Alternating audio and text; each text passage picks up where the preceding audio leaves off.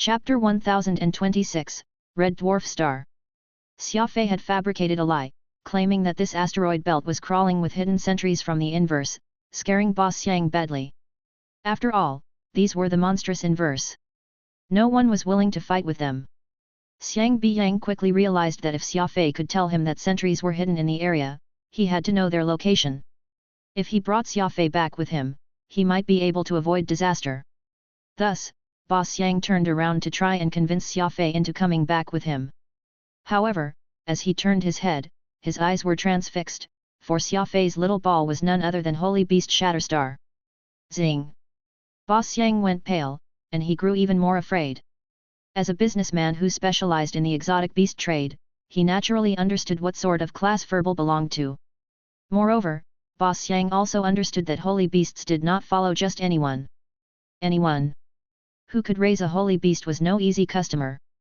Thinking about how Xia Fei had been alone in this dangerous asteroid belt and had avoided the sweep of the inverse, Xiang Biyang felt like this young man was a reclusive master or a descendant of some big clan who had come out to travel. Otherwise, how else could Xia Fei be so indifferent when speaking about the cruel inverse? Little brother, Red Dwarf Star is the largest base in the area, so I presume that you are going there? I won't hide it from you, but our ship's radar system has a problem and will sometimes work and sometimes not work.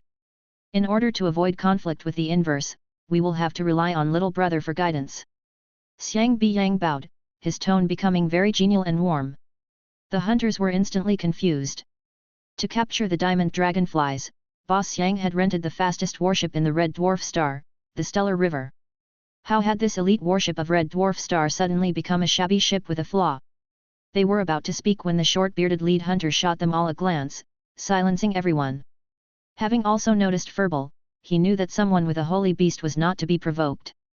Xia Fei pretended to refuse a little before finally agreeing to board Xiang Biyang's ship. The Stellar River's radar was naturally fine. Xia Fei understood what Xiang Biyang wanted and did not ask. He randomly pointed at a few points on the star map and solemnly told Xiang Biyang that they would have to be careful while passing through these areas. Xiang Biyang was carrying 3 precious diamond dragonflies. Even if he suspected Xia Fei of lying, he would rather believe his words than not. He ordered the captain to avoid the areas pointed out by Xia Fei and urged to be careful on the way back. As he finally left the inverse territory, Xia Fei exhaled in relief and headed to the room Xiang Biyang had given him to ponder on his next step. You can't go back to the Cosmic Gate, so let's head to the Aurora clan. It is a major clan of the Alpha universe. Don't you always say that one can only enjoy the shade while under a big tree? A big tree like that might be able to ensure the safety of the Lore Realm. While Hosa did seal the Cosmic Gate, that sealing lacked preparation. The seal will fail after 100 years, and the Lore Realm will once more be subjected to the Inverse's invasion, Radix said. Xia Fei said nothing. His greatest worry was Avril and his friends. When he heard that Hosa's seal could keep the Lore Realm safe for 100 years, he calmed down a lot. Avril cultivated the law of life, so her lifespan was constantly increasing. Moreover, the Lore Realm was still protected by Hosa and the Skywings, so there was no problem with safety. It was just that Xia Fei could not help but yearn for them. His many years of adventuring had made him understand one thing: to do something well, it is best to do it oneself. There was far too much backstabbing in the world, so, unless absolutely necessary, Xia Fei was unwilling to entrust the safety of the Lore Realm to others. Thus, Xia Fei decided to look around the Alpha universe and raise his cultivation as much as possible. He would naturally visit the Aurora clan, but he did not want to go there on his knees. As he was thinking of this, someone knocked at his door. He opened the door and saw that it was Xiang Biyang. Xia Fei had already changed into a suit of exercise clothes, the celestial soul warning armor tightly clinging onto his skin. He flashed him a harmless smile. Is Boss Yang seeking me for something? Asked Xia Fei. When boarding the ship, he had already registered his name, so everyone knew who he was. It's nothing big. I'm just wondering if Brother Xia knows anyone at Red Dwarf Star. Red Dwarf Star is a gathering place of hunters, and you can meet all sorts of people there, so it's best to be careful, said Xiang Biyang solemnly. They were out of the asteroid belt now. Xiang Biyang was relieved that they had not encountered any inverse. Xiang Biyang was very curious about Xia Fei's identity and why he was raising a holy beast, so he had come to probe him out. Xia Fei smiled and frankly admitted, "It's my first time going to Red Dwarf Star, so I don't have any acquaintances there. Xiang Biyang slightly frowned. He was a local tycoon of the Red Dwarf Star, so he could tell that since Xia Fei was able to admit frankly that he had never been to that place before, it meant that the latter feared nothing, not even some secret plot from him. His plain clothes and guileless smile caused Xiang Biyang to be more on guard as he pondered on it further. If Xia Fei did not have the mindset of a master, he would not be this relaxed. This was not an attitude a normal person would have. Glancing at the sleeping furball on the bed, Xiang Biyang said, "Brother Xia, to tell the truth, I have a few properties on Red Dwarf Star, so if you don't mind, why don't you live in one of my inns? I can properly take care of you there. It's all because of Brother Xia's directions that we were able to return safely. You're my honored guest, if you have no objections, I'll handle all your room and board during your stay on Red Dwarf Star," offered Xiang Biyang, thumping his chest. Xia Fei would naturally not refuse when someone was offering to pay for his food and drink, so he readily agreed.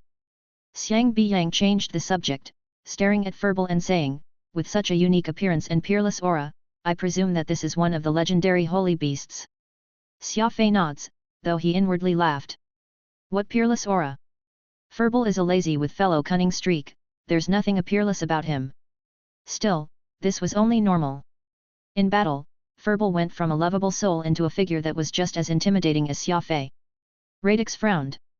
If Xiang Biyang can recognize that Furball is a holy beast, then he must possess excellent judgment. What if he harbors ill intentions? Wouldn't living in his inn be a lamb entering the lion's mouth?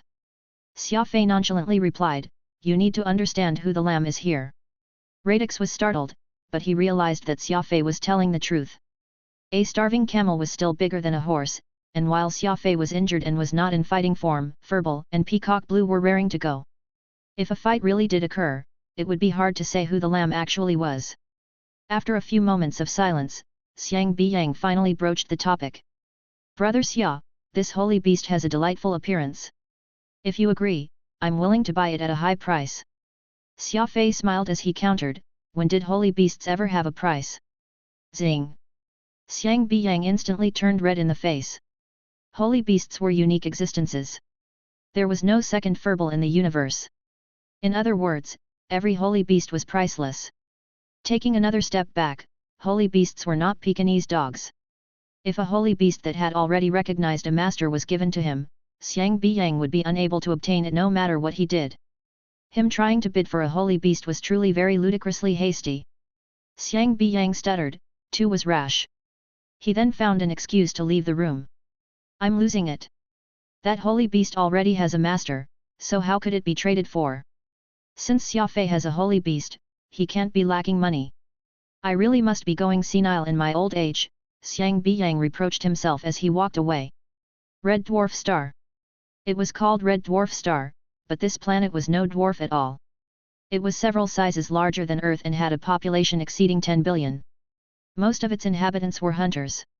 There were a few soul hunters and soul eaters, but not a lot. After all, this was a remote area, and true soul hunters looked down on such a small planet. Xiang Biyang, who could not see through Xia Fei, gave a piece of paper to the latter and told him to go to his inn for lodging. He then hurried off to report the good news to his client. With the Diamond Dragonfly deal complete, Boss Yang naturally was not stingy. The inn was called the Biyang Inn. It carried the name of the owner and had 36 rooms. On Red Dwarf Star, it was a middle-lower class inn. The manager of the inn had the surname Li and was rather self-interested. He saw how simple Xia Fei's clothes were and concluded that he was not anyone too important. Thus, he gave him a small room in the basement. A few rays of sunlight seeped in through the small half-window, so it barely passed the grade. Xia Fei grew up in poverty, so he was not too picky about his room. He immediately took it, seated himself cross-legged on the bed, and began to sort out his body's condition. After a silent night, Xia Fei woke up early in the morning to help himself to the buffet. Following which, he walked on the streets to understand what this place was like. Xia Fei would have to stay in the Alpha mission for a very long time, and while he had gotten a lot of information from Radix about this side of the universe, seeing was better than hearing. This was truly a city of hunters. There were law sage experts, even quite a lot of law gods, wherever he looked. Xia Fei's horizons had been broadened. So many experts. This would be incredible if this were the law realm, Xia Fei squinted as he spoke. Radix casually said, "This is nothing. Red Dwarf Star is far from the core. Once you get to the more prosperous area, you'll realize that it's actually peak law gods and level 1 founders that are most abundant in the Alpha universe, their numbers even exceeding that of law sages." Xia Fei was shocked, suspiciously asking, "What's going on with that? Peak law gods and level 1 founders are way stronger than law sages, so why is that they're more plentiful?" Radix smiled. "What you don't know is that while there's a barrier between law sage and law god, there's an even greater barrier between peak law god and unlocking a soul mark. Many people reach peak law god but fail to unlock their soul mark, and since law gods have seeds of life and can't die, over time, countless peak law gods accumulate. There's also a reason for so many level 1 founders. Unlocking a soul mark doesn't mean that one can hunt souls. Look at Xiaogukan and Old Crane, they have soul mark and can use some soul power, but they're still stuck in the law realm. Until they receive a soul weapon and learn how to use soul arts, they can't be considered real soul hunters." As they chatted and strolled around, the morning quickly passed. Besides the might of the Alpha universe, Xia Fei discovered an important problem. While he was rich in the law realm, he was now completely broke. He did not own even a single coin in the local currency. Chapter 1027, Weapon Exhibit. On his morning trip, what delighted and surprised Xia Fei the most was not the number of experts on Red Dwarf Star but rather what the apothecaries stocked. It had to be said that the Alpha universe was a mystical place, and many precious items that had already gone extinct in the law realm were being sold here. Although the prices were not cheap, these were all superb items.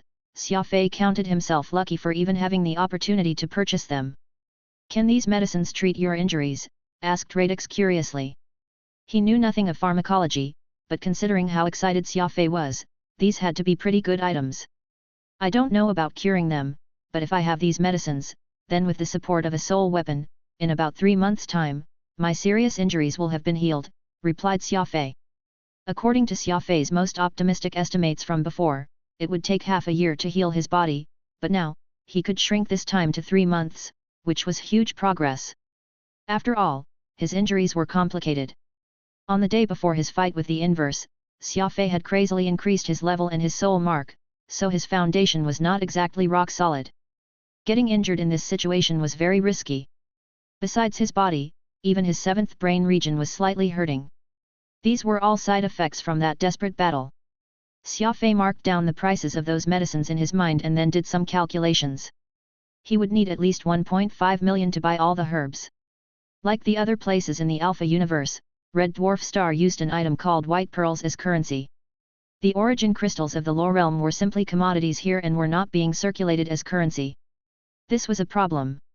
As the first person from the law realm to have succeeded in coming to the Alpha universe, Xia Fei did not possess a single white pearl. In other words, he was a pauper without a single penny to his name. Let alone buying these high-quality medicines, he could not even drink a cup of tea. Xia Fei shrugged and casually walked out of the drug store, earning him a look of contempt from the owner. This store owner had seen Xia Fei only eyeing the high-priced items, so he had taken him for a big customer and was diligently attending to him. Alas, to the owner's surprise, Xia Fei ultimately did not buy anything, wasting all of his consideration, so he naturally felt very unhappy. "You've got no money and you're still acting like a big shot," grumbled the owner softly. Radix smiled and shrugged. "There's nothing to be done. Even in the Alpha universe, you can't do anything without money. Why don't you do what you've always done and steal them?" Xia Fei looked suspiciously at Radix. Perhaps because he had spent too long with him, Radix was getting more and more different. Did he really just suggest they engage in theft? This would have been unimaginable in the past. After all, he was a Golden Blade Guard of the Aurora clan and had had an excellent upbringing. Smiling, Xia Fei said, "It's not like I can't steal, but it also depends on the item. These herbs aren't exactly rare in the Alpha universe, so they're not worth my time. If I'm going to be a thief, I have to be a thief with standards." Radix was very sullen. To tell the truth, he had yet to learn the essence of Xia Fei's mentality. When Xia Fei had stolen things before, be it Pinnacle's research station or Hua Xinyang's treasury, which one was not a heaven-shaking heist? Xia Fei did not even consider these trivial things. However, not having money truly made Xia Fei unhappy. There were many famous snacks of Red Dwarf Star being sold on the streets, all of them possessing alluring colors and scents. Xia Fei wanted to try them out, alas, He had no money. Seems like I'll have to find a way to make some money, muttered Xia Fei as he stood in front of a skyscraper. Radix followed Xia Fei's gaze and saw that this skyscraper had many guards and was opulently decorated, the people going in and out radiating wealth and nobility. Xia Fei, you're not thinking of robbing this trading company, are you? Xia Fei softly said, No. I just think that such a luxurious trading company must have a vault. I'm thinking of stealing their vault. Radix broke out in a cold sweat. Truly, he only did big heists. He had not wanted to rob the drugstore because he thought that it was too small. Instead, he had turned his eye on the illustrious Taining Trading Company. Come on. Let's go inside and take a look. Xia Fei moved to enter but was stopped by the guard at the door. Sir, this is the entrance to the Taining weapon exhibit. Please present your invitation card. The guard raised his head and spoke in an officious tone, though it was clear that he was looking down on Xia Fei. Xia Fei frowned, disliking how aloof this man's tone was. A voice sounded from behind Xia Fei. This little brother is with me. I don't have an invitation card, either. Do you think that I can go inside? Xia Fei turned around and saw that it was Boss Yang standing behind him. Next to him was an old man wearing spectacles, he appeared to be Xiang Biyang's butler. Boss Yang. The guard was startled and hastily opened the door as he respectfully spoke. The boss has ordered that no one is to be allowed entry without an invitation card, but an exception naturally has to be made for Boss Yang. Please come inside. Seeing that the guard had been flexible, Xiang Biyang did not press the matter and merely led Xia Fei into Taining Company's weapon exhibit. Brother Xia Fei, since you wanted to look at the weapon exhibit, why didn't you tell me beforehand so that I could make arrangements? Fortunately, we ran into each other, or else that small-minded fellow would have made you lose face, said Xiang Biyang resentfully. He was not being so polite simply because of verbal. Xiang Biyang had been in business for so long that his shrewd acumen had penetrated into his bones. He truly could not understand this Xia Fei who kept a holy beast as a pet, so he was constantly on his guard for fear that the latter would turn out to be a major clan's young master. A single misstep could lead to him instantly losing his life. At which point, he would not even have a place to cry. Xiang Biyang's butler used the moment to say promptly, Master originally didn't plan to enter the weapon exhibit, but when he saw you being stopped by the guard at the door, he hastily rushed over. Indeed, this man was Xiang Biyang's close attendant. Upon seeing how his master acted, he immediately somewhat understood what was going on and pointed out how much Xiang Biyang cared for Xia Fei. Xiang Biyang smiled, very happy with what his butler had done. He considered giving the old man a reward once they got back, as there were few talents around in this day and age who understood him so well. Thanks, replied Xia Fei casually. The butler became a little angry. They were already showing him much consideration, so how could Xia Fei be so ungrateful? Was a simple thanks really it? Xiang Biyang hastily pulled back his butler and said, There's no need to thank me. It was a simple matter. Little brother is my savior, so it's my duty, my duty. The butler was somewhat dumbfounded. What was wrong with his master today? This stranger was being so indifferent to him, yet he was so anxious to curry favor with him. Was his master not just making things difficult for himself? He had no idea that if Xia Fei had been overly grateful about such a small gesture, Xiang Biyang would not have cared about him. It was precisely Xia Fei's cold attitude that confirmed his suspicions. Xia Fei was very confident. Since he did not care much about Xiang Biyang, he had to have a powerful backer. Calming himself down, Boss Yang told the butler, Go up and wait for me. I'd like to personally take Brother Xia around the weapon exhibit. Plush! The old butler was stunned, his mouth dropping. He had helped Xia Fei get in, and now he was even going to keep him company? What status did this man have? Boss Yang's plan was actually pretty simple. As he had decided that Xia Fei was from a background that could not afford to provoke, he had decided to use everything in his power to leave a deep impression on Xia Fei. Even if he could not win Xia Fei's favor, at least he would not leave a bad impression. It had to be understood that the Alpha universe was awash with experts. Any random soul hunter could kill Xiang Biyang, crushing him like an ant. As someone who had worked his way up from the bottom, Xiang Biyang was keenly aware of their ruthless and domineering methods. He had been able to last this long precisely because he had always sought to offend no one. Xiang Biyang really did as he said. After sending away the butler, he kept Xia Fei company for more than half an hour. As someone who did not get much exercise, he was covered in sweat, but he did not complain in the slightest. Other visitors who recognized Boss Yang were all puzzled. Someone as young as Xia Fei was having a famous businessman of Red Dwarf Star run around like his lackey? All of them raised their opinion of Xia Fei. However, Xia Fei's seeming lack of interest in today's weapon exhibition left Xiang Biyang even more uneasy. Taining was one of Red Dwarf Star's finest companies, and their weapon exhibits were top-notch among the locals. However, Xia Fei had barely looked at the weapons on display. Even weapons that Boss Yang found superb got only a passing glance from Xia Fei. This could only mean that the other possessed rich experience. In actuality, Xia Fei really did not consider this so-called weapon exhibition a big deal. This was because he was already using soul weapons for his equipment. A craftsman needed good tools to do a good job, and Xia Fei had always clung on to this principle. While he had come out of the backward lore realm, Xia Fei possessed the inheritance of the Aurora clan. Even in the Alpha universe, this was top of the class. Nirvana was a soul weapon, Jade Green was a soul weapon, and White Dragon Screech was a top-notch soul weapon. Even the unremarkable October Flying Snow had been turned into a soul weapon by Xia Fei. Only those who used soul weapons could understand how much more terrifying they were than regular weapons. It would be far stranger if any of these weapons managed to earn his attention. Not even a single soul weapon from all these. Let's not waste any time here. As a soul hunter, Radix was about to fall asleep. Xia Fei shrugged, but just as he was about to leave, a sign on a glass display counter drew his attention. Consignment? Weapons can be consigned for sale here, asked Xia Fei. Xiang Biyang replied cautiously, of course. I don't know about others, but if Brother Xia Fei needs it, I can immediately open a sales counter for you where you can sell anything you want without a problem.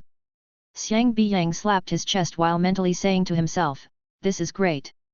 Since Xia Fei wants to sell weapons, I'll be able to tell if this kid is the real deal from the level of the weapon he takes out. Xia Fei nominee, and Xiang Biyang hastily ran off to find a manager. One of the glass display counters, located in a pretty good location, had been cleared out, and the key was then handed to Xia Fei. Biyang stared at Xia Fei in anticipation of what he would pull out. Whoosh! Xia Fei leisurely took out a snowy white dagger and placed it inside. Xiang Biyang instantly grimaced, as he thought to himself, it's such a big display counter, but all you're putting in is this one lousy dagger? What's going on here? Chapter 1028, Tang Wanyan. The dagger Xia Fei had just put on display was none other than that basic soul weapon he created 2 days ago, the October Flying Snow. This chilling dagger held little value to Xia Fei at this point. His level had been crazily climbing over the years. In addition, he now did not just have a mystical armament but also 3 soul weapons. Thus, the October Flying Snow had become a mere display piece, which spent all day lying in Xia Fei's spatial ring.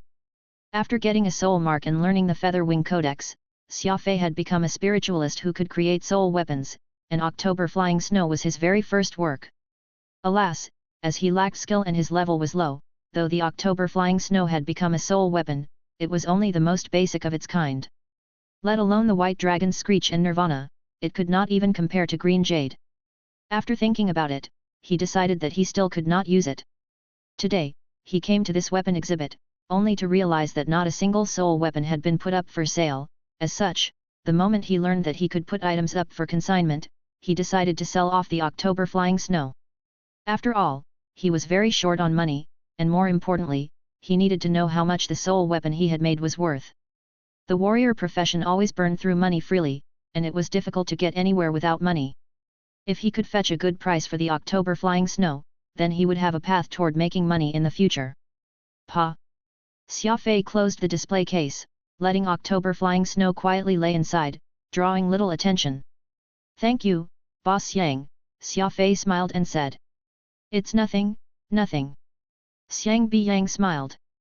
Turning to the manager, he said, Old Pang, tell my little brother the rules so that we avoid any misunderstandings. Manager Pang smiled. Brother Xia, since you are consigning this item but haven't put up a price, can I presume that you intend to negotiate the price with the interested buyers? Xia Fei replied, precisely. It's hard to put a price on this item, and it will differ depending on the person. Manager Pang and Xiang Biyang shared an understanding smile. Xia Fei's intentions were obvious. The price would depend on the buyer's power, and if some big shot came, Xia Fei would naturally demand the world of them.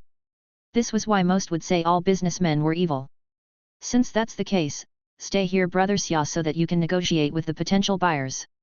Even if you have something else to do and must leave, each display case has a code, so if someone wants to find you, we can have them go look for brother Xia to discuss the price.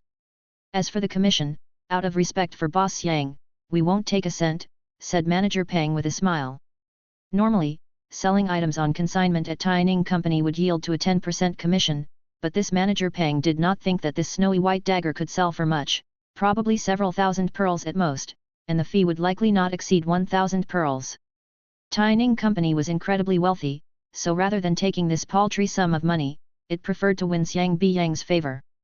Over the last few years, Xiang Biyang had been rising in the exotic beast trade and was about to become one of the top-class businessmen of Red Dwarf Star. Getting on good terms with him would be a boon to Tianing Company.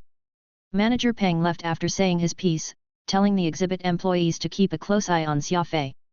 After all, Xiang Biyang had personally led this young man here, and he had even asked for a display case for him. Manager Peng wanted to know Xia Fei's secrets and the true value of the little dagger. As for Xiang Biyang, he kept Xia Fei company and tried to strike up a conversation. Alas, the latter was impervious to his advances, giving no response regardless of what he said. Seeing that the time had come and there were still no bidders for the October flying snow, Xiang Biyang bid goodbye, saying that there was someone upstairs whom he needed to discuss business with. Xiang Biyang had only just left when a stocky middle-aged man, his hair tied into numerous little braids, came over. He was wearing good-fitting clothes and appeared to be someone of status. Bystanders all smiled at him and called him Third Master Leng. Third Master Leng stared at the October flying snow for several minutes and then told Xia Fei with a smile, "This dagger's material and workmanship are both excellent, and it even has a cold aura. It must possess a cold attribute, but for some reason, this dagger seems to have lost its most outstanding trait and no longer has that cold energy. It's truly a great pity. Normally, a dagger like this won't sell for more than 2,000 pearls at this exhibit, but I can feel its murderous aura. It must have been through quite a few big battles in its heyday, and while the cold energy is gone, the murderous aura is still there. It's perfect for warriors who are lacking in killing intent. I'll give you 4,000 for it." The bystanders who heard this all voiced their approval. Third Master Leng truly deserves his reputation as a weapons specialist. It's a clear and logical analysis. Naturally. Third Master Leng runs his own weapon store, so how could he be wrong? Xia Fei shook his head and replied softly, "My apologies." Seeing how polite this person was and how logical his analysis was, Xia Fei did not feel that it was right to speak too frankly. Third Master Leng was correct on all points. The October flying snow had accompanied Xia Fei in killing many people, so it naturally had a ruthless aura. 4,000 for this murderous energy was quite reasonable as a starting price. Alas, Third Master Leng had failed to see how October flying snow had actually been altered. It was no longer a simple dagger but rather a basic soul weapon. For 4,000 pearls, Xia Fei was not even willing to help him take a look. Third Master Leng was taken aback, not expecting for Xia Fei's refusal to be so determined. However, after thinking it over, he chuckled. "Ah, forget it. I just had to take a liking to this dagger. This dagger hasn't just been through some big battles, its master's probably also an expert with a firm attitude. After being in his hands, it stands at the apex of daggers among its peers. I'll offer 10,000 pearls to satisfy my little fancy." Third Master Leng was rather easy to work with, immediately raising his price to 10,000. 10,000 pearls? Is this dagger really worth that much? Of course not. Didn't Third Master Leng already say that it's to satisfy his fancy? It seems like Third Master really liked this dagger. Everyone felt that Xia Fei had to be satisfied now. Anyone who could enter Tianing Company's weapon exhibit was a person of some caliber. Third Master Leng offering 10,000 for a dagger that probably did not have a market price of more than 5,000, Xia Fei had to sell it. However, Xia Fei did not say a word, only shaking his head, his attitude even more determined than before. "Are you trying to mess with me?" Third Master Leng felt like he was being humiliated. By offering 10,000 for this dagger, which should have a value of less than 5,000, he was already letting Xia Fei take advantage of him, but the latter still did not agree. Third Master Leng felt like Xia Fei was just trying to play with him. Everyone gasped and shot strange gazes at Xia Fei. 20,000 pearls. Third Master Leng's face darkened as he raised two fingers. "Sir, I'd advise you to look elsewhere, said Xia Fei firmly. As it was said, goods were sold to those people who could use their heads. Since Third Master Leng could not tell that this was a soul weapon, he would never be able to give a price that satisfied him, so Xia Fei could not be bothered to negotiate with the man. You. Third Master Leng went pale. He then waved his sleeve and left in a huff. The crowd also disapproved of Xia Fei, and as they chatted over what had just happened, they soon decided that Xia Fei was a fellow who did not know what was good for him, treating trash as treasure. The entire exhibit soon knew about this weirdo Xia Fei. There's nothing to be done.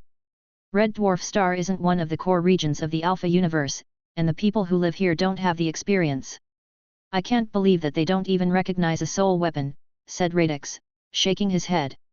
Standing around was rather boring, so Xia Fei went to the entrance to smoke 2 cigarettes.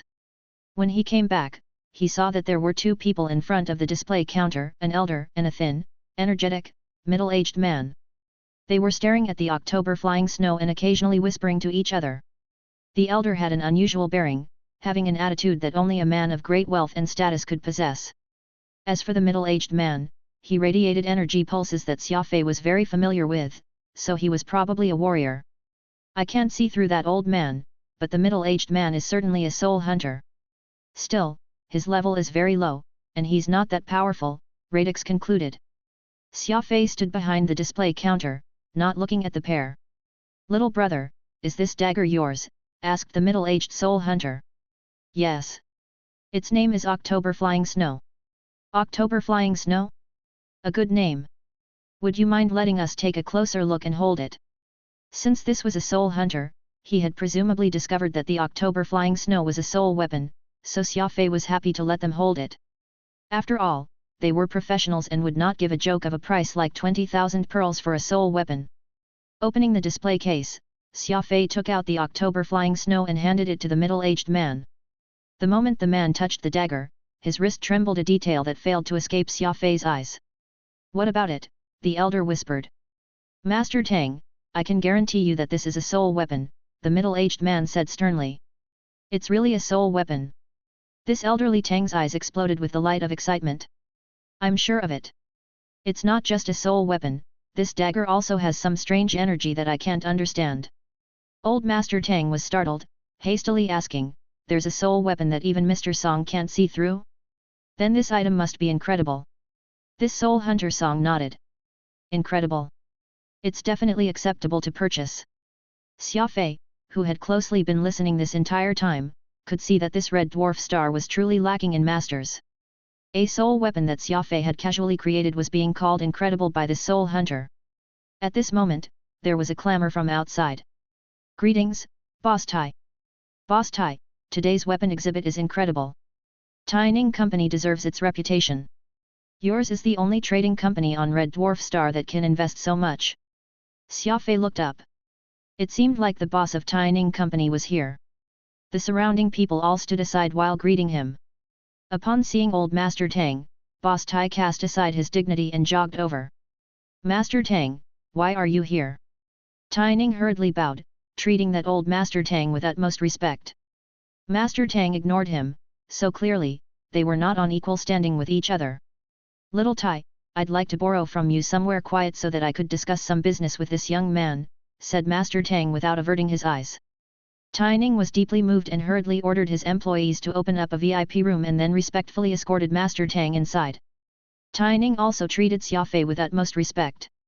Everyone only knew that Tai Ning was a top-class businessman on Red Dwarf Star and had never seen him attend to someone so assiduously before.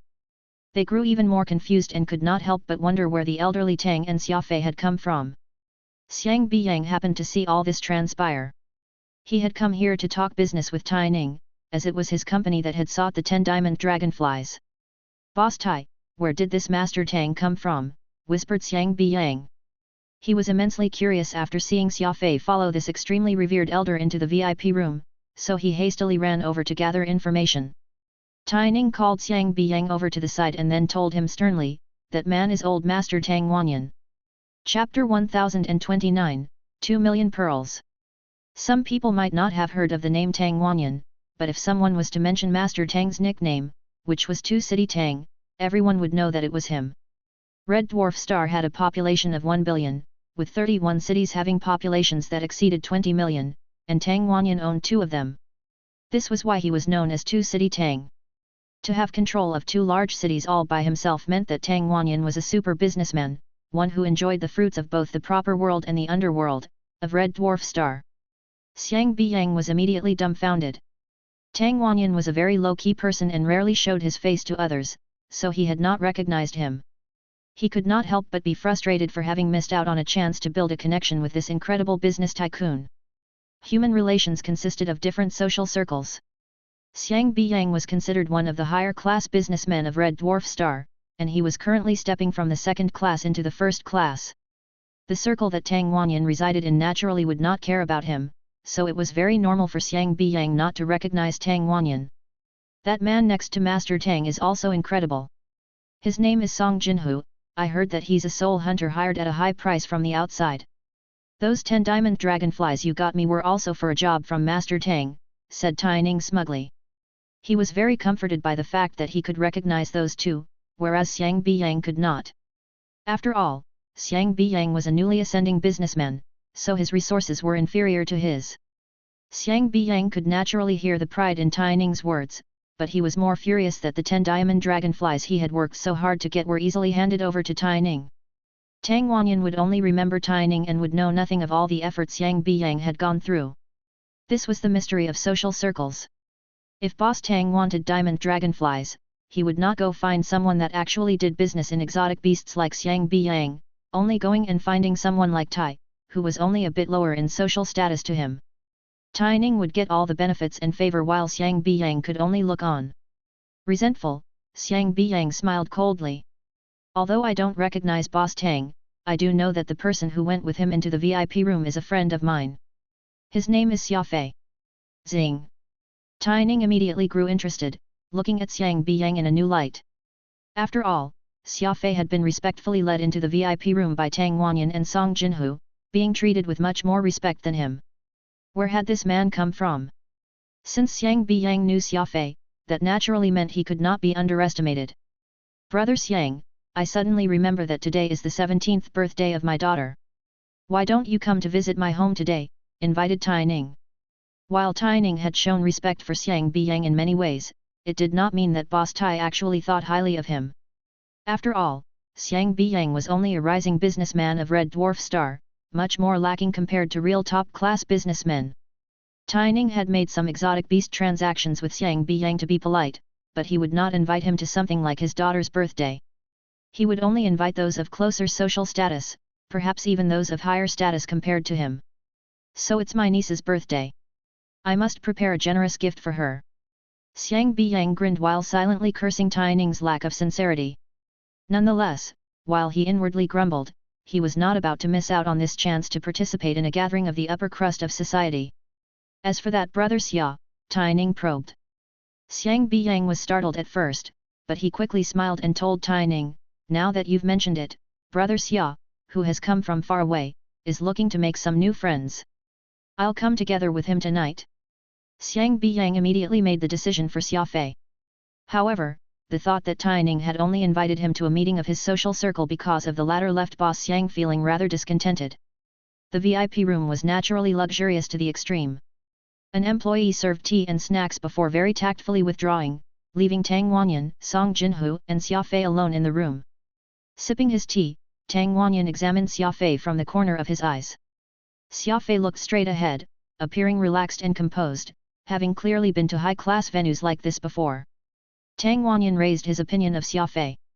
If it were only a mere scoundrel who had taken out a soul weapon, Tang Wanyan would have suspected that the October flying snow was obtained through illegal means, but Xia Fei's attitude had dispelled this notion. Just like Xiang Biyang, Tang Wanyan suspected that Xia Fei was a descendant of a major clan. Otherwise, how else could he immediately take out a precious soul weapon to sell? After exchanging a round of pleasantries, all Tang Wanyan learned was Xia Fei's name. Xia Fei's efforts to conceal who he was further cemented Tang Wanyan's conjecture. If this man was not from a big clan, why would he hide his identity? Getting a connection with Tang Wanyan was something that many people could only wish for, but Xia Fei did not seem to care who he was. In fact, if Tang Wanyan had not stated who he was, Xia Fei would not have even bothered to ask. This old man rather likes this October flying snow. Brother Xia, would you like to quote a price? Everything is negotiable, Tang Wanyan said cautiously. Xia Fei smiled and spoke nonchalantly. This is my first time on Red Dwarf Star, and I don't know how much this little thing is worth here. Elder, why don't you give a price? After all, you are my senior here. Xia Fei pushed the question back. In truth, it was not that Xia Fei did not want to give a price. It was just that he really did not know how much a soul weapon was worth. Radix had told him that a basic soul weapon was worth 500,000 pearls, but Xia Fei felt that this was too little. After all, this was the first soul weapon he had made, and it had a lot of sentimental value. Selling off October flying snow not to even be enough for him to buy the medicines he required did not sit well with him. 1 million pearls.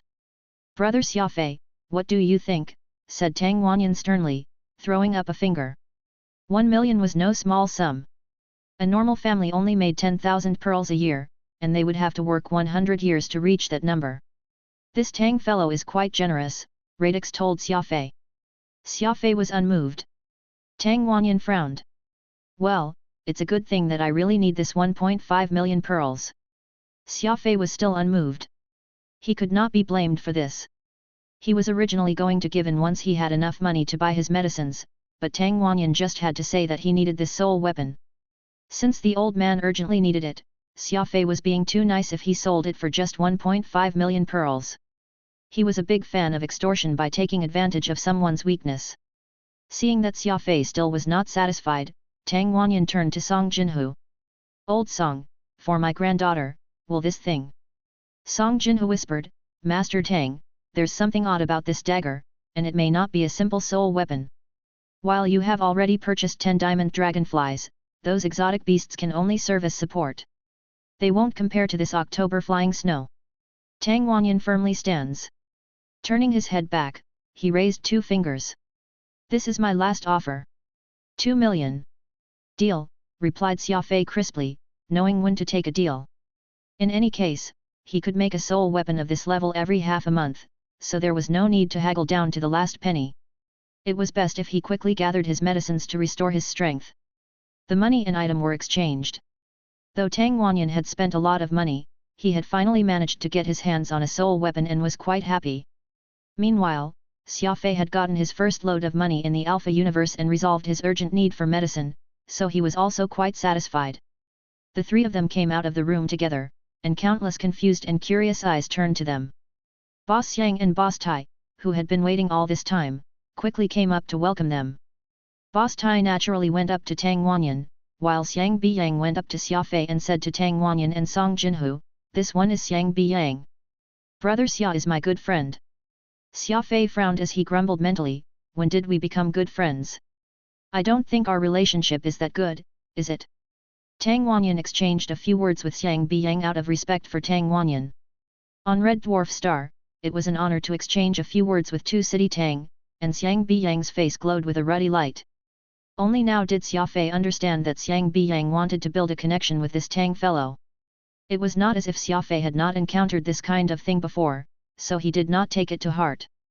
Everyone, carry on as you please. Xia Fei still has business and must bid farewell. Xia Fei bowed and prepared to leave. Xiang Biyang pulled on him and said, Brother Xia, this is the owner of Taining Company, Boss Tai. His daughter is having her birthday tonight, he has invited us to have a cup of tea with him. Taining said, yes. Brother Xia, this is your first time at Red Dwarf Star, so if you have the time, why don't you come and visit my home? Treat it as a welcome dinner for me. Master Tang will be going as well. Perhaps afraid that Xia Fei would not respect him, Taining had even brought up Tang Wanyan's name. Seeing that Xia Fei and Tang Wanyan had gotten along, Taining took Xia Fei for someone on the same level of status as Tang Wanyan. What does Master Tang going to the banquet have to do with me? I have business tonight, so let's make it another day, said Xia Fei casually before turning to leave. This was truly a painful slap. This was the exhibit's main hall, and everyone was looking, and so many had come to make connections with these big bosses. However, in front of everyone, Xia Fei had slapped Xiang Biyang, Taining, Tang Wanyan and Song Jinhu in the face. Zing! Even the most composed Tang Wanyan felt embarrassed, his face turning pale. As for Taining, who had brought Tang Wanyan up. He wanted to find a crack in the ground to jump in. Truly, this was a disaster brought by rashness. He had brought up Tang Wanyan to try and encourage Xia Fei into joining the banquet, but Xia Fei had thrown it back at him and humiliated him, and he humiliated Tang Wanyan, too. One word from this old man could drive him from Red Dwarf Star. Humph! With a cold grunt and a glare at Tai Ning, Tang Wanyan and Song Jinhu left in a huff. Tai Ning did not have the courage to stop him. Xiang Biyang saw that the situation was not good and hurried after Xia Fei. His original plan was to use this moment to borrow Xia Fei and ascend to the top-class circle of Red Dwarf Star, but it appeared that this was no longer possible. It would be good enough if he was not kicked down to a lower circle. Xiang Biyang was no fool. He had hurried after Xia Fei to see if there were any means of salvaging the situation. Brother Xia, how much did you sell the dagger to Master Tang for? How many pearls? Xiang Biyang asked bluntly. 2 million pearls, replied Xia Fei casually. 2 million. You sold that dagger for 2 million. Perhaps because he was too shocked, Xiang Biyang shouted this out. Not even in his dreams had he imagined that the October flying snow would be worth this much, and Xia Fei had sold it to the illustrious Tang Wanyan to boot. Clang! In the distance, Third Master Ling, who had tried to buy the October flying snow for 20,000 pearls, shuddered, and the weapon he had been inspecting dropped from his hands, the clatter as it hit the ground resounding through the now eerily silent exhibition hall. Chapter 1030, Dragon Print Violet. Spending money was easier than making it. Anyone with the slightest experience in society understood this. Xia Fei had encountered just such a situation. After taking a stroll around Red Dwarf Star's largest drug store, the Feng Zhi Pharmacy, he had not only spent all 2 million pearls, he was even in debt by quite a large sum. Xia Fei frowned as he stared at the palm-sized dragon print violet hanging in the very center of the store. Xia Fei had never been stingy when it came to warrior essentials like equipment and medicine. After getting those 2 million pearls from Tang Wanyan, he had gone straight to the largest drug store in the area to buy the best and most valuable herbs. In truth, the improvement offered by top-quality herbs over high-quality herbs was only 3%, but the price was several times higher. By buying only the best, Xia Fei naturally spent his money like water. Those who had not studied pharmacology might feel that a 3% increase was not worth several times the price, but Xia Fei was keenly aware that 3% per herb would lead to an increase in level once all of the herbs were put together. Money could be saved anywhere else, but it could not be saved on equipment and medicine.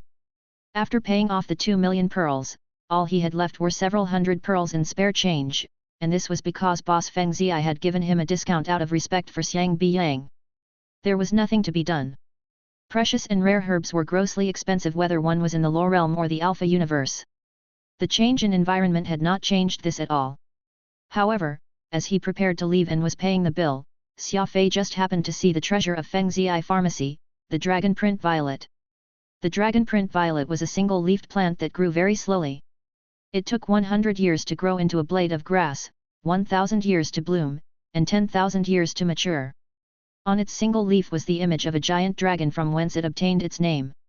In the lower realm, the dragon print violet was a legendary plant that only a scant few people had seen before. In the Alpha universe, while the dragon print violet was not legendary, it was still a valuable herb, such that Feng Zhi Pharmacy had delegated this palm-sized plant the treasure of the store.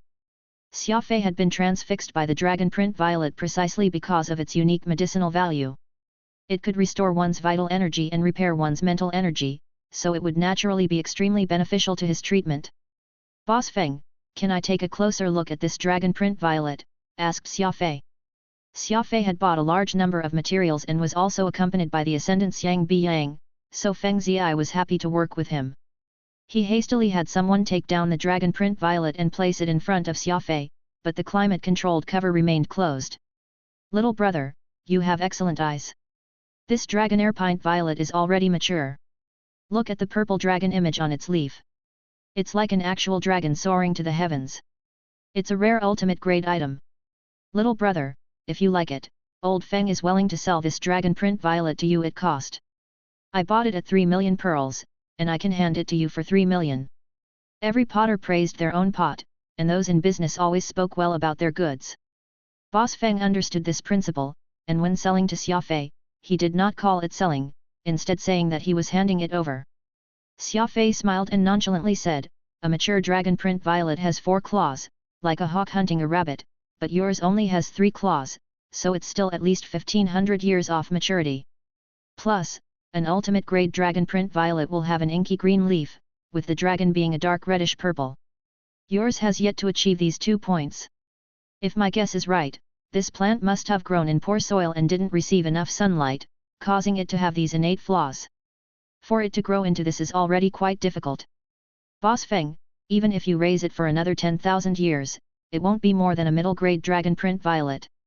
Xiang Biyang and Feng Ziyai said unison, a professional. The two of them were full of admiration for Xia Fei's casual evaluation and looked at him in a different light. Xiang Biyang once more made up his mind to form a good relationship with Xia Fei. Right after the scene at the weapon exhibit, Xia Fei had once more displayed his prodigious insight, winning him over entirely. How could Xia Fei have such experience and insight if he was not from a major clan?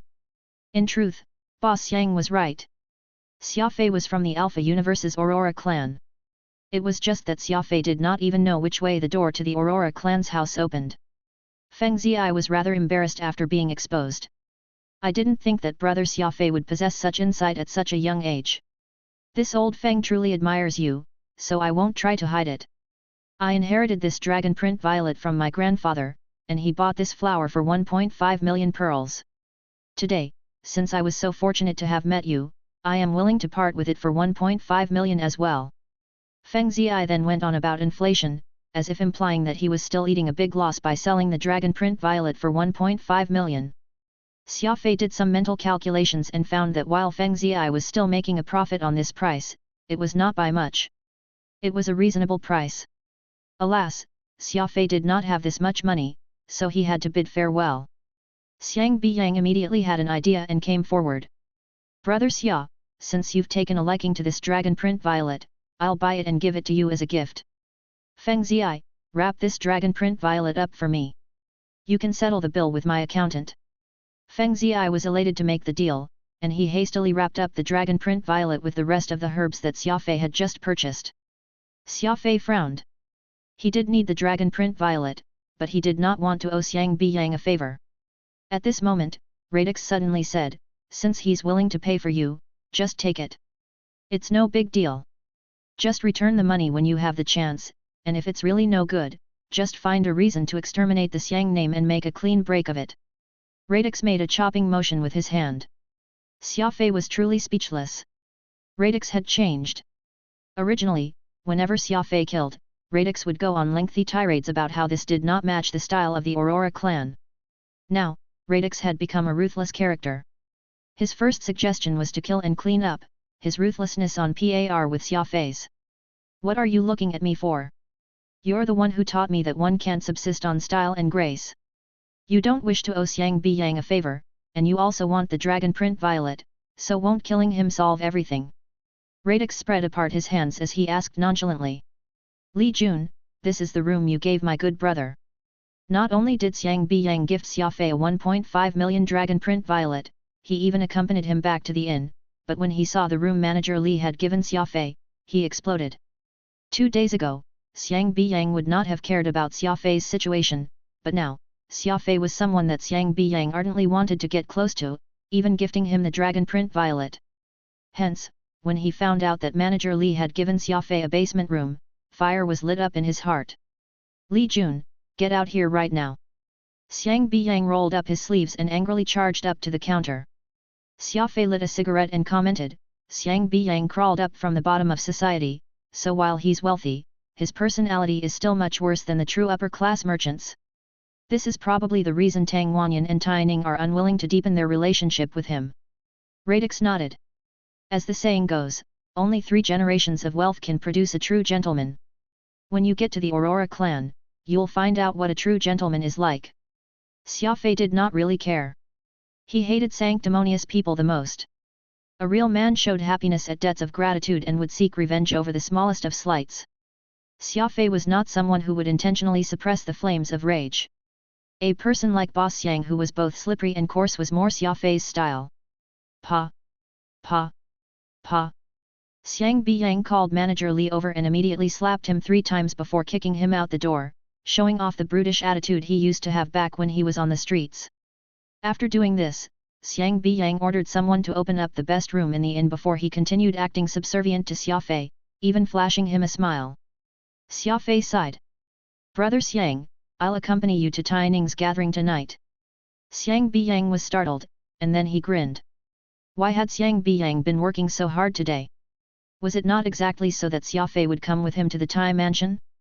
Putting aside Tang Wanyan, Tai Ning refused to accept Xiang Biyang, but he was very respectful to Xia Fei. Since Xia Fei was willing to go to the Tai mansion, Xiang Biyang had not spent that 1.5 million for nothing. With a few good words from him, Boss Xiang would finally be able to enter the upper class of Red Dwarf Star's businessmen, which no amount of money could buy. Xiang Biyang profusely thanked him before leaving. Radix chuckled and said, "This person has some ability, possessing both audacity and brains. It won't do to be all alone in the Alpha universe, so why don't you let Xiang Biyang follow you and be your lackey?" Xia Fei shook his head. "I don't value audacity or shrewdness. I value loyalty far more." Xia Fei was right. Loyalty was truly a rare attribute. Someone who was not loyal enough, even if they were extremely capable, would not be employed by Xia Fei. The Lore Realm, Dark Space. A golden demon chrysalis fiercely slammed into an impassable energy seal, again and again, letting out howls of rage and sorrow. It was none other than Little Goldie. Has Little Goldie been like this the entire time? Xia Guocan frowned. Xia Guanghai pursed his lips. Precisely. On the day Xia Fei was sealed outside the cosmic gate, I worried that Little Goldie would be overcome by sorrow, so I went into dark space to look for him. It was like this when I found it. Xia Guocan was startled, and he turned to that vast web of energy and said, "Does Little Goldie battering at the energy seal here mean that if he can break the seal, he can reach Xia Fei's location?" "Very possible. Demon chrysalises are intelligent, so it's very normal for Little Goldie to be able to sense Xia Fei's energy," Hosu replied. His body had once more turned into dust, and he was back to being a soul. Only the founders who had unlocked their soul marks could see him. However, Hosu had gotten lucky this time, because he still had his overcast wind mace. With the help of a powerful expert like Xia Guocan, rebuilding his body would be much easier. That's no good. The Lore Realm is heavily wounded, and if Little Goldie opens up a path outside through dark space and the enemy finds it, we may be in for another grim battle, Xia Guocan solemnly said. "Guanghai, go and persuade Little Goldie to stop ramming. If he really busts through the seal, no one will benefit." Xia Guanghai bitterly smiled as he shook his head. "It's not like I haven't tried. Little Goldie just ignores me." As everyone was at their wits' end, Oro's eyes suddenly brightened. "I have an idea. We can have Avril try. After all, this demon chrysalis is intelligent, and Avril is the person closest to Xia Fei. I'm sure that Little Goldie will listen to her. Even that wicked Furball is very obedient to Avril. I suppose that's our only option." Everyone sighed. While Xia Fei was worried that Xiang Biyang was not loyal enough, the rather silly Little Goldie was too loyal, and its desperate search for Xia Fei seemed to be a problem. Chapter 1031, Soul Hunter Jinhan's Huang. The enormous Little Goldie was currently a docile lamb, allowing Avril to sit on its back and stroke it, occasionally chirping at her in happiness. Avril had tamed the violent Little Goldie the moment she appeared, leaving everyone feeling confused. It was as if she had some special ability. Not even vicious monsters like Little Goldie and Furball could resist her charm. "What do you think she said to Little Goldie that made it so obedient?" "I don't know. It's probably because she's the closest person to Xia Fei, and Little Goldie is dearly devoted to him." They conversed, trying to analyze why Little Goldie had listened to Avril. Although Little Goldie had stopped ramming at the seal, he had not gone back. He continued to stare at the energy web as if it was thinking about something. Little Goldie was not as smart as Furball, and after thinking for a long while, it let out a plaintive howl. He appeared to have understood something and finally began to go back with Avril. Avril went home after persuading Little Goldie. Although Xia Fei was no longer there, this was not the first time Xia Fei had gotten lost. As his girlfriend, Avril was used to this habit of Xia Fei's by now. After a few days, the Lore Realm soon heard that Little Goldie had gone on a tear in dark space. While the dark life forms had been wiped out, countless dark beasts had been left behind. There was no place in ordinary space for these dark beasts to leave, so these creatures hid in the dark space, where they thrived and multiplied. Little Goldie seemed to bear a grudge against these former enemies of Xia Fei's, and it hunted them down endlessly within the dark space. It looked as if the demon chrysalis would not rest until it had annihilated all of them. The warriors of the lower realm felt that little Goldie was venting its rage and sorrow on the dark beasts after being unable to follow its master, so they did not pay it too much attention. In any case, the more dark beasts little Goldie killed, the better things were for the lower realm. As the slaughter continued, little Goldie grew stronger and stronger, and no creature in the dark space could stand against it. Alas, for some reason, little Goldie did not advance, instead, its body only grew thinner and thinner. In a luxurious guest room, the time had arrived. Xiang Biyang had personally come to pick up Xia Fei and take him to the gathering at the Tianing estate. Xia Fei opened the door and saw that Boss Xiang had changed into a very impressive robe, his finger sporting a very domineering jade ring. Together with that large belly of his, he completely fit the image of a nouveau riche. Xia Fei frowned and mentally commented, "It's a gathering, not an occasion to flaunt your wealth. Besides, any member of the first-class circle of Red Dwarf Star will be much richer than you are." He naturally kept this train of thought to himself. After all, Xiang Biyang's clothes were his own business. Xia Fei was already upholding his end of the deal by accompanying him. Lighting a cigarette, Xia Fei casually walked out of the room and locked the door. Xiang Biyang was startled, looking Xia Fei over as he asked, "You're going dressed like that to the Tai home?" Xia Fei was still wearing his exercise clothes from this morning. When he returned, he had been so busy dealing with the herbs that he did not have time to change. Besides, Xia Fei did not really care about what he was wearing, for he had never cared much about such gatherings in the first place. Xia Fei countered. "What? Is there something wrong?" "Not at all. I was just asking." "The car is ready, so let's go," said Xiang Biyang hastily. No matter what, bringing Xia Fei to the Tai home was most important of all. What Xiang Biyang truly feared was annoying Xia Fei, such that the latter would refuse to go. After all, Xia Fei was impervious to his charm and wiles, even willing to humiliate Tang Wanyan-sen's a second thought. A brand new golden hovercar was parked outside. Xiang Biyang had purchased it at a high price for the sake of his own dignity. The technology of the Alpha universe had not surpassed the lower realm too much, and Xia Fei needed only a few glances to get a good idea of how the car was constructed. Whoosh! As the car sped off, Xia Fei opened the window and looked outside. His sharp senses told him that somebody was staring at him, but when he activated ocular cognition, that sensation of being watched immediately disappeared. "Brother Xia, what are you looking at?" asked Xiang Biyang curiously. "It's nothing. I just thought that tonight's weather is pretty good," replied Xia Fei. However, his wariness had started to rise. Xia Fei and Xiang Biyang were soon out of the city, and two heads appeared in the night. One of them was the short-bearded man that Xiang Biyang had hired to catch exotic beasts. His name was Fu Yang, and he was known among hunters for being a man willing to take big jobs. Xiang Biyang had offered a huge sum for that expedition to the inverse territory, but only a few hunters who did not fear death had applied, and Fu Yang being one of them. The other was a yellow-faced man who seemed to be devoid of energy. He appeared to have not gotten any sleep. This man was way more famous than Fu Yang, as he was one of the few soul hunters of Red Dwarf Star, Jinhan's Huang. Fu Yang was known for his boldness and his willingness to take any job, whereas Jinhan's Huang was famous for his addiction toward gambling and habit of taking hallucinogens. His reputation was positively awful. When Fu Yang saw Furball with Xia Fei back then, he immediately thought of stealing it, but as he did not know Xia Fei's background, he was unable to work up the courage. All he had been able to do was watch Xia Fei from the shadows to see how the latter acted. This afternoon, Xia Fei casually sold off a small dagger for 2 million pearls. Fu Yang immediately got antsy the moment he heard the news. He speculated that Xia Fei was a young master of some major clan, or else there would be no way for him to be carrying something so valuable. If he robbed Xia Fei, he would be set for life. Fu Yang was bold, but he was not dumb. He decided that it was best to have someone famous take the fall for him, while he got off scot-free to live the rest of his life enjoying the spoils. Thus, Fu Yang had gone and sought the infamous gambling addict, Jinhan's Huang.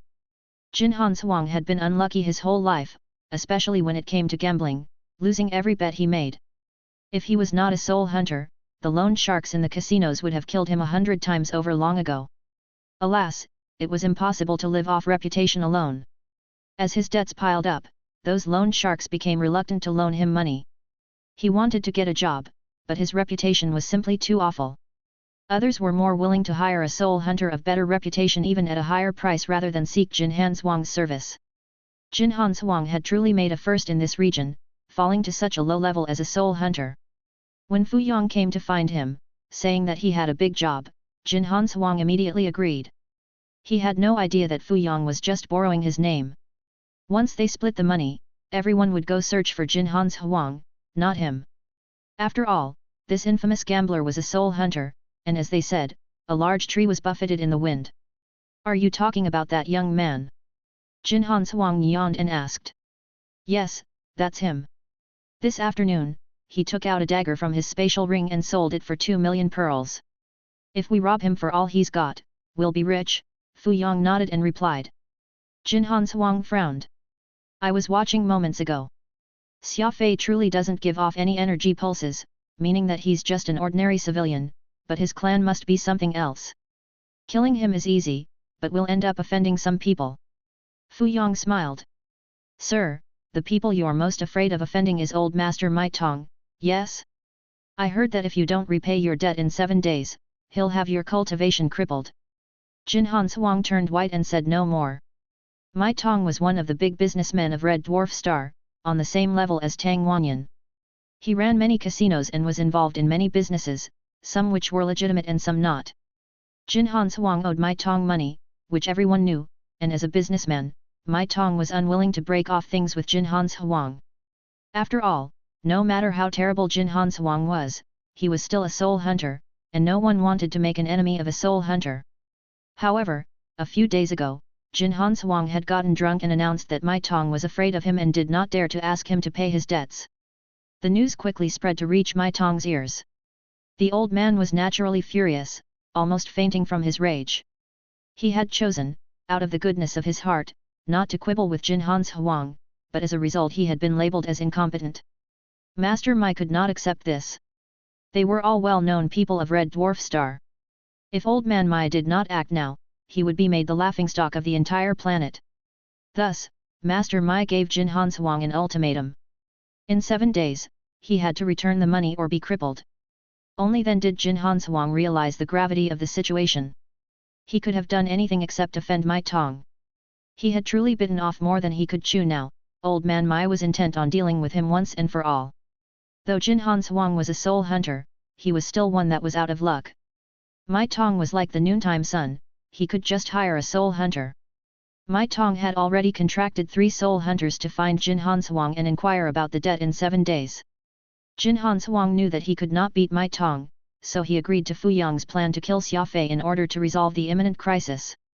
Fu Yang bringing up that matter related to Mai Tong made Jin Hanzhuang immediately abandon all doubts. Clenching his teeth, he said, forget it. Since I'm doing it anyway, I might as well do a good job. Fu Yang smiled. Master Jin is truly an understanding person. Xia Fei is all alone and has no friends to rely on, so if we make a clean job of it, who will know that it's us? As for Xiang Biyang, there's no need to worry about him. Having only started rising a few years ago, his foundation still isn't stable. His wife and 3 concubines fight with each other every day. Once Xiang Biyang dies, the Xiang clan will be in chaos as everyone fights over his assets. Who would be in the mood to think about avenging Xiang Biyang? Their visit to the Tai's residence is the perfect chance. The Tai estate is located outside the city in the countryside.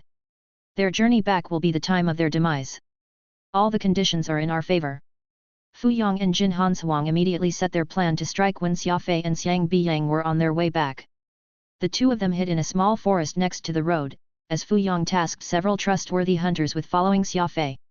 At the same time, the gathering at Boss Tai's estate started to get lively. Chapter 1032, Enya. The hovercar entered the mountain range, and in the distance could be seen a brightly lit mountain villa, appearing splendorous in the surrounding darkness. Xiang Biyang pointed at the mansion and said, "Brother, this is the Tai estate. The surrounding 100 kilometers all belong to Tai Ning's family, with this villa being the most impressive." Xia Fei casually nodded. Tai Ning's villa was far inferior to Fiendish Wing Villa, which was built amid steep mountains. If he had not been invited by Xiang Biyang, Xia Fei really would not have felt any interest. Bang! Whoosh! The hovercar suddenly braked hard as if it had run into something. The driver hastily got out of it to take a look, Xia Fei and Xiang Biyang did so as well. "Old Wang, what happened?" barked Xiang Biyang. If they got into an accident, they would arrive late to the Tai estate. Xiang Biyang did not want to waste time. This was his first time squeezing his way into the upper crust of Red Dwarf Star Society. He did not want to leave the impression of a latecomer. Xia Fei frowned as he spotted a girl curled up on the side of the road.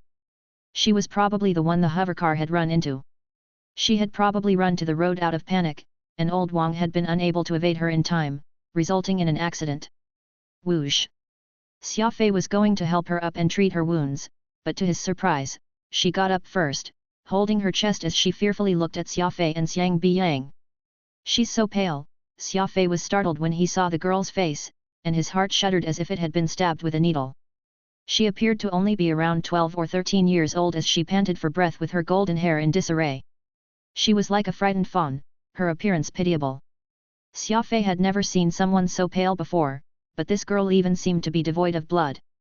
Her skin was glossy and clean like those beautiful saleswomen in department stores. She was breathtakingly beautiful, so gorgeous that she did not seem real. Alas, her clothes were somewhat unbearable to look at. Putting aside the coarse material they were made of, they were utterly filthy and had tears in several places. She was not even wearing shoes, her little feet exposed. He could tell at a glance that she was an impoverished child. It was possible to see her alluring body through the clothes, the filthy garments forming a stark contrast with the tender and glossy skin. Even Xiang Biyang and Old Wang were stunned. At this moment, a bellow came from the distance. "That accursed girl is over there. Brothers, hurry up!" Whoosh! Dozens of burly men charged out of the wilderness, surrounding the girl. One of them was even holding an alloy chain, which must weigh at least 20 kilograms. Xia Fei glanced at the girl's neck and wrist and saw that they were bruised. It was clear that she had escaped from the hands of this group. "Wench! It's your fortune to be able to serve our master. Have you no shame?"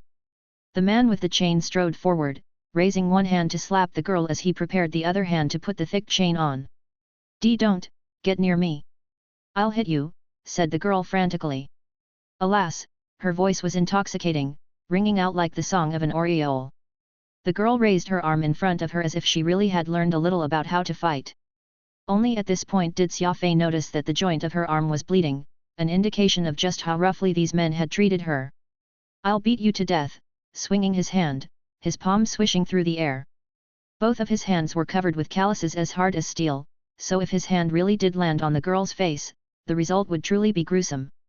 It would not even be strange if this weak and thin body, which only weighed 35 kilograms, was sent flying. At that moment, Xia Fei disappeared. Like a ghost, he appeared in front of the man and raised an arm, lifting the latter, who must weigh at least 100 kilograms, right off the ground. He then prepared to smash him down.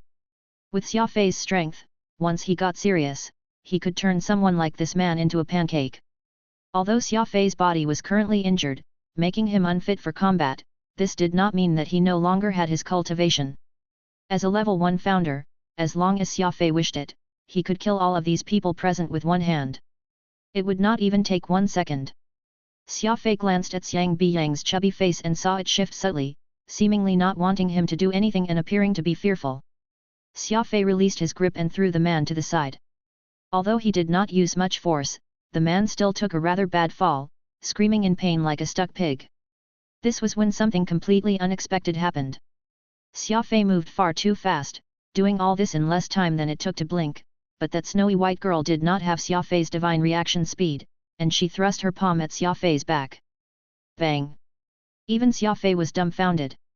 He had been planning to save the girl, but then the girl had attacked him. What could be said about that? Ah! Before Xia Fei could say anything, the girl shrieked and hastily massaged Xia Fei's back. "I didn't do it on purpose. I was planning to hit him, but you ended up getting in the way," the girl sobbed. As a kind-hearted girl, she was scared out of her wits by accidentally hitting Xia Fei. Xia Fei had the legendary armor Celestial Soul Warning protecting him, so he naturally did not get injured from such a measly hit. He placed a hand on the girl's head and turned his head with a frown. "Boss Yang, do you know these people?" Xiang Biyang quickly replied, "They're all guards of Boss Tai's estate. You can tell from their clothes." Xiang Biyang had just had a close shave. Thankfully, Xia Fei did not kill anyone, or else he could say goodbye to his chances of squeezing into Red Dwarf Star's high society. Some of the 10 some men recognized Xiang Biyang. Tai Ning had said earlier today that they needed to be somewhat more polite to Xiang Biyang, especially so to the young man with him. Boss Xiang, how did you get involved in this mess? Your car isn't damaged, right? Xia Fei felt like killing this man now. The girl was clearly bleeding, but they did not seem to care. On the contrary, they cared more about Xiang Biyang's stupid car. Xiang Biyang's face turned cold as he replied sternly, "My car is naturally fine, but why are you after this girl? How has she offended Boss Tai?" "Boss Xiang, you don't know, but Master Tai bought this girl as a slave at a high price. She managed to escape, so we brothers were naturally tasked with bringing her back." Xia Fei frowned and asked Xiang Biyang, "Red Dwarf Star permits human trafficking?" Xiang Biyang said nothing, essentially admitting the existence of slavery. Since this was Tai Ning's slave, Xiang Biyang did not plan to interfere. He himself had over a dozen beautiful slaves. It was very normal for the wealthy and powerful of Red Dwarf Star to buy a few female slaves for their bedroom. Xia Fei smiled and asked, "How much did Boss Tai pay for this slave?" 500,000 pearls. Girls of the Crane clan have always been valuable. For this price, you can buy 10 ordinary prostitutes. Turning to the girl, Xia Fei softly inquired, "What is your name?" "My name is Enya." "Please, I'm begging you, don't let them take me away," whispered the girl with tears in her eyes. Xiang Biyang smiled, taking the girl by the hand and walking back to the hovercar. Perhaps because they were intimidated by his power, none of those men dared to stop him. "Go and tell Tai Ning that I, Xia Fei, want this Enya. You can seek the money from Boss Xiang. If there's something that Tai is unhappy about, he can come and find me," said Xia Fei loudly. "How could that do? Enya was specifically requested by our master." "Boss Xiang, say something." Seeing that Xia Fei was being unreasonable, the guards sought Xiang Biyang's help. Xiang Biyang shook his head in annoyance, feeling that Xia Fei was just trying to cause him trouble. However, since Xia Fei had already spoken, Xiang Biyang did not dare to disobey. "Brothers, there's no need to panic.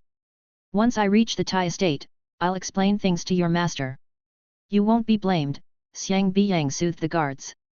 Sitting in the car, Xia Fei took out several bottles of medicine to treat Enya's wounds. He then gave her some medicine to calm her mind and recover her physical energy. Applying the medicine required some body contact. Enya quickly blushed, dropping her head in shyness. Today was like a dream. The despairing Enya had run into Xia Fei, and her tragic fate had been turned around instantly. When Xia Fei declared his desire for Enya, her mind ran wild. "This man has a good heart, so he won't hit me, right? Even an occasional beating is okay, as long as he doesn't beat me too hard," Enya thought to herself. Such a pitiful girl. After going through so much, the most she could dream of was not being beaten too hard. Radix gritted his teeth and cursed, "Those scoundrels, bullying a little girl. Why didn't you kill them?" Xia Fei replied, "Forget it.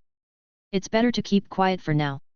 Killing them is easy, but it will trouble Xiang Biyang, and this Xiang guy has treated me rather well. I should at least show him some face." Radix pursed his lips, muttering, "Xia Fei has learned to restrain himself? Why does this feel so weird?" Whoosh! Once Xiang Biyang was done comforting those guards, the hovercar continued to the Tai estate. "Brother Xia, if you like this Crane girl so much, I can just buy you some when we get back." "Do you really have to steal from Tai Ning?" whispered Xiang Biyang. Enya was startled, and she weakly looked at Xia Fei, worried that Xia Fei would send her back to Tai Ning. Xia Fei coldly replied, "Cut the chatter. Get your checkbook ready to pay Tai Ning when we get to the house." Xiang Biyang inwardly pleaded for mercy. After all this, he had not only offended Tai Ning but must foot Xia Fei's bill, too. However, at this point, Xiang Biyang was even less willing to offend Xia Fei. After what had transpired earlier, he was now even more certain that, not only had Xia Fei come from a major clan, he was also an expert. He appeared to carry even more weight than Tai Ning. He. I was just making idle chatter. In truth, I don't want this Enya girl to suffer in the Tai estate, either.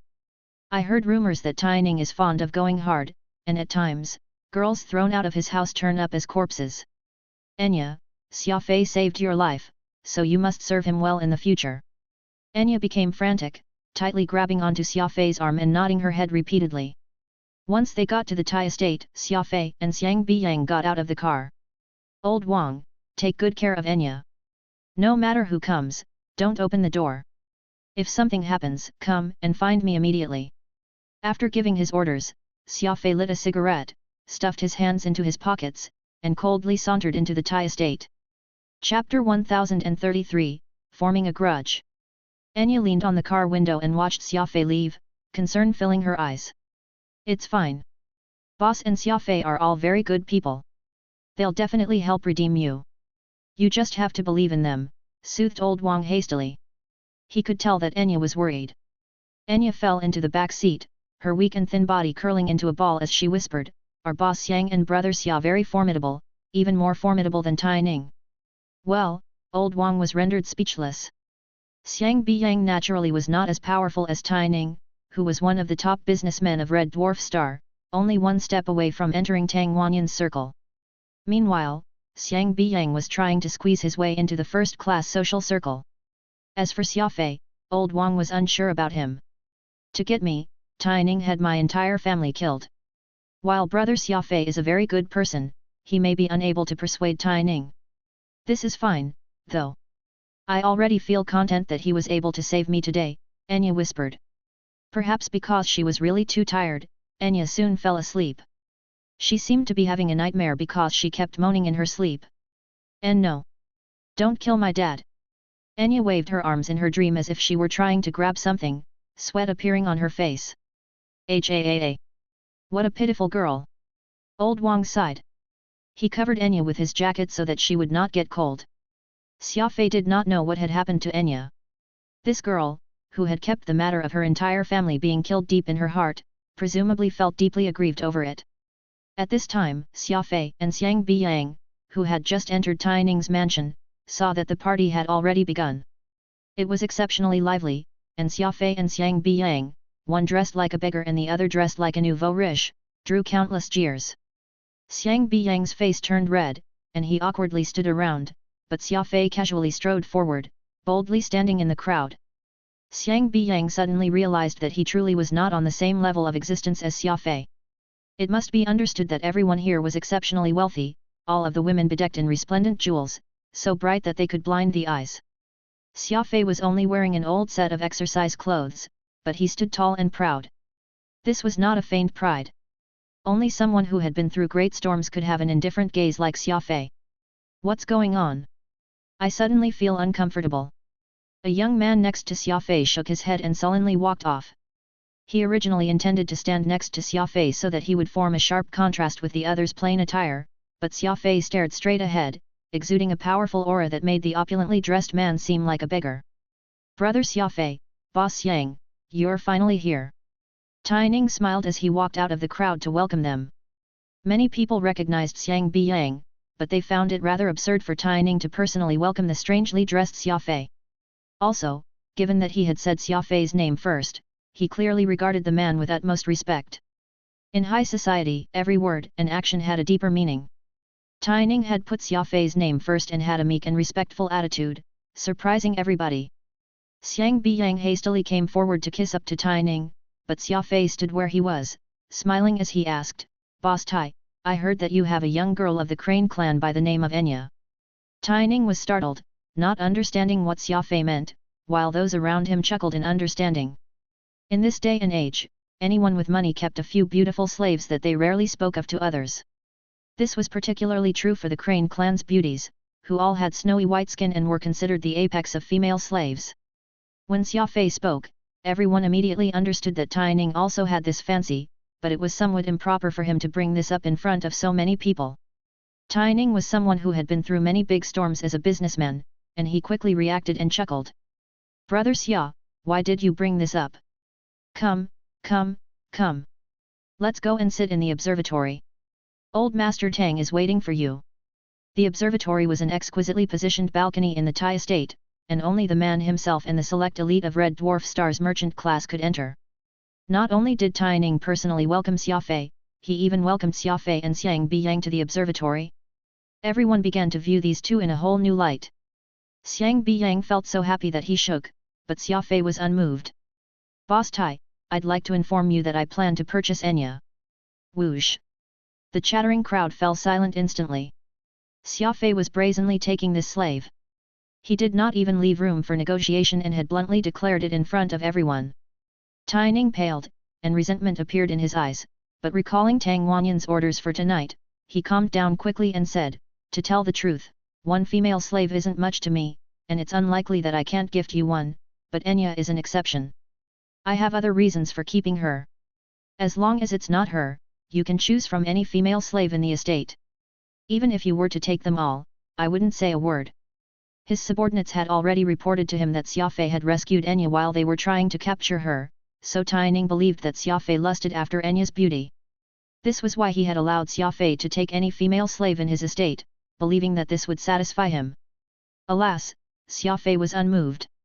"I accept Boss Tai's kind intentions, but please forgive me for not accepting the offer." These were rather polite words. Xia Fei was unwilling to quarrel, so he had left some room for negotiation. In the past, Xia Fei would have already started a fight. Tai Ning, who had not expected that Xia Fei would not give him any face, felt his face darken. He sneered. "Brother Xia, no matter what, Enya is my slave. Is this something you can really decide on?" "Whatever you say, I'm going to take her." "Boss Yang, pay him," replied Xia Fei coldly. It appeared that both parties could not agree. Xiang Biyang and the other guests did not know what to do. As for the Tai house's guards, they were itching to strike, awaiting Tai Ning's order to charge in and give Xia Fei a harsh lesson. Xia Fei remained calm and unruffled. "Why are you wasting time talking to this guy? Just kill him," said Radix viciously. At this time, Tang Wanyan and another elder, who Xia Fei did not recognize, had rushed over. The two were all important members of Red Dwarf Star's high society, so the surrounding people all greeted them respectfully. "Brother Xia Fei, little Tai, what's going on here?" asked Tang Wanyan hastily. Strangely, Song Jinhu, the soul hunter who was usually by his side, was not here, replaced by a burly black man. Tai Ning quickly told Tang Wanyan what was going on and begged these illustrious figures of Red Dwarf Star to help him. After all, Xia Fei was an outsider, and he felt that if they did not do it for him, they would at least speak up for him out of deference to his father. After hearing him out, Tang Wanyan frowned and barked, "Fool! Arguing over a single female slave? You're not worried about being laughed at by others? Brother Xia has just come to our Red Dwarf Star, so you should be doing your utmost as his host. Just give that female slave Enya to him. If you want money, I'll pay it." Tai felt his vision go dark. Why was it that Tang Wanyan was speaking up for Xia Fei over him? "But... no buts. This matter is decided. I will of course explain things to your father." Tang Wanyan refused to take any objections, instantly deciding on this matter, and from how pale Tai Ning's face was, he had clearly taken a rather hard blow. Everyone was stunned beyond comparison. For Xia Fei's sake, Tang Wanyan had given Tai Ning a slap in the face. This was far too strange no matter how they looked at it. Was Xia Fei some big VIP? At the observatory, no matter how unhappy Tai Ning was, he needed to keep these big hots company. Xiang Biyang was here for the first time, so he behaved very stiffly, not even daring to breathe too hard as he watched these big figures converse. Xia Fei acted as if this was no big deal, sitting on the side and beginning to think. "Are you think of that girl Enya? She really is lustrous, even on par with Avril, and it's not like Avril objects to you having other girls, so why don't you just take this Enya? Being with you will no doubt be better than being a slave," Radix said with a naughty smile. Avril truly did not mind Xia Fei marrying a few more women. After all, he was a speed warrior, and she always had a tough time after every session. Xia Fei had no choice but to slow down his tempo. This situation was somewhat alleviated when Avril began to learn law force, but she was still far from reaching Xia Fei's requirements. At the start, Avril had recommended her close friend, Nicole Sawyer, but Xia Fei found her to be too shrewd and refused straight away. Later, there was Xiao Yu, who Xia Fei really did like. Alas, he had been too busy at the time to do anything about it. It seemed like Xiao Yu was determined to follow Xia Fei for the rest of her life, and if Xia Fei did not marry her, this girl would probably remain unmarried until the day that she died. Even he did not know if refusing Xiao Yu would be saving her or hurting her. There was already the precedent of Sarah. It had been several years now, but this girl had refused to get with any other man and just kept waiting for Xia Fei like a fool. Was she going to wait for the rest of her life? Was this fair to her? Would it be fair to Avril, though, if she had to share a man with other women? There was also the troublesome Moon Song. Thinking about all his woman problems, Xia Fei became lost in thought for a brief moment. Smiling, Xia Fei said, I wasn't thinking about Enya. Rather, I was thinking about soul weapons. Soul weapons? What about them? Asked Radix curiously. Lightly turning his right hand, upon which peacock blue was hidden, Xia Fei said, after learning the Feather Spirit Codex, I suddenly realized that immemorial mystical armaments may be linked to the creation of soul weapons. Moreover, my soul mark is different from what's described in the book. It seems like I'm not a spiritualist. Radix was startled.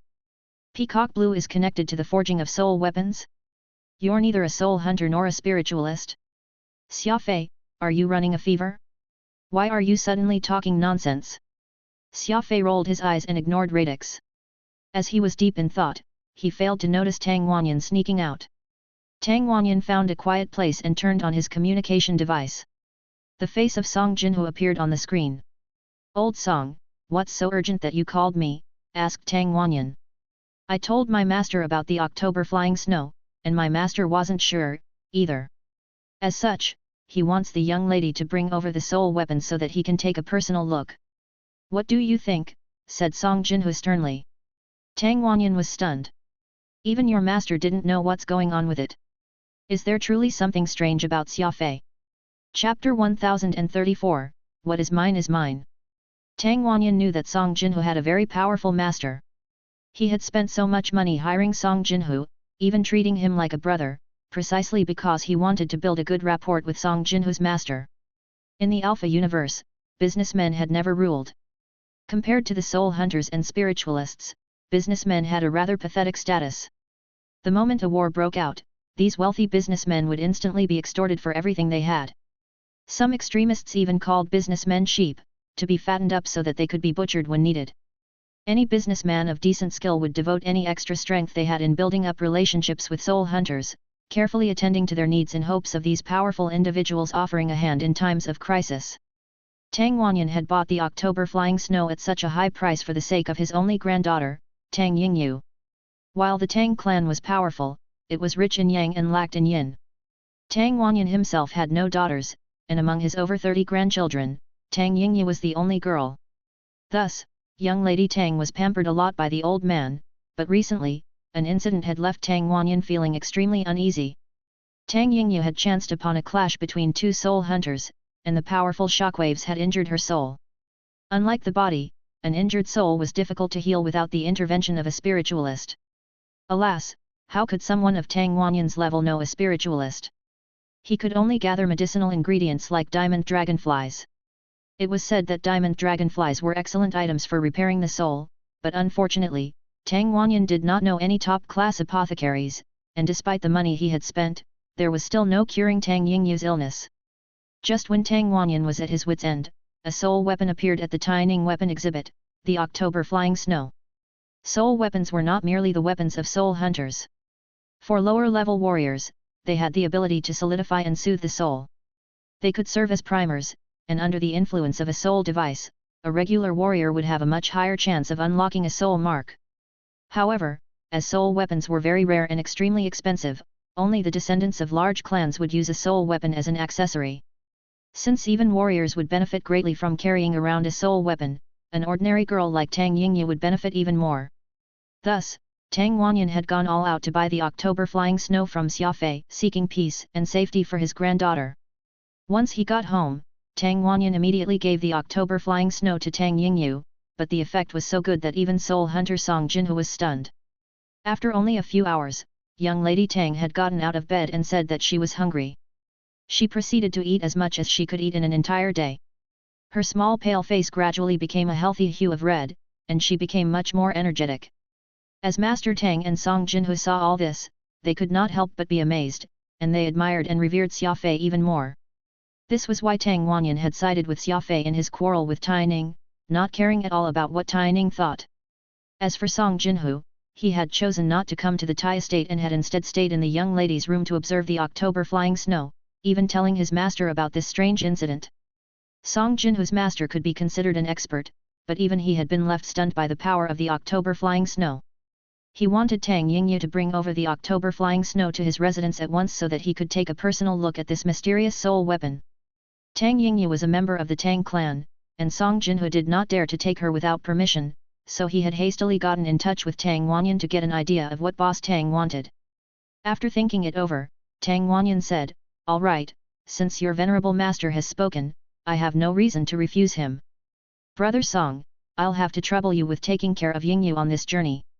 I'll immediately arrange a warship escort, but Brother Song, this October flying snow is extremely important to Yingyu."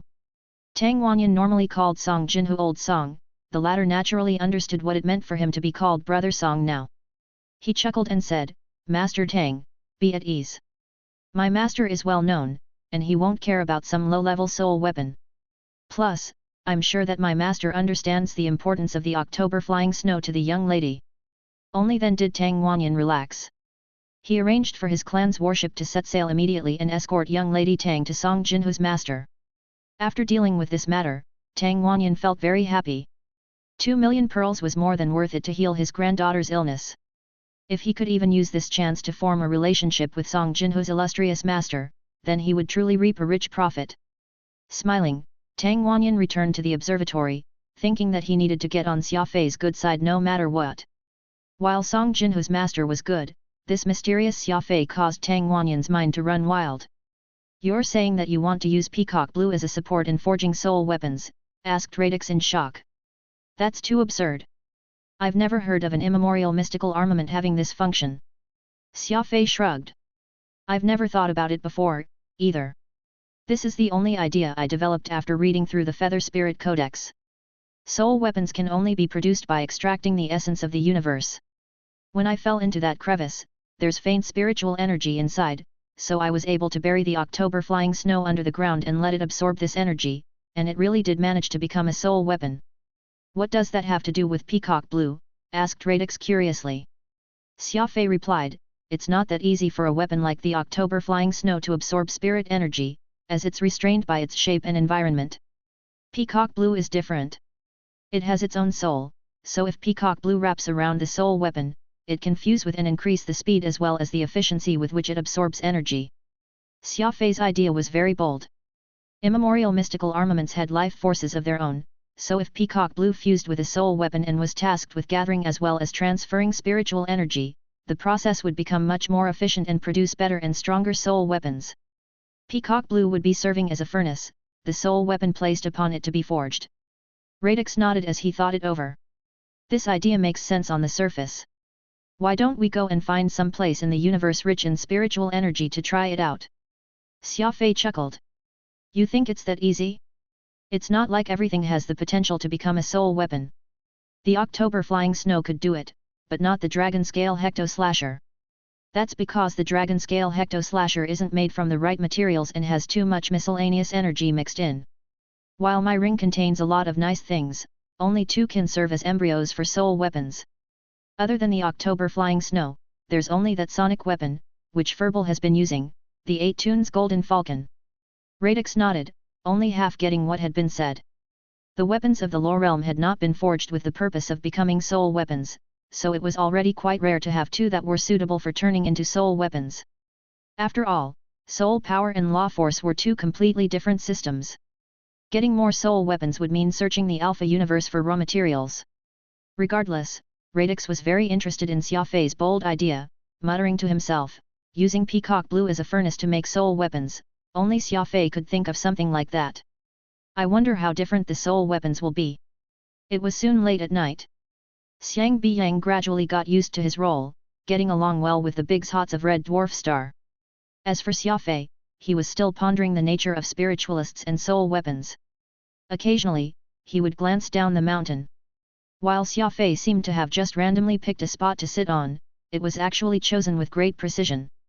From his seat, he could see the hovercar and even Enya was sound asleep inside it. After all, he had his ocular cognition.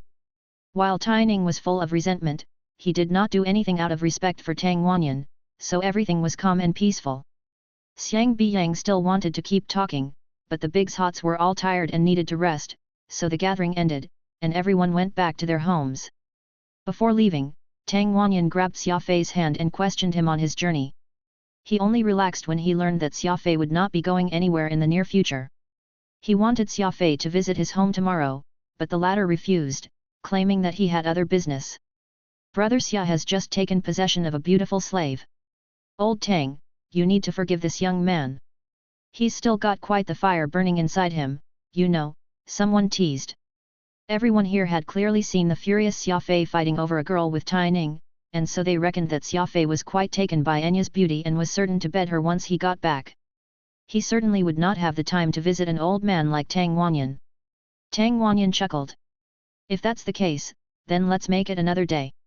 Little Tai, why haven't you given Brother Xia the contract yet? The contract was to prove that the slave had been sold. With his face green, Tai Ning very reluctantly handed over a small piece of paper to Xia Fei. However, Xia Fei tore the paper to shreds the moment he got it. Brother Xia, what are you doing? Everyone asked this hastily in surprise. Faintly smiling, Xia Fei replied breezily, what's mine is mine, whether or not there's a contract. Everyone was taken aback, shooting glances at Xia Fei. Such domineering words. Upon opening the door, Xia Fei saw Enya sleeping like a little rabbit, her body curled into a ball, her arms hugging her legs. She was apparently so exhausted that she did not even notice that Xia Fei and Xiang Biyang had returned. Unwilling to wake her up, Xia Fei waved his hand and lightly closed the door, sitting together with Xiang Biyang on the front row, next to old Wang. Fortunately, for the sake of showing off, Xiang Biyang had bought a luxury car that could fit 3 people in the first row without a problem. Did you get Miss Enya's contract? Asked old Wang. Xia Fei nodded, and old Wang felt like a great weight had been lifted off his shoulders. I can rest easy then. Enya is truly pitiful. When you were at the feast, she told me that Tai Ning had killed her entire family just to get his hands on her. Xia Fei and Xiang Biyang were stunned, with the former being unable to resist glancing back at Enya, his eyes glinting coldly. The hovercar quickly disappeared into the darkness. Getting from Tai Ning's estate to the city required going through a relatively deserted region, thick forests and hills flanking the road. Xia Fei was staring outside the window. Suddenly, he opened it and let out Nirvana and Furball. Both soon vanished into the night. Brother Xia, what are you doing? Old Wang and Xiang Biyang asked curiously. Smiling, Xia Fei pretended as if nothing had happened. It's fine. Just keep driving. Chapter 1035, Robbery. The fiendish blade Nirvana was under Radix's control, while Furball was an even craftier creature. When necessary, Xia Fei could completely let go and let them run freely. However, Xia Fei had been feeling unsettled the entire time for some reason. Especially after entering the forest, this feeling only grew stronger. This was why Xia Fei had sent Nirvana and Furball out on their own, letting them scout out ahead for any movement before reporting back immediately. Whoosh! Furball and Nirvana silently stalked the dark night, disappearing without a trace. Xia Fei turned to the driver, old Wang, and said, slow down. Enya is asleep, so let's not wake her up. We're in no rush to return to the city, anyway. Old Wang and Xiang Biyang were both confused, but they did as was told. Xiang Biyang, who had still not recovered from the earlier gathering of high society, animatedly discussed how powerful the head of the Red Dwarf Star, Tang Wanyan, had been in his prime, including what he must do in order to become an existence comparable to such a powerful figure. Whenever he reached an exciting point, Xiang Biyang would almost dance in glee. Having reached his present social status from the lowest rung of society, he felt like nothing out there could stop him. Xia Fei listened to him carelessly, while he kept his eyes peeled on his left and right. This was when he heard from Radix. Being Xia Fei's sole weapon spirit, Radix had a far greater range compared to Phantom. While Phantom would dissipate after leaving 5 meters of Xia Fei's body, Radix could maintain contact even if he was on a different planet, provided that there was no electromagnetic storm. It's really as you guessed. 2 individuals are indeed lying in wait to ambush you some 5 minutes away. One of them is a primary soul hunter, and the other is someone you've previously met. He's that hunter with a thin mustache who Xiang Biyang hired. Radix whispered this to Xia Fei. Xia Fei was surprised, Xiang Biyang's man. He turned his head and asked directly, Boss Xiang, on our return from the asteroid belt, there was this man with a small mustache of decent cultivation with you. Is he under your employment? Xiang Biyang chuckled sheepishly. You mean Fu Yang? He's considered quite the renowned individual in the hunter profession, so his fees are high. It's not worth keeping someone like him as a retainer for long, so I only hire him when I really need his service, giving a one-time payment each time. Xia Fei nodded. It was fine since Xiang Biyang turned out not to be that person's employer. If so, he would not even hesitate to turn Boss Yang into a corpse right there and then. Xiang Biyang immediately continued speaking. Fu Yang is working for Tai Ning's company, and they are more powerful than I am. Even if I want to recruit him, he may not agree. Xia Fei, why are you suddenly asking about him? Xia Fei did not answer, but his heart surged. Since Fu Yang worked at that company, then it meant that he was Tai Ning's man. After he had disgraced Tai Ning today by snatching Enya, it only made sense that Tai Ning would be displeased. It was just that Xia Fei had not expected him to take his revenge so soon. Glancing at Enya, a vague killing intent from his inner demon pervaded his body, and then his two eyes gradually turned red. In a sense, Boss Tai was quite unlucky. While it was true that Fu Yang worked for him, this matter really did not concern him at all. On Red Dwarf Star, which magnate did not have a host of helpers to their name? Fu Yang was under Tai Ning's, but this robbery was not his idea at all. So do you want me to kill those two? Asked Radix. The corner of Xia Fei's mouth curled into a vicious sneer. When removing weed, it is an imperative for us to pull out the roots as well. Since Tai Ning has made his move against me, he's now my enemy, and all enemies must die. Wait for my order later. I'm not letting the minnow go, and the mastermind behind this will die too. All right. I've already despised Tai Ning for bullying a girl barely in her teens. He truly deserves to die. Radix rubbed his palms together eagerly. Xia Fei shook his head in disagreement. You're mistaken. The mastermind isn't Tai Ning. Radix was surprised. Not Tai Ning, but who else could it be? Tai Ning's father, Xia Fei answered. You forgot. During tonight's banquet, when I asked for Enya and Tai Ning refused, what did Tang Wanyan say? Radix thought about it for a moment and replied hesitantly, this matter is now settled. I'll naturally speak to your father about this. That's right, said Xia Fei. If she's Tai Ning's servant, why would Tang Wanyan have to tell Tai Ning's father about her? Also, Tai Ning accepted this, almost as if he's not afraid of letting his father know about this scandalous matter. It just showed that Tai Ning doesn't want Enya, it's his mysterious father who hasn't shown his face that does. Radix was shocked.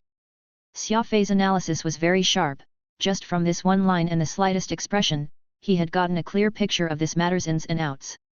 Thus, it could be seen that, though he was in the Alpha universe, Xia Fei's analytical skills were still as strong as ever. There was nothing that could escape his eyes. They're here and about to enter our attack range. Fu Yang said this in a low voice while hiding in the forest. Master Jin, we must end this quickly, strive to end the battle within a minute. Jin Hanshuang forced himself to focus. He had been imagining himself as someone rich, holding on to women in both arms as he enjoyed his life immensely. Don't you worry.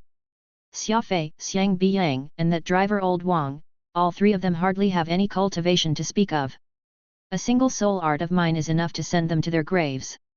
Jin Hanshuang flexed his wrist and scoffed. Don't forget, Xia Fei has the holy beast Shatterstar. That isn't easy to deal with. Fu Yang reminded Jin Hanshuang of this. Just a holy beast, and it's not even fully grown. It can't deal with the both of us. Soon, Xiang Biyang's hovercar arrived at this forest that the two were hiding in. Jin Hanshuang adopted a stance and then thrust his two hands forward forcefully, unleashing half a soul shade. Soul Shade was an intermediate combat soul art. Jin Hangquang lacked the strength to use it fully and could only send out a flawed Soul Shade, 2/3 weaker than a proper Soul Shade, so even calling it half a Soul Shade was too much. Their plan was very simple, kill everyone in the hovercar all at once, then clean up the traces of battle, take Xia Fei's spatial ring before fleeing the scene. It was not a bad plan, for a spatial ring could be sensed, and anyone who had cultivated the law of space could very easily locate them. Also, due to the spatial barrier, there was no way for this attack to ruin the spatial ring. It would be blown away at most. Whoosh! The transparent figure appeared, and this half-soul shade went flying out. Xiang Biyang and Old Wang practically fainted in fright. A soul attack was not just powerful but was also very scary. Seeing a half-soul shade was no different from seeing a half-demon appear. At that moment, Xia Fei flicked his wrist and unleashed a soul shade as well. Boom! This soul shade tore the hovercar's front half and went hurtling right for Jin Hanzhuang's half-soul shade. Soul shade versus soul shade. Jin Hanzhuang's soul shade was just half, while Xia Fei's soul shade was formed from an inverse's soul. It was not only complete but was also horrific down to its bones. Kaboom! The two soul shades collided, and Jin Hanzhuang's soul shade dissipated instantly. Crap! Jin Hanzhuang was pallid. Never had he expected that he would run into an opponent here of all places. From the strength of Xia Fei's attack, he could tell that the latter was many times stronger. Before Jin Hanzhuang could even react, two chilling gleams of light shot out from the trees behind them. One was the fiendish blade Nirvana and the other was Furball. Nirvana spun rapidly, cleaving Jin Hanzhuang with precision into halves. His lifetime of cultivation got absorbed by Nirvana. As for Furball, he did not even execute any killer move. All he did was headbutt Fu Yang, sending him sailing in mid-air. Bang! Like a human bomb, Fu Yang was sent flying out in an arc. He frantically tried to regain his balance in the air so that he could escape. Seeing Jin Hanzhuang killed in an instant, even Fu Yang understood that he had provoked someone whom he could not afford to provoke. Whoosh! 11 huge bluegrass blades appeared in the air and caught him. Like hitting a baseball, Furball was the batter and Peacock Blue was the catcher. The hovercar lost control because it got damaged, hurling right into the trees and catching fire. Old Wang and Xiang Biyang had been pulled out by Peacock Blue, and Enya was in Xia Fei's arms once more. Thud!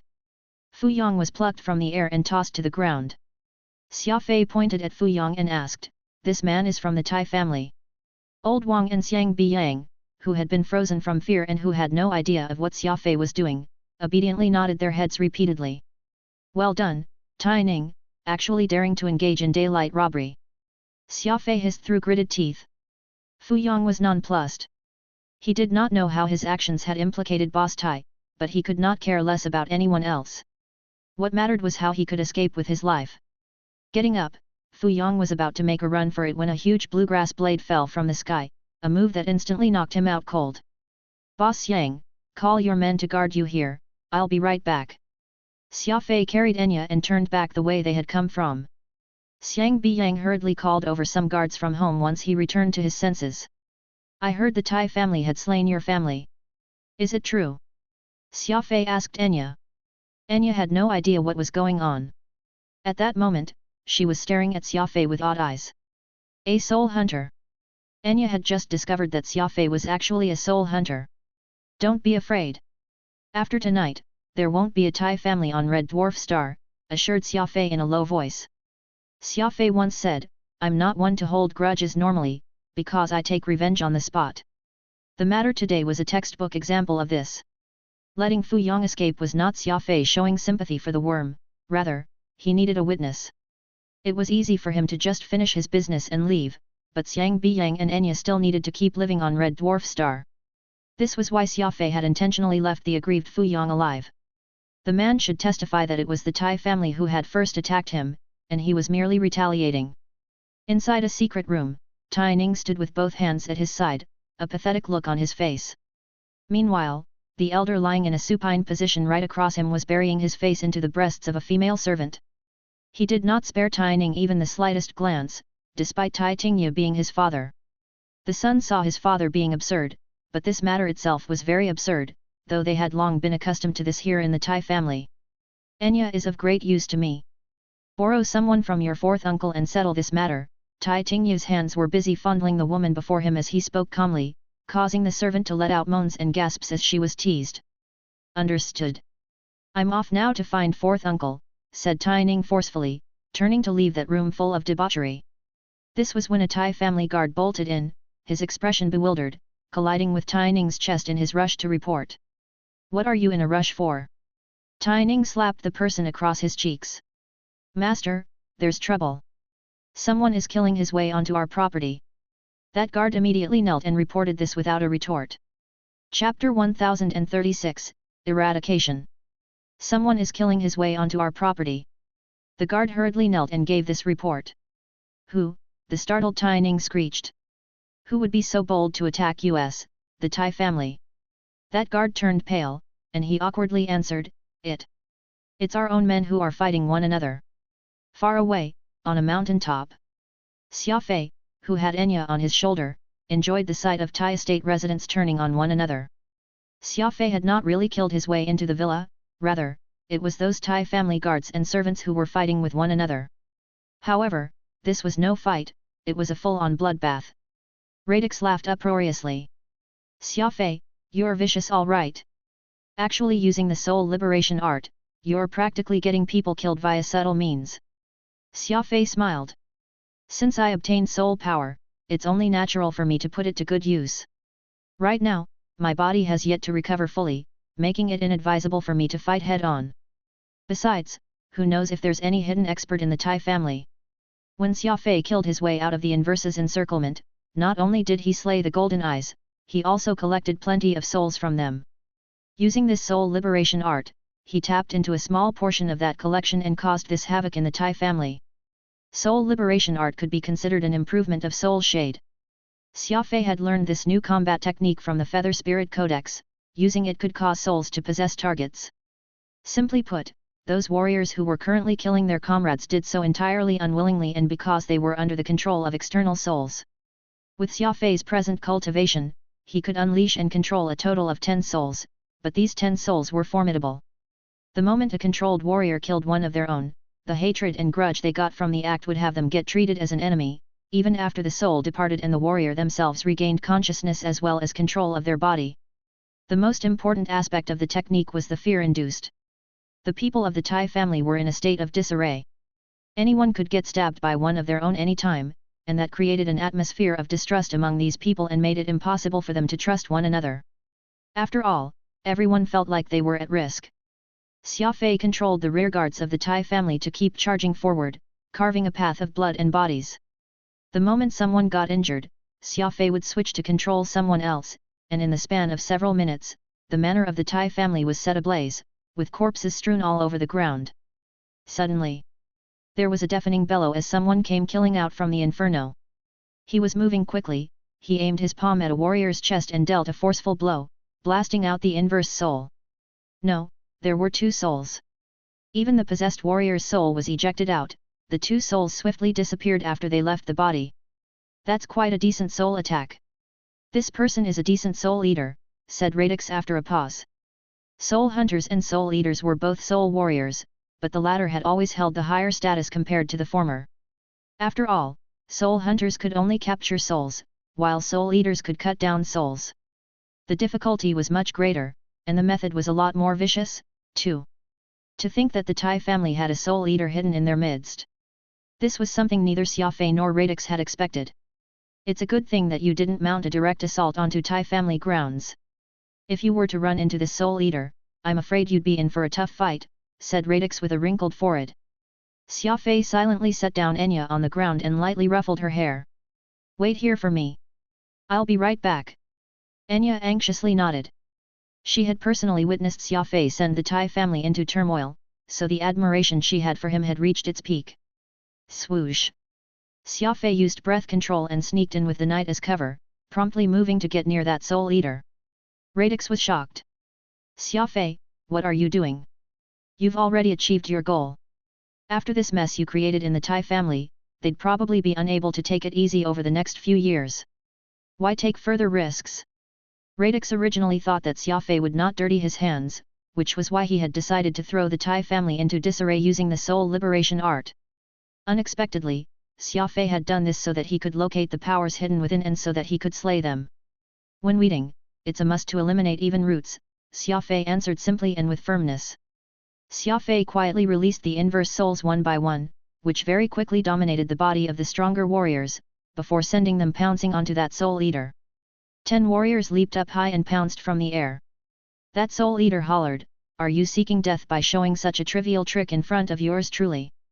The one hiding in the dark, come out and show yourself if you've got the guts." Just as he said this, a gust blew.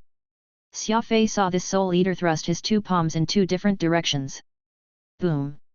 Soul extinguishing light appeared, and with the soul eater as the epicenter, it quickly swept a radius around him like an explosion. This was the standard area attack of a soul eater. In order to slay the 10 puppets Xia Fei was controlling, the enemy had no qualms with harming even the innocent. Right now. Zib. Xia Fei suddenly came hurtling out from the darkness with his speed that clocked 8 million meters per second. First was that soul-extinguishing light, which cleared an area around the man, next was that subsequent, earth-rumbling cry from the white dragon's screech. A white glow came cleaving like a blade made of wind, cutting a path across the light that the Soul Eater had sent forth. What a full-powered attack of the white dragon's screech, it was actually capable of cleaving the very light itself. Radix gritted his teeth as he controlled the fiendish blade Nirvana to slip into the created gap and swung down on the Soul Eater's head. Squelch! This level 1 Soul Eater was chopped off into half without making a sound, turning into dust. It was an attack that could leave anyone watching absolutely flabbergasted and dazed. From the moment Xia Fei struck and departed, it was just the time it took for someone to blink an eye. The ground was littered with dozens of corpses, but the only one missing was that mysterious Soul Eater. This was because his body had already disintegrated, his soul devoured completely by the fiendish blade Nirvana. In a fight between experts, timing was crucial. Xia Fei, whose ability to judge the state of a battle had reached a frightening degree, had long grasped the opportunity. Perhaps this Soul Eater was very powerful, but Xia Fei's combat experience was greater. Killing his way through to where he was, the number of aggrieved souls that had died at Xia Fei's hands were uncountable, a mountainous pile of bones from which the Xia Fei of today was forged. That was close. Radix heaved a sigh of relief. When Xia Fei threw him out, Radix had his doubts. After all, he was headed into the soul-extinguishing light of a Soul Eater, the nemesis of any soul. If he had touched the light at any point, even if Radix survived, he would have been heavily injured at least. However, the white dragon's screech happened to have cleaved out a path from the light, giving Xia Fei and Radix a chance to kill. With Radix's cultivation, he was of course not about to screw up. Whoosh whoosh whoosh. Xia Fei flicked his wrist and released 10 more inverse souls, sending them to possess and attack freely. Now that the Tai family's manor no longer had any experts to stop Xia Fei's soul arts, it was instantly transformed into hell on earth.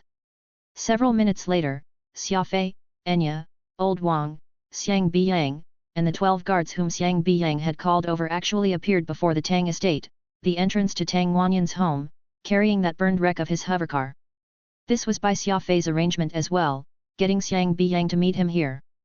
Brother Xia, since Tai Ning has secretly tried to assassinate us, then we should head over to Tai estate.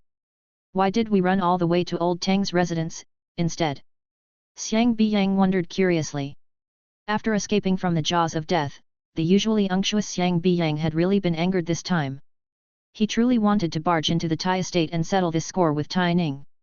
In his climb from the lowest rung of society to where he was now, Xiang Biyang had obviously taken quite a few lives, it was just that as his status rose, he no longer felt too willing to use such barbaric ways. After all, any businessman was well aware of the concept, peace brought fortune.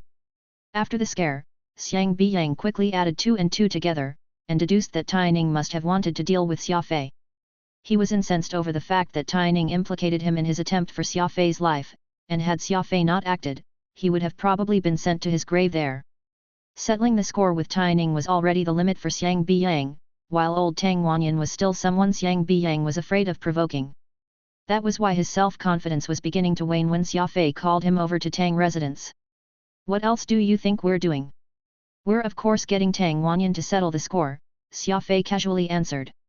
Everyone was startled when they heard this, completely lost as to just what Xia Fei had in mind. Xia Fei lowered his head to whisper a few words to Enya, who nodded her head silently. Let's begin. You need to trust me, emphasized Xia Fei. How could Enya not trust Xia Fei by this point? Everyone saw as the girl went knocking on the gigantic gate of the Tang residence, pushing the metal gate with force. Rumble. The metal gate that weighed 1,000 tons collapsed just like that. Wordlessly, Xia Fei and Enya stepped into the yard with stern expressions. Xiang Biyang was scared to death by this point. His 2 hands clutched his head as he asked in his terror, Xia Fei, have you gone insane? This is the Tang residence. Turning around to flash a smile, Xia Fei softly replied, yes, this is the Tang residence. Ignoring Xiang Biyang and those guards of his that were at a complete loss over what they should do, Xia Fei and Enya continued their way into the place. Who are you people? What are you trying to do? The reaction from the Tang family was swift. In the span of several seconds, over a dozen guards had been gathered, each of them eyeing Xia Fei and Enya, shouting at them. "Can't you see? Yours truly is here today to eradicate the family," shouted Xia Fei angrily as he stared fixedly at the speaking guard. "Eradicate the family? Eradicate Tang Wanyan's family?" These warriors of the Tang family were instantly stunned. Here on Red Dwarf Star, no one would dare make such a claim, yet Xia Fei and a little girl would actually dare be so bold as to claim they intend to eradicate Tang Wanyan's family.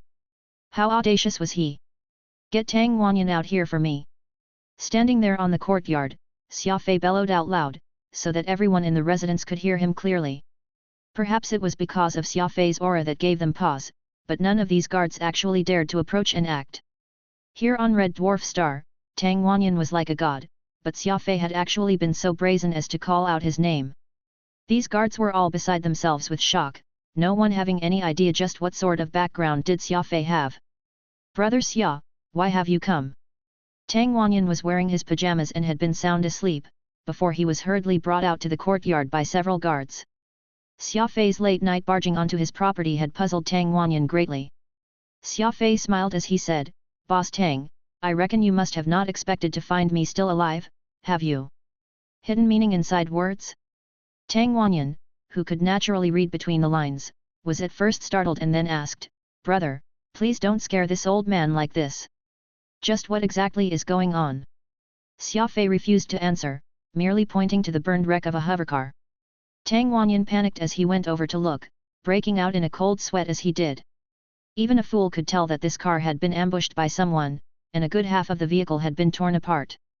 Tang Wanyan asked Xiang Biyang for details, who proceeded to recount how they had been attacked by Tai Ning's men. Tang Wanyan had just cursed Tai Ning for his inhumane methods after hearing the story when Xia Fei very ambiguously called from afar, "Boss Tang, I heard that Tai Ning is under your wing." Chapter 1037, Healing Type. "Boss Tang, I heard that Tai Ning is under your wing." Xia Fei raised his head and asked in a grave tone. Everyone knew that Tang Wanyan and the Tai family shared deep ties. Ever since the Tai family's old man retired, it had been Tang Wanyan who supported Tai Ning. Even this birthday gathering for Tai Ning's daughter had been due to Tang Wanyan calling the major movers of Red Dwarf Star to attend. Otherwise, how could Tai Ning have enough prestige to make those bigwigs to attend the gathering?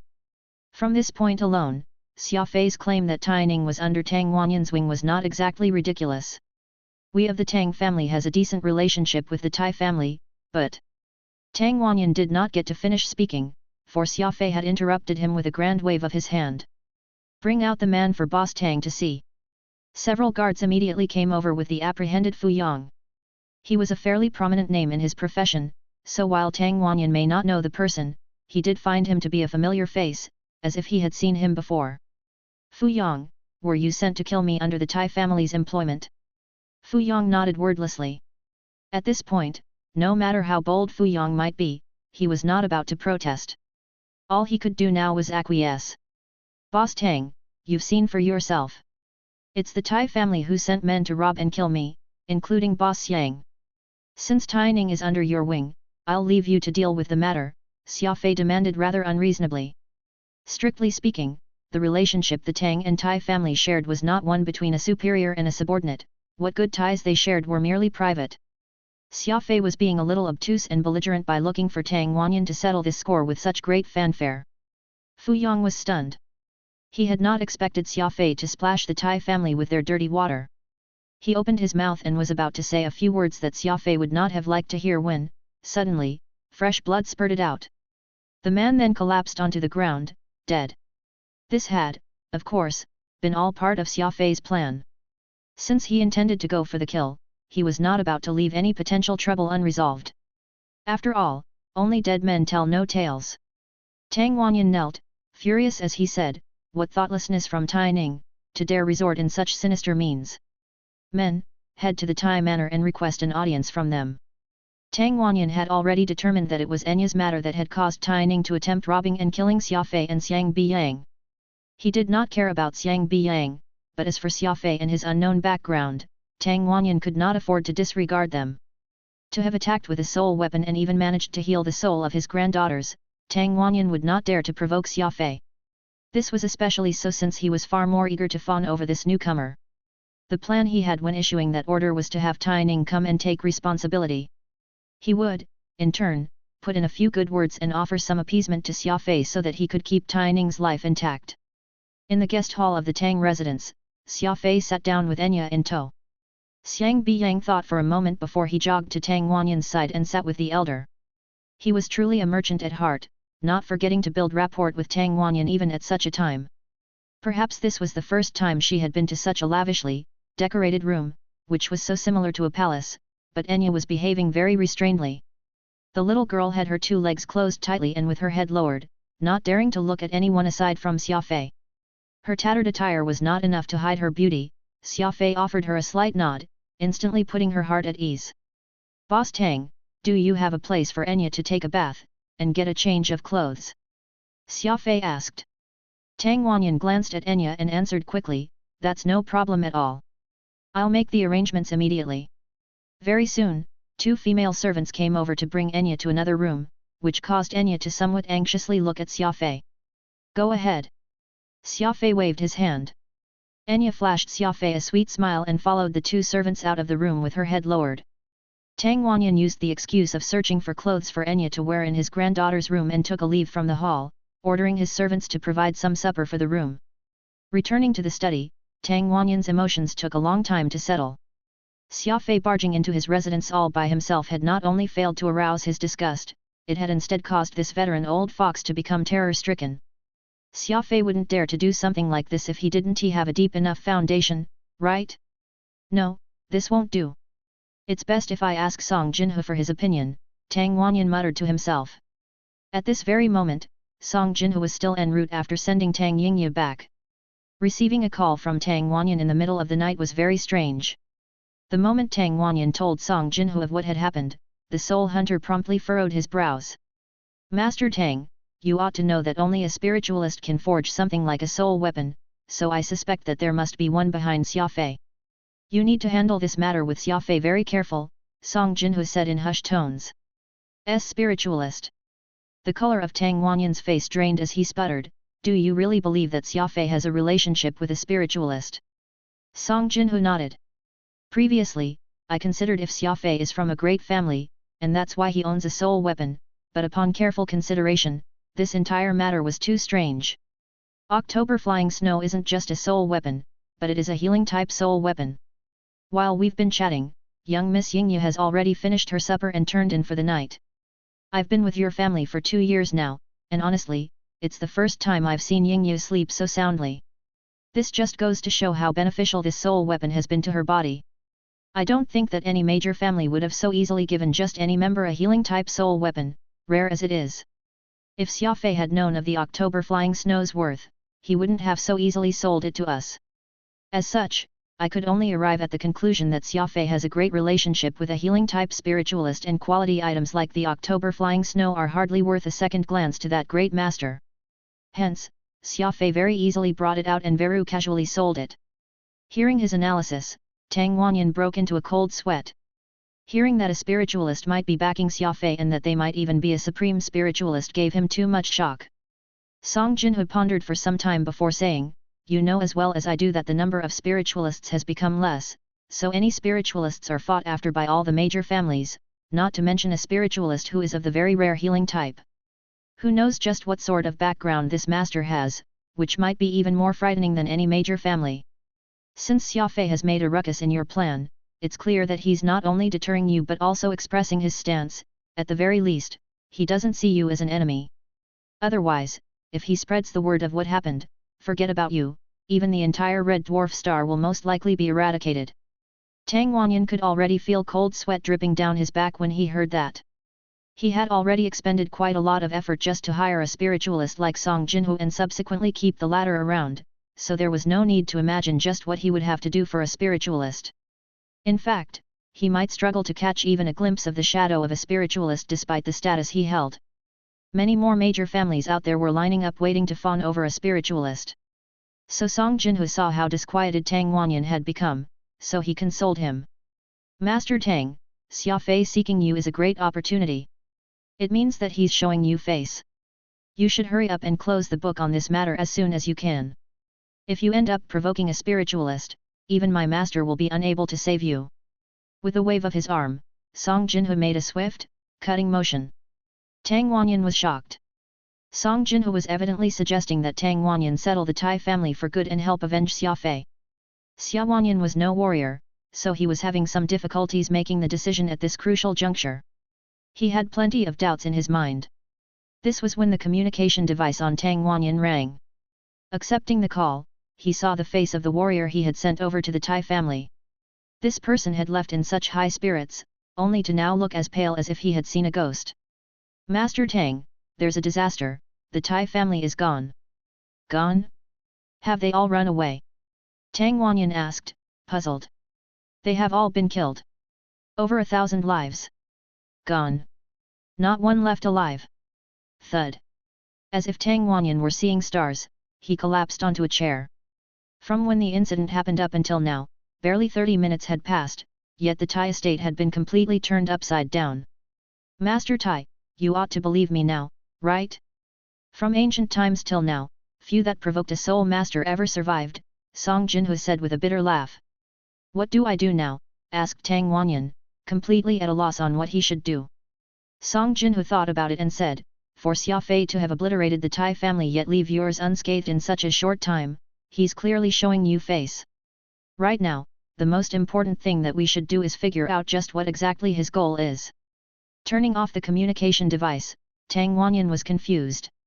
Xia Fei definitely had a goal to have come knocking at his front doors in the middle of the night, but just what exactly was he trying to achieve? This entire matter had worried Tang Wanyan sick, causing him to feel instantly older by several years. He did not dare to let Xia Fei wait too long in the guest hall, so Tang Wanyan bit the bullet and returned with his back bent, acting very respectful. The moment he saw Xia Fei smiling at him, Tang Wanyan quickly smiled back, accepting his smile to be uglier than a crying face. Xia Fei wrinkled his eyebrows. He did not understand why Tang Wanyan would look like this after returning.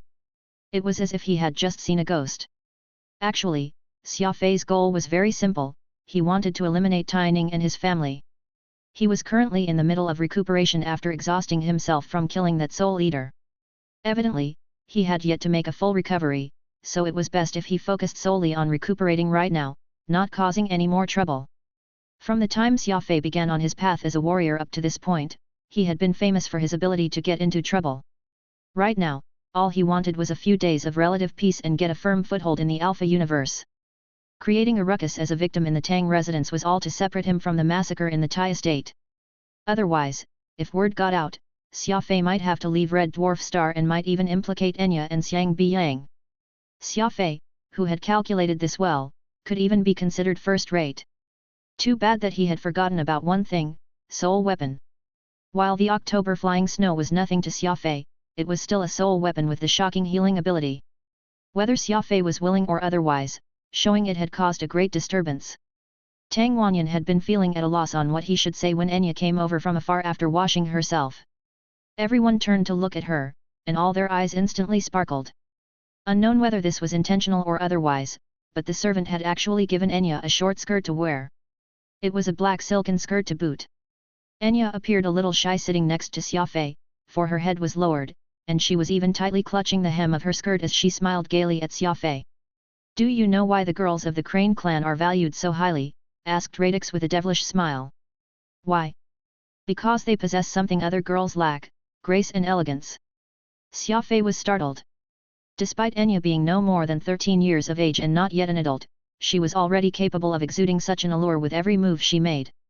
It was this air of seduction that no matter how hard she tried, she could not suppress. She could just not conceal the charm inherent to the ladies of the Crane species. Since she already has such an effect while still so young, how ridiculous will it be when she grows up? Xia Fei frowned as he wondered to himself. Chapter 1038, Wood-type Furnace. Xia Fei smiled as he turned away from Enya. He then fixed his eyes on Tang Wanyan, inadvertently exerting pressure on the man, causing him to break into a cold sweat. Enya's startling beauty had only been an interlude. Xia Fei had never been someone who would be incapable of restraining himself before the opposite gender. There was no way he would be undone by a woman over such things. No matter how casual he usually acted, the moment he needed to act, he would be far more serious than anyone else in the room. It was as Avril said, the Xia Fei in battle and the Xia Fei at rest were two completely different people, and she had been completely smitten by his uncompromising attitude. Tang Wanyan sighed as he gulped. The person I just sent to Tai Estate had discovered that the entire family was eradicated. Over 1,000 of them, all dead. Zing! Xiang Biyang immediately jumped up to his feet when he heard this news. The guards who had come with him also felt bewildered, all rendered speechless. A complete eradication of the Tai family. No one had ever seen such a grand act accomplished. Xia Fei appeared to be very shocked as well. Of course, this shock of his was just an act. After all, beyond being a decisive killer, he was also a very crafty person, his acting skills were definitely top-notch. Who would be so vicious to have actually committed such a brutal crime? Poor Tai family and their over 1,000 members, all gone just like that. Xia Fei lamented somewhat indignantly. Tang Wanyan was at a complete loss for words. This incident was clearly something Xia Fei had done, yet he was the first to stand up and grieve for them. How very sinister of him. Meanwhile, Xiang Biyang had glanced over at Xia Fei with mild suspicion. No matter how he looked at it, the link of this matter to Xia Fei was not something he could ignore. The thought of Xia Fei eradicating the Tai family in the span of half an hour caused Xiang Biyang to feel very uneasy. This was a feeling that he found difficult to describe using words. Since the Tai family had been eradicated, there was no way for Xiang Biyang and Xia Fei to settle their score with Tang Wanyan, so they departed with their men. Word of mouth took the entire Red Dwarf Star by storm in the next 2 days. Though Xiang Biyang and Xia Fei seemed to have nothing to do with the Tai family being wiped out, there were many who had their suspicions. Fortunately, Tang Wanyan and several major bosses on Red Dwarf Star announced that they would join forces and form an investigation team so that they could uncover the truth behind the tragic end of the entire Tai family. Only then did the turbulent rumors ebb away.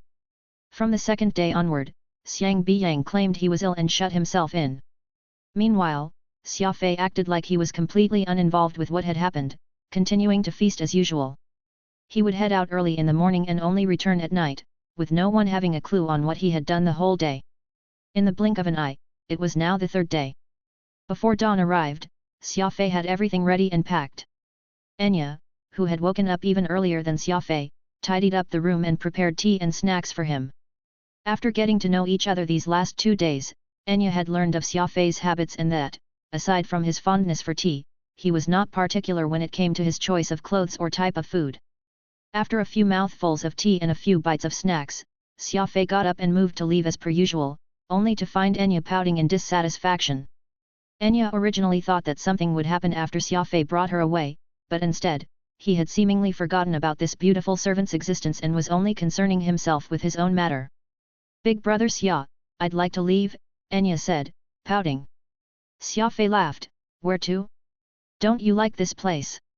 Enya shook her head and answered thoughtfully, "You've kindly given me back my freedom, so I can't possibly just depend on you and Boss Yang for the rest of my life. Humans need independence, too. With the tea brewing skills I learned back in my hometown, I hope to open my own tea house in the city.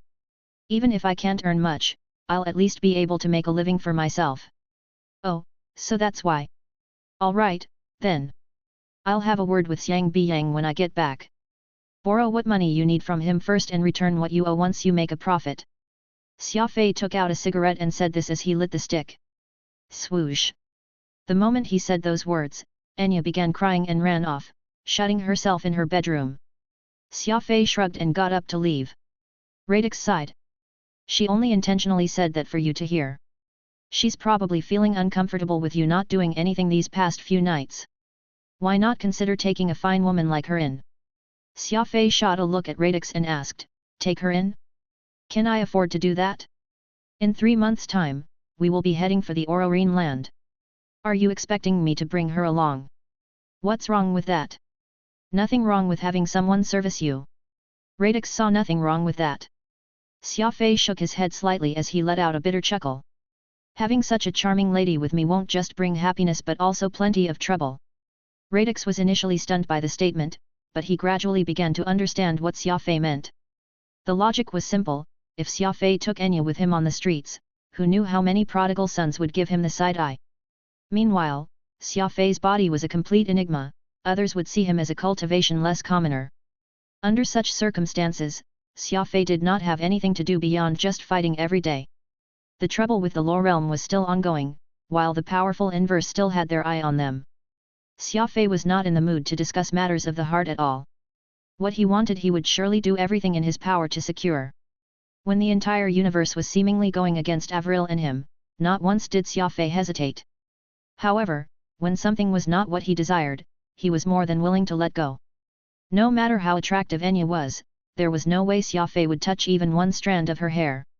His decisiveness did not just apply to killing but to every aspect of his life as well. Xia Fei became how he was today solely because he was decisive when he needed to keep others at a distance. Anyone else in his shoes would have long had mistresses and multiple wives. Where would he find the time and effort to become stronger and faster with all that bliss, though? Once Radix understood this he could not help but exclaim, "You're willing to let such a beauty slip out of your hands? The devil! You're definitely the devil!" There were two poles on Red Dwarf Star, the North Pole was extremely hot and the South Pole was bitterly cold. The location Xia Fei resided in was the South Pole in its wintry blizzard. After 2 days of investigation, he had finally found a place with plenty of spiritual energy, perfectly suitable for nurturing soul weapons. Rumble. Using peacock blue like a super excavator, Xia Fei broke the layer of ice and made rapid advancement. Soon, he had dug deep enough to reach the colorful brilliance underneath the ice. The ice was half translucent, creating a beautiful rainbow luster that shone through in a very fantastical view. This place is thriving with energy. To think that there'd be such an amazing place on Red Dwarf Star. Radix looked around and exclaimed in his astonishment. They were already approximately 177 kilometers deep. With this layer of ice having been formed countless years ago, it could be called ancient. As such, very few people should have passed through here. It was precisely that which let so much spiritual energy to accumulate. Compared to origin energy, spiritual energy was a lot more vague and ephemeral. It gave people the feeling that they had sunken into a black hole. This was an empty sensation that pervaded their entire body. Suddenly, Radix asked, "Xia Fei, I'm curious about you spiritualists. Just what exactly is spiritual energy? Why is spiritual energy needed to forge soul weapons?" Xia Fei pointed to the colorful light and replied, "Spiritual energy is the same as origin energy. Both are forces that naturally occur in the universe, the only difference being that origin energy is yang, while spiritual energy is yin. The two are considered to be different types of energy because of this. Humans are formed with both their body and soul, and while origin energy attacks the body, spiritual energy assaults the soul. Death will come if either is ruined." "Two paths that lead to the same thing," muttered Radix. "That's right. Death can be induced no matter which path a warrior takes, but a warrior who harnesses both the soul and the body will indubitably be mightier, which is what everyone is striving to achieve," Xia Fei explained. Radix next asked, "What of soul weapons?" Xia Fei replied, "Soul weapons encompass a great deal. Those used to attack other people's souls are called soul weapons, while what we use to collect souls are also called soul weapons. Only a spiritualist has the ability to collect soul power and pour them into an item. Normal soul warriors are only capable of using them, and while stronger soul warriors may be able to create simple soul equipment, the results are a lot worse compared to what spiritualists who are specialists can produce. Do you still remember that soul equipment that Hoso left for you? The one that recorded a secret message within?" Radix nodded. "Any soul hunter of decent enough level can create those, no doubt by splitting a part of their souls, directing them into items, and storing some information to those. They all lack the function of harming another's soul." "That's right. Soul recorders like that are essentially the limit of what soul warriors can make. As for me, I am able to create far more," Xia Fei said casually. The process of gathering spiritual energy and fitting it into an item was very complex, which Xia Fei felt too lazy to explain to Radix.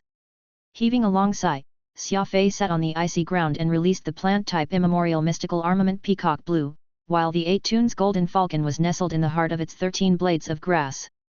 Radix studied the 13 grass blades holding the vessel in place and realized that it very much resembled a furnace. Originally, a spiritualist would use their own body to infuse spiritual energy into a soul vessel, but Xia Fei could rely on the immemorial mystical armament entwined with Xia Fei's own life force to do so, so who knew what sort of effect he could achieve with this? "I'm about to begin. The scale of this is far greater than what I did over at that meteor fissure. You're a soul, so it's best if you keep your distance from me while I'm forging this soul vessel to avoid any potential accident." Radix pursed his lips and very unwillingly controlled the fiendish blade Nirvana to fly up toward the icy plains, deciding to keep an eye on the surroundings, instead. In the past, Xia Fei would always be looking for people to help stand guard whenever he made a breakthrough in terms of cultivation, but with Radix around, this matter had easily been settled. He could just get Furball and Radix to protect him and no longer needed help from others.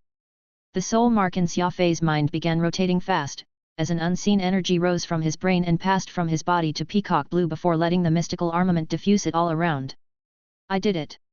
It's really become a furnace. The excitement in Xia Fei's heart soared as he cheered inwardly. He saw as the surface of the 13 giant grass blades of peacock blue emit this faint light, almost as if a sheen of energy had covered them all, shining and crystal clear, which made for a magical sight. Okay, time to start. Swoosh! Peacock blue immediately came alive, as the surrounding colorful spiritual energy rapidly converged toward it. Due to the size of the immemorial mystical armament, it very quickly gathered an amount of spiritual energy, which Xia Fei could never have achieved by himself. Practically every bit of spiritual energy under that ice got absorbed by peacock blue. Inject! Xia Fei mumbled words under his breath, and peacock blue began spitting out splendid spiritual flames, which enveloped 8 Toon's golden falcon completely. Chapter 1039, The Most Malicious Curse. Bang! A flash of glaring light, and the 13 grass blades of peacock blue abruptly divided in 4 directions. That thin sheen of spiritual energy covering the grass blades were also gone, all of them absorbed by the 8 Toon's golden falcon. Xia Fei had successfully forged his second soul weapon. Zoom! Radix and Furball almost came flying in at the same time because the two had felt a very comfortable wave of energy. Furball languorously crawled toward the side of 8 Toon's golden falcon, using his tongue to lick the soul vessel as if he were tasting candy. It was both a strange but cute scene. Strange? Why has your creation of the 8 Toon's golden falcon into a soul vessel given me this very strong sensation of wanting to get close to it? I'm feeling this indescribable comfort all over my body right now. Radix shook his head as he wondered aloud about this. All over your body? You're clearly just a soul, so what body are you talking about? Xia Fei playfully teased Radix. Still, I felt it as well. The 8 Toon's golden falcon isn't just a soul vessel, it's also one that soothes the souls. I believe that bringing it around will do plenty of good to the body. The October flying snow gives off this same feeling as well, but the soul power emanated is lesser, it's in no way as obvious as this one. Radix was startled. Could this be the legendary healing type? Healing? Asked Xia Fei curiously. What's that? Radix explained with a straight face, there are fewer and fewer spiritualists, and it is said that that's due to the gradual thinning of spiritual energy in the universe, but a very long time ago, spiritualists were fairly abundant and powerful. Not only could they fight like soul hunters, they could also create soul vessels, forging those that had all sorts of functions. Take the White Dragon's Screech and the Fiendish Blade Nirvana as examples. One is a standard combat soul weapon while the other can be considered a semi-soul weapon, with devouring and energy storage as its unique traits and primary functions. Soul weapons have plenty of functions that many people can't fully grasp, with healing being one of them. It's said that healing-type soul weapons are not only usable in combat but can also strengthen the soul by carrying them around. Even when their owners get injured, they can gradually repair their soul. It's so powerful. Xia Fei was shocked. Radix nodded. Yes. In the past, when spiritualists were powerful, soul practitioners hardly had the room to speak. Unfortunately, as the spiritual energy in the universe decreased, the number of spiritualists also decreased. That's when soul practitioners managed to flip their fortune, becoming the most plentiful existence in the universe. A lot of history can't be verified, and details pertaining toward spiritualist sects and their systems have all but disappeared along with their fall. It's highly likely that you've come into contact with some ancient spiritualist inheritance, so you can now create soul vessels with the healing effect. Xia Fei was abruptly stunned. Possessing an ancient inheritance was, of course, something to be excited about, but no matter how much Xia Fei thought about it, he could not recall when he had come across a spiritualist inheritance. Even the title of spiritualist had been something Xia Fei learned only after arriving in the Alpha universe. A sudden thought came to mind, and Xia Fei abruptly lowered his head to look at Peacock Blue, which had already shrunk back into his arm. Could this guy be the reason? Xia Fei muttered. Peacock Blue? Did Peacock Blue join in the creation of the October flying snow the first time around, too, asked Radix hurriedly. Xia Fei nodded. From time to time, I'd use my right hand to pour in spiritual energy toward the October flying snow, which is exactly where peacock blue ingrained itself. It's just that I've never once thought to use peacock blue as a furnace even before. Radix mulled over this for a good while before slapping his thigh eagerly. The 5 elements of the immemorial mystical armament: metal exemplifies sharpness, water represents tolerance, fire focuses on violent slaughter, while earth is sturdiness. Finally, plant is the symbol of life. Also, your plant-type immemorial mystical armament has peacock blue, the most tenacious weed in the universe, as its core. Perhaps it's really as you said, peacock blue gave you the ability to create soul vessels that have healing effects. Though it was just a conjecture, it was still a very shocking guess.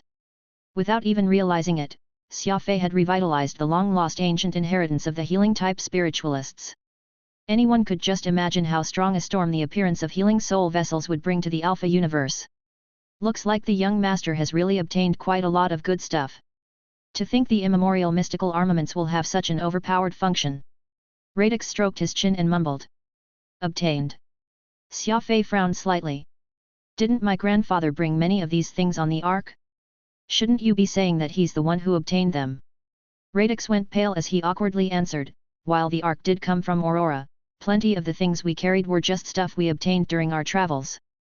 Xia Fei was very curious, and so he continued along this line of questioning. As such, Radix had no choice but to tell him what he knew. Well, the reason why we left our homeland and flew far out into the inverse territory was precisely that your grandfather had stolen people's things on this voyage with me and Hosu.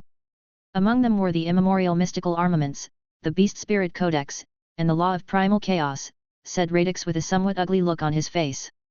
Xia Fei burst into laughter not because he looked down on his grandfather in any sense but because he found the matter to be very amusing. He was clutching his sides as he said between laughter, I've been saying, humans aren't gods, so no way can they do no evil deeds their entire life. Turns out that my grandfather stole things, too. Well, that's great. At the very least, I won't have to think of my grandfather as some hypocrite. Radix was speechless. To be fond of a grandfather who stole, Xia Fei's taste really underlined his oddball nature. Well, it's not exactly stealing. It's just that the owner wasn't around when we visited, so we just took it away with us while we were there, Radix explained. Xia Fei was unamused. Well, that's not stealing, that's just casually taking things that weren't nailed down. Radix rolled his eyes at Xia Fei and decided not to argue with him anymore. Clearly, Xia Fei had a born penchant for evil deeds and was, in fact, not too keen on doing good deeds. These things are all very peculiar. Take the Law of Primal Chaos and Beast Spirit Codex for instance, calling them law powers will be too much of an understatement. There's no law out there that can subvert and reverse like Primal Chaos, and as for the Beast Spirit Codex, it is even stranger. One doesn't need any foundation to learn it, Radix said. Xia Fei nodded. That's right. I just got my 7th brain region open when I began learning the Beast Spirit Codex, barely starting out with my special ability. Thinking back on this, the Beast Spirit Codex is actually not too different from law powers, yet anyone who has their 7th brain region open can practice it straight away. That is indeed very strange. Right? Primal Chaos, Beast Spirit Codex, immemorial mystical armaments, these are all very strange things. Your grandfather played with them for a day or two before deciding to bring them back to the clan. There's no telling who might have uses for them back there. That was when a gigantic black shadow descended on the Ororenes, instantly killing and injuring around 300 of our clan guards. Ultimately, the Patriarch and several elders had to join hands before they barely managed to repel it. Radix became visibly excited the moment he started mentioning this fight, almost as if he was there himself. Only barely managing to repel the enemy even after the Ororenes used their most concentrated strength? Xia Fei had not seen experts of such level fight, but from Radix's words, it was not hard to imagine just how intense the battle had been. So powerful! Xia Fei was utterly immersed as he gushed in excitement. Very. The most powerful warrior I laid my eyes on was the clan patriarch himself, but that woman was even more powerful. Radix affirmed in a fierce tone. Not just strong but a woman to boot. Xia Fei asked rhetorically. Due to their physiological differences, men had always been more suited for combat. Be it in the lower realm or the Alpha universe, the number of male combatants had always been far greater than female fighters. A female warrior could actually force the entire Aurora clan to such a degree? That just went to show how heaven-defying her combat prowess was. The Aurorines, who have traveled the universe for countless years, not just in their word of mouth, are also known for their might. They have many elites and all kinds of mystical weapons. Anyway, back then, that woman ultimately decided to leave after realizing that she lacked the means to challenge the Aurorines, casting a curse on our young master before she did. The curse stipulated that the young master, including the person whom he was closest to, would die within 2 cycles. There'd be no rest for the Aurora clan for every day that he spent with them. Upon reaching this point of the story, Radix's eyes dimmed, as if a little sorrowful. At first, no one paid heed to this curse. However, after a series of unfortunate events, such as a child breaking their leg from a fall or another elderly losing their senses and going insane while cultivating, over time. Xia Fei had understood everything at this point, and he said solemnly, "So my grandfather didn't leave to go in an adventure, rather, he got thrown out of the clan." Radix did not respond, which was more or less a silent admission to Xia Fei's conclusion. Calling it an adventure was purely for the sake of the young master's face. In actual fact, the reason was that Xia Fei's grandfather had been viewed as a jinx by the clan and was thrown right out of the door. What happened after? Has the curse taken effect? Asked Xia Fei, while harboring a measure of distaste for the Aurora clan. After all, it was the slogan of the Skywings never to abandon and never to give up. If the same incident happened with the Skywings, the outcome would definitely be different. Radix nodded. Unfortunately, the curse was real. Though your grandfather was indeed very strong and had an immortal soul, his repeated cycle of death and rebirth still failed to get him across that 24th threshold, and ultimately, his soul roots were damaged following the series of inverse hunts and the Ark's massive explosion. Many years after that, your grandfather met your grandmother, a woman from the Skywing clan who was out on her travels. The two fell in love. While your grandfather knew that the curse on him would implicate people he was closest with, the very nature of the Skywings meant they're unreasonable. There's no way your grandfather could shake off your grandmother, so the two ended up traveling together and having your father. Later, your father exiled himself on Earth with your mother, a human. Leaving you behind 24 years ago, they passed away. Xia Fei was absolutely stunned after hearing the story finish. It was through gritted teeth that he asked, "So you mean to say that my entire family all died because of the curse? Even innocent ones like my grandmother and my mother were not spared?" Radix silently looked away but nodded. The son shouldn't suffer for the iniquity of the father. The mistakes that my grandfather made should be his to bear alone, but to have affected even my grandmother and mother. Such a malicious curse from an absolutely cruel woman. Rumble. Perhaps he had gotten too agitated, but Xia Fei lifted his hand and smashed that ice cave. He flew back down and panted heavily thereafter. Radix said hurriedly, "The curse is over, though. You're almost 25 this year, and the curse hasn't reared its ugly head when it comes to you. This shows that woman's skills are limited, unable to implicate the third generation." Xia Fei was wordless as his mind raced. All of a sudden, Xia Fei went pale and asked in a low voice, "When did my grandfather die?" "When your father was born." "And my father?" Xia Fei pressed on. "After you were born." Even Radix froze after saying that. Xia Fei was still alive not because the curse had run its course but because he had yet to have a child with Avril. Chapter 1040, Youngest son of the Tai family. The reason why Xia Fei was still alive was not that the curse had run its course but that he had yet to have a child with Avril. This startling discovery left both Xia Fei and Radix completely floored. Radix let out a dismal cry comparable to that of a wild beast. "That spiteful woman! Here I thought that by your generation, the fact that the Wolf Slayer ultimately did not get passed down meant you were safe, but in the end, it's just a delayed activation." "The Wolflow Slayer? Is that the name of the curse?" Xia Fei, who was not frightened by the curse, very calmly asked this. "Yes, no." Radix's answer was contradictory. He slowly shook his head and morosely clarified. "Not long after the woman uttered her curse, plenty of strange occurrences transpired in the clan. After the elder court convened, they requested your grandfather to leave the clan and be exiled, never to return unless they were to call him back. Your great-grandparents were, of course, absolutely unwilling for this to happen, but since it's a decision made by the elder court, the two could not go against their wishes. All they could do was provide the best possible support in other ways to your grandfather, including commissioning a soul ship. As for the things that we stole, the clan didn't dare to keep any of those, so they were all taken on board the ship.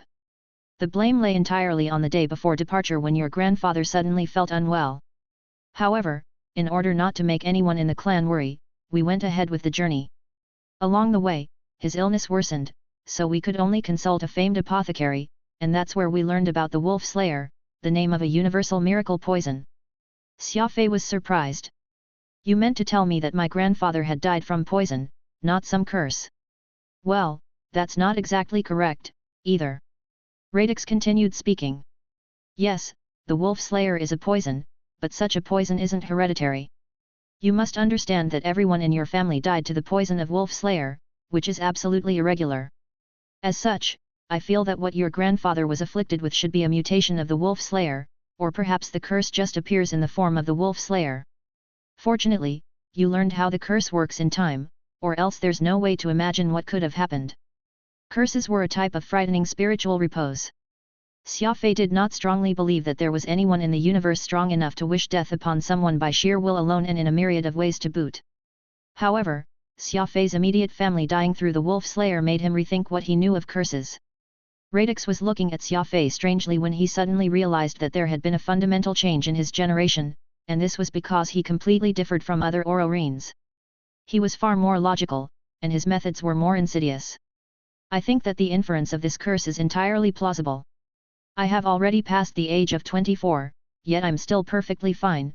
This shows that dying by the time anyone in my family reaches 24 is no more than an obfuscation. Once someone knows of their fate, they'll usually turn self-destructive. With their mind devastated and upon knowing of their impending demise, the strong desire to continue their bloodline will come. This way, their lineage won't be completely cut off in their time.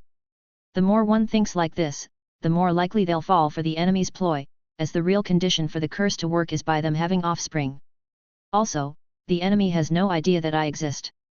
After all, much of what has happened occurred in another universe, but that may not be the case once I reach the Aurora clan.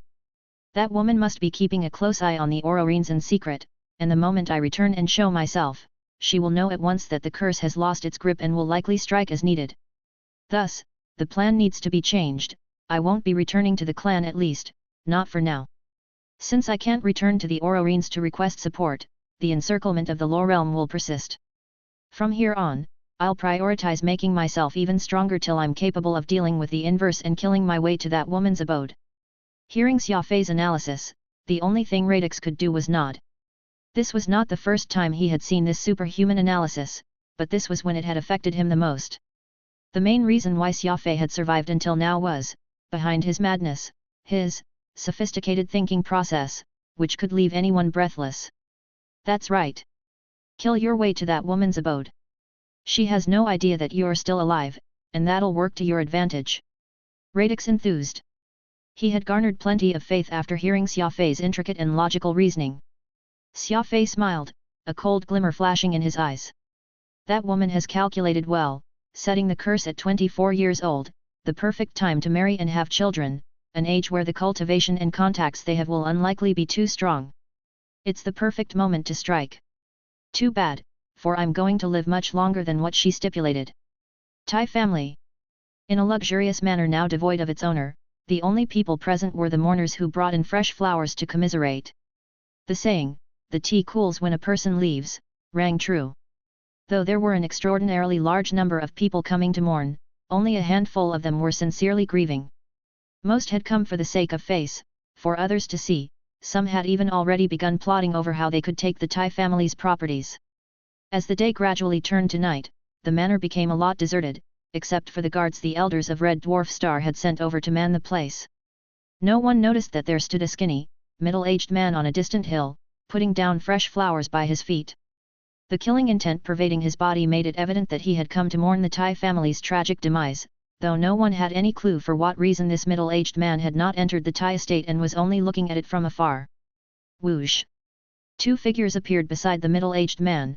They were a bespectacled scholarly youth and a muscularly burly man. Senior Hungtu. We took a closer look at the scene and didn't find Nianzi anywhere, but we did pick up traces of Nianzi engaging in combat, so it's very likely that he's already been slain by someone, reported the bespectacled youth calmly. The burly man nodded in agreement, adding, "From the traces of battle, Nianzi has most likely been forced to use the soul-extinguishing light at that time. Using that sort of mass-killing soul art shows that the enemy wasn't just one man. The bespectacled youth frowned. The method employed by the enemy seems average, hardly the work of a professional. I even learned from the people who had visited today that the tragedy was a result of infighting, with some warriors suddenly going mad and beginning to indiscriminately slaughter their comrades.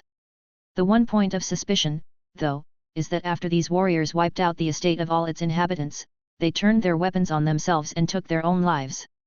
The middle-aged man, who went by the name of Hungtu, had remained quiet this entire time, only opening his mouth when he could not take it anymore upon hearing that. Xiaolin, you're a surveyor. I don't need details, just answers, rumbled Hungtu with a grim expression on his face. The bespectacled youth quickly nodded. Right, senior's correct. I'll inspect the scene once more, and if that doesn't work, I'll head to the city with Baozi, but we didn't tell master about our trip here before we left. If he seeks someone to blame for this. Relax. I'm here, assured the middle-aged man without taking his eyes off the distant manor. Helpless, Xiaolin and Baozi trekked down the hill and arrived at the Tai estate in a flash. Those guards posted around the place were largely decorations for the pair, as they were on a completely different level. Just what relationship does this family have with Senior Hungtu? He even risked the wrath of our master just to bring the two of us here. Could he be related to the family? Asked the muscular but slightly simple-minded Baozi. Xiaolin adjusted his spectacles and chuckled. Do you know what Senior Hungtu's name was before he joined the sect? What? Tai Hungtu, replied Xiaolin. Tai? Wait. Wasn't that also the surname of this family who got wiped out? Smack. Xiaolin slapped Baozi on the head and laughed. You dummy! Would Senior Hungtu have sent Nianzi all the way out here if there were no relations? Though Nianzi was chased out of the sect, he still could be said to be a level 1 soul eater with a complete soul mark. He's as strong as you in terms of his combat strength. No matter how bad he was as a soul eater of that level, he wouldn't have fallen so low as to land in a backward place like the Red Dwarf Star.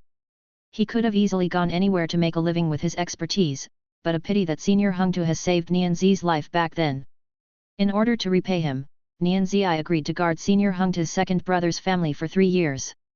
Alas, he ended up losing his life in just 2 months. No way Xia Fei could know that the Tai family still had a 4th son, who had not gone into business like his father and brother. Instead, he took up the path to be a soul expert. Even that mysterious soul eater had been assigned to the Tai family through his machinations. Oh, so this family is Senior Hungtu's elder brothers. No wonder he's so angry, bringing the two of us here in a rush, but since he's his brother, why hasn't the senior made the trip down here to mourn? Baozi was puzzled. With a soft sigh, Xiaolin glanced at Tai Hungtu up on that hill and replied, Senior had a falling out with his family and has long since given up his surname, only going by Hungtu now. He even swore never to set another foot into the Tai estate again. However, there are always exceptions to the rule. Senior has always maintained a fairly good relationship with his second brother. When he turned his back on his family, the only exception was his second brother, Tai Tingyu. It's said that Tai Tingyu had very easily taken over the family business all thanks to Senior secretly having a hand, killing his elder brother, his third brother, and also his father. Baozi had gone pale at this point after hearing all that. Patricide was something he had a hard time accepting, but seeing that cold glint in Hungtu's eyes up on the hill, Baozi could feel cold sweat running down his back. It's too bad. If only the Tai family's old patriarch learned that Senior has 2.5 soul marks, he mightn't have chased Senior away, and he wouldn't have died as a result, Xiaolin muttered to himself. Retracing his footsteps, Xiaolin closely inspected the site once more. It was raining last night, which made it all the more difficult for him to find clues in this confusing case. Forget it. There aren't any clues here. Right now, we're better off heading to the city and taking a look around there. According to that night's event, Tai Ning and someone by the name of Xia Fei got into an altercation over a female servant called Enya. There were others who had been targeted by the Tai family. They're strongly suspicious. Time for us to grab hold of those people, perhaps we can squeeze out some clues from them. Tossing his head, Xiaolin departed quickly with Baozi, while Hungtu remained standing on that hilltop motionlessly. His eyes were completely filled with killing intent. Deep into the night, Xia Fei returned to his place of residence as always. He opened the door but did not see Enya coming and greeting him. These past few days, no matter how late Xia Fei returned, Enya would always be waiting for him with a well-prepared meal. She would only go to sleep after he finished eating and she finished cleaning up. Wrinkling his forehead, Xia Fei looked at the empty table and became thoughtful. Well, your words today most likely really hurt Enya. She couldn't have fled, could she? Radix wondered. Just as he said that, they heard an enigmatic voice coming from a dark corner of the room. Are you Xia Fei? I've been waiting for you for a very long time.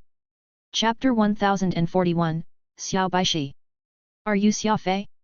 I've been waiting for you for a very long time. An enigmatic voice came from a dark corner of the room.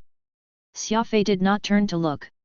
All he did was ask softly, who are you? Where's Enya? Xiaolin slowly stepped out from the shadows and casually lifted his eyes. I couldn't tell that you'd be the emotional sort. My junior has already brought Enya away. They're both waiting for you right now. What are you seeking me for? Xia Fei lit a cigarette and asked lightly, all while plenty of thoughts raced in his mind. It looked like these people had come specifically for him and Enya. With how she had been abducted, Xia Fei was somewhat reduced into taking a passive position. He's just a level 1 soul hunter with 1 soul mark.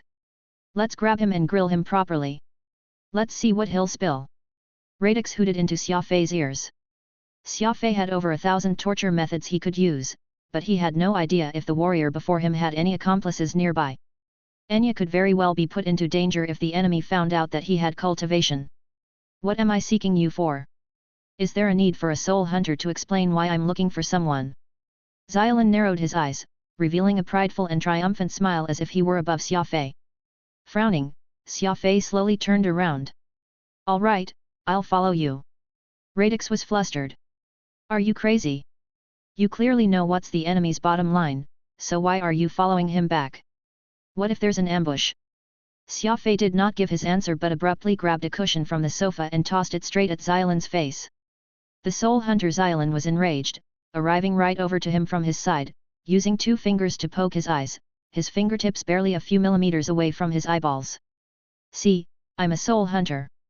I can kill a cultivation-less person like you 1,000 times over by just lifting a single finger. Xiaolin threatened Xia Fei with a hiss. How was he to know? The moment when Xia Fei had thrown that cushion, he had already tossed Nirvana and Furball out the window at the fastest speed. What Xia Fei had just done was nothing more than a misdirection. Now, I also have a backup. Xia Fei mentally told Radix this. Aboard a ship that was rapidly flying across the stars. A white-haired, elderly individual was all smiles, standing before the viewing window in the command deck. In front of him were several soul warriors, heiress Tang Yingyu, and Tang Wanyan's personal bodyguard, Song Jinhu. Master, the speed of your Ria is really fast. By this speed, won't you reach Red Dwarf Star in half a day? Asked Song Jinhu softly. The white-haired elder was none other than Song Jinhu's master, Broken Soul Hall Master, Xiao Baishi. In this day and age, any renowned soul expert would seek to open their own hall, and while it was nominally for recruiting disciples to impart soul arts to them, was it not actually to get rich? After all, the warrior profession required plenty of funds, as the lack of money proved to be a huge barrier in advancing further. Hence, the first thing any warrior should learn was how to earn and accumulate wealth to sustain their cultivation expenditure. Xiao Baishi lived on Golden Eagle 19, which was widely acknowledged as the most prosperous planet in the region. It was far more advanced compared to Red Dwarf Star.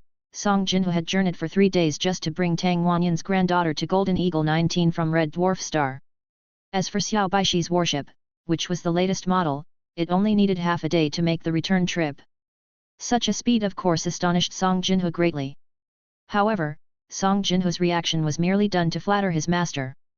Everyone loved hearing nice things, and Xiao Baishi was naturally delighted by this, chuckling as he said, but of course. This ship cost your master 100 million pearls. How could it be anything but fast? 100 million pearls. That's a very generous amount, master. I'm afraid that no one else besides you will have such boldness on Golden Eagle 13. Song Jinhu continued with his funning. Xiao Baishi replied, you can't say that. The largest planet nearest Golden Eagle 13, Hidden Dragon Crouching Tiger, has plenty of people who are more well off than I do. You have simply seen too little of the world and haven't had the chance to meet such major figures. Turning around, Xiao Baishi glanced at the October flying snow on Tang Yingyu, a look of greed in his eyes. However, he maintained the air of a grandmaster as he spoke with gravitas. I've never imagined that I'd get to see a healing-type soul weapon in my lifetime. Truly, I can now rest in peace. What's even more unbelievable is the fact that there's actually an inheritor to the title of the legendary healing-type spiritualist. This can very well be the good fortune to the entire Alpha universe. Xiao Baishi was secular. He could tell at a single glance just how extraordinary the October flying snow was. He was so excited that he burst into tears the first he saw it. Instantly, he made the decision to travel over to Red Dwarf Star with Song Jinhu, all in the hopes of meeting the October flying snow's owner, Xia Fei. Song Jinhu pouted and said, "For Master to take this matter so seriously, even insisting on making the trip to meet Xia Fei personally, it's debasing your reputation a little. What do you know?" Xiao Baishi glared at Song Jinhu. He then somewhat retorted in agitation, "Perhaps this Xia Fei person isn't anyone of importance, but the legendary healing-type spiritualist behind him sure does. That individual is of godlike importance." Healing. Don't you understand? Healing. Do you actually get it? Right now, spiritualists are already few in numbers, while a healing-type spiritualist is someone that hasn't appeared on this side of the universe for who knows how many years. Even though one is still alive, they'll most likely be an old monster who has recused themselves from the world. Forget your master, even some grandmasters several statuses higher than I am may not have met a healing-type spiritualist in their lifetimes. Just look at the October flying snow, the spiritual energy in it is weak, most likely a product made when this master was still a novice. It could also be failed garbage. Even so, the October flying snow is capable of demonstrating the powerful ability of soul mending. Miss Yingyu has benefited greatly from this. If anyone obtains a complete healing-type soul weapon, that can be considered the good fortune of several lifetimes. Song Jinhu did not dare to speak further and merely nodded repeatedly. Master's right.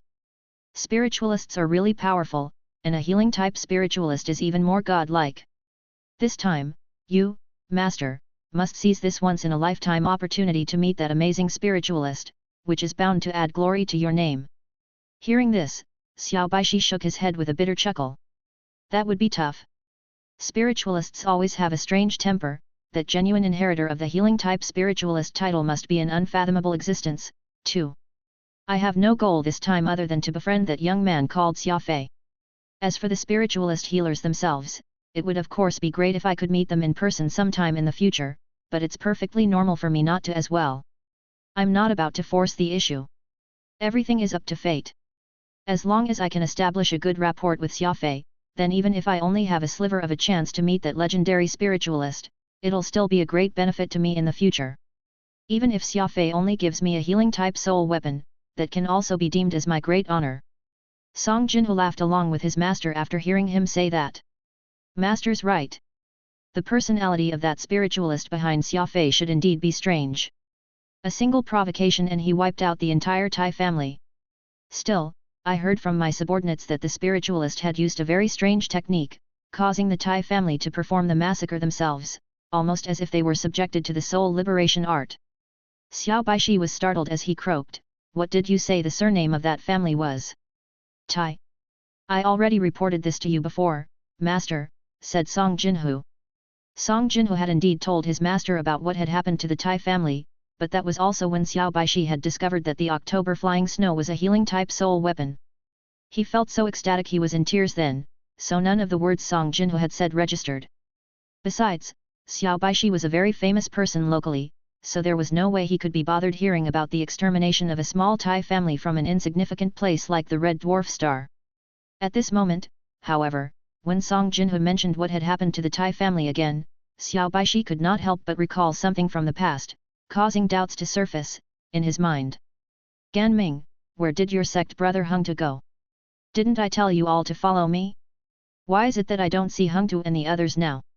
Xiao Baishi called his eldest disciple over. Hungtu, Xiaolin, and Biaozi had left without permission, they even said hi to Ganming before they left. This was not the first time his sect brothers had done such a thing, so Ganming did not think twice before agreeing.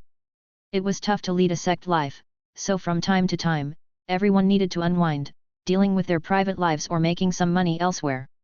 It was not enough to just subsist on the allowance the sect gave them, and everyone knew this.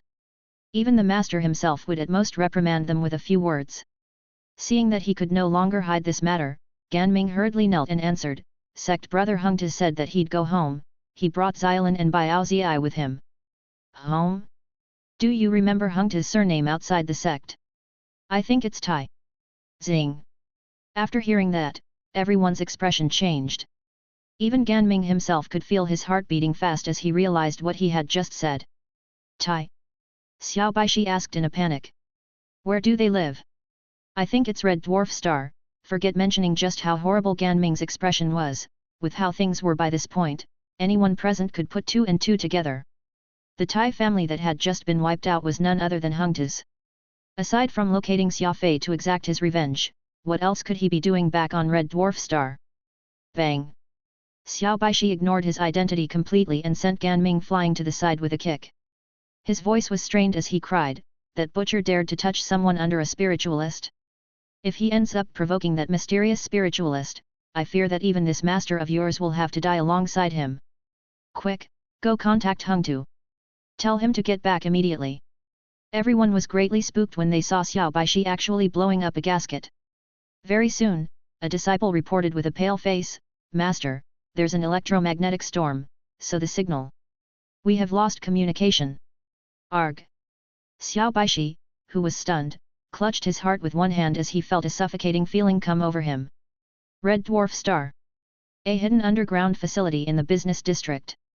Xia Fei had been shut in a basement made entirely out of sturdy metal by Xiaolin and Biaozi. Aside from him were some past enemies of the Tai family. There were even two individuals whom Xia Fei had met from the gathering before. At the very moment, while their lives were in a state of uncertainty, no one had the mind to greet the others. They were listless and gloomy, unsure whether these soul hunters who had captured them were looking to take their money or their lives. Xia Fei stood in a corner with a lit cigarette. Perhaps it was because he looked far too mysterious, but Xiaolin did not bother searching his body. As there was no energy coming from Xia Fei, it fooled Xiaolin into thinking that the former was just a regular person. Even if someone beat Xiaolin to death, he would not believe that any ordinary folk could do anything to an esteemed soul warrior. Sending out his senses along the cracks and searching the place quickly, Xia Fei wrinkled his brows. He wondered to himself several minutes later. Strange. Why isn't Enya here? Chapter 1042, A Spiritualist's Deterrence.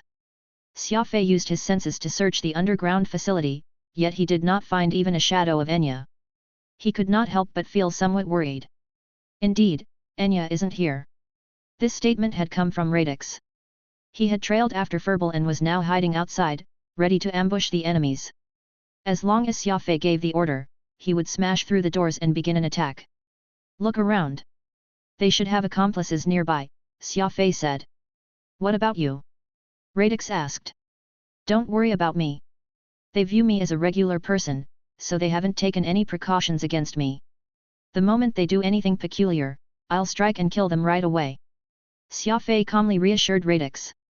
Though Nirvana and Furball were not around, Xia Fei still had the two great weapons, the White Dragon Screech and Peacock Blue. Besides, he had the soul weapon 8 Tunes Golden Falcon, which he had just created and had been wanting to try out. Radix nodded and departed quickly with Furball in search of Enya's whereabouts in the city. This was when the two soul practitioners, Xiaolin and Biaozi, opened the cell door, lifted an elder up, and dragged him out. In a short while, the sounds of anguished cries could be heard from the room next door. The two appeared to be torturing the elder rather badly.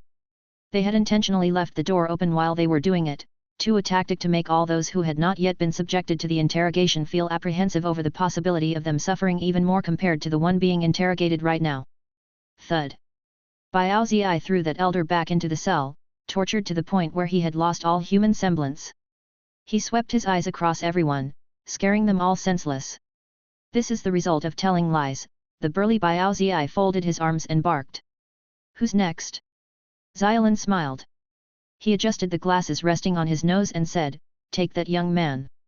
The old man barely withstood your grilling, yet this young man actually dared to look you in the eyes. He must have a death wish. Haha. I love people who are like that, it makes torturing them all the more satisfying.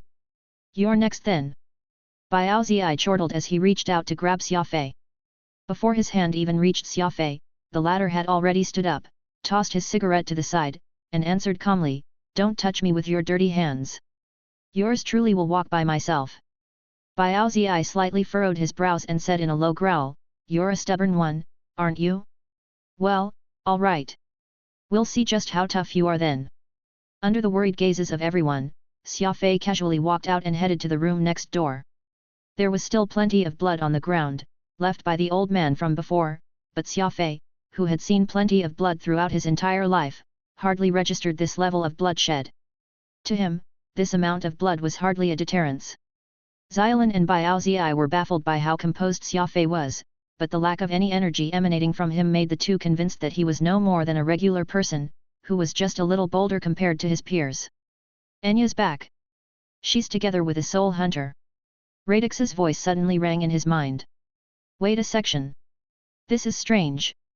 This soul hunter doesn't seem to be a threat to Enya and is even treating her quite well. The two of them are heading toward where you are located. These words raised doubt in Xia Fei's heart. These soul hunters had clearly targeted Enya and him, yet it appeared that Enya was actually getting along with one of them. What was going on here? As Xia Fei mulled over this development, his eyebrows tightened by habit. Alas, the look he had adopted instead displeased Xiaolin and Biao Zi greatly. Still deep in thought despite being at death's doors? You'll end up dead no matter how much you think, shouted Biao Zi, sending a fist right into Xia Fei's lower abdomen. Hugh! It was less than 1% of his total strength. Biao Zi was afraid that he would kill Xia Fei outright, so he decided to reduce the power in that punch. Unfortunately, while they did not use much force on Xia Fei, he was not the type to hold back. With a flip of his wrist, his one hand turned into a blade. It sliced through Biao Zi's wrist as fast as a flash of lightning. Crack! This thick and well-trained wrist was instantly broken from the strike.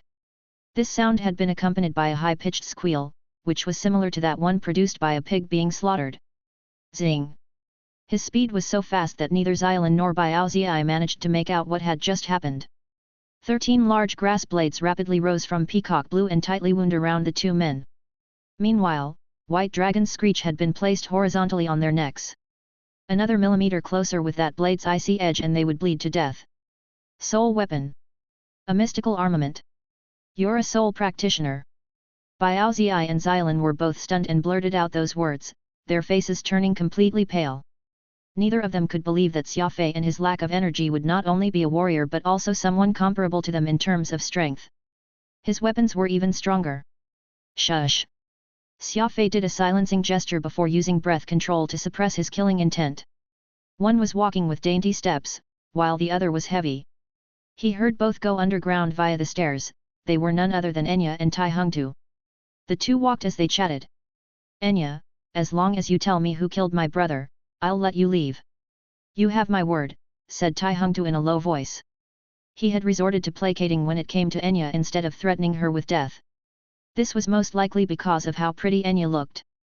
Oftentimes, a beautiful woman would have such an advantage.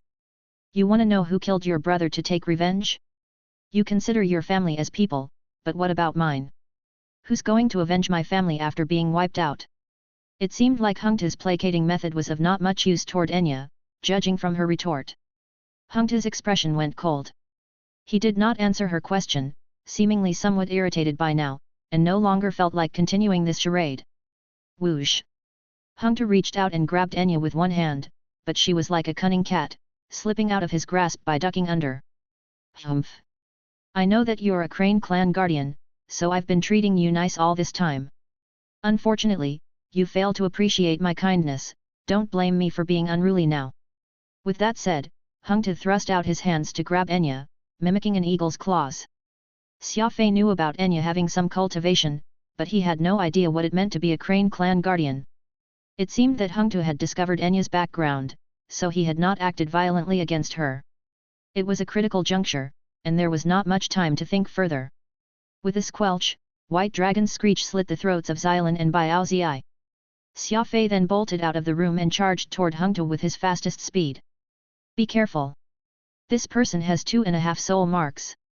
Radix reminded Xia Fei as he crashed through the thick metal alloy door with Furball, coming up behind Hungtu to surround him. Hungtu was shocked.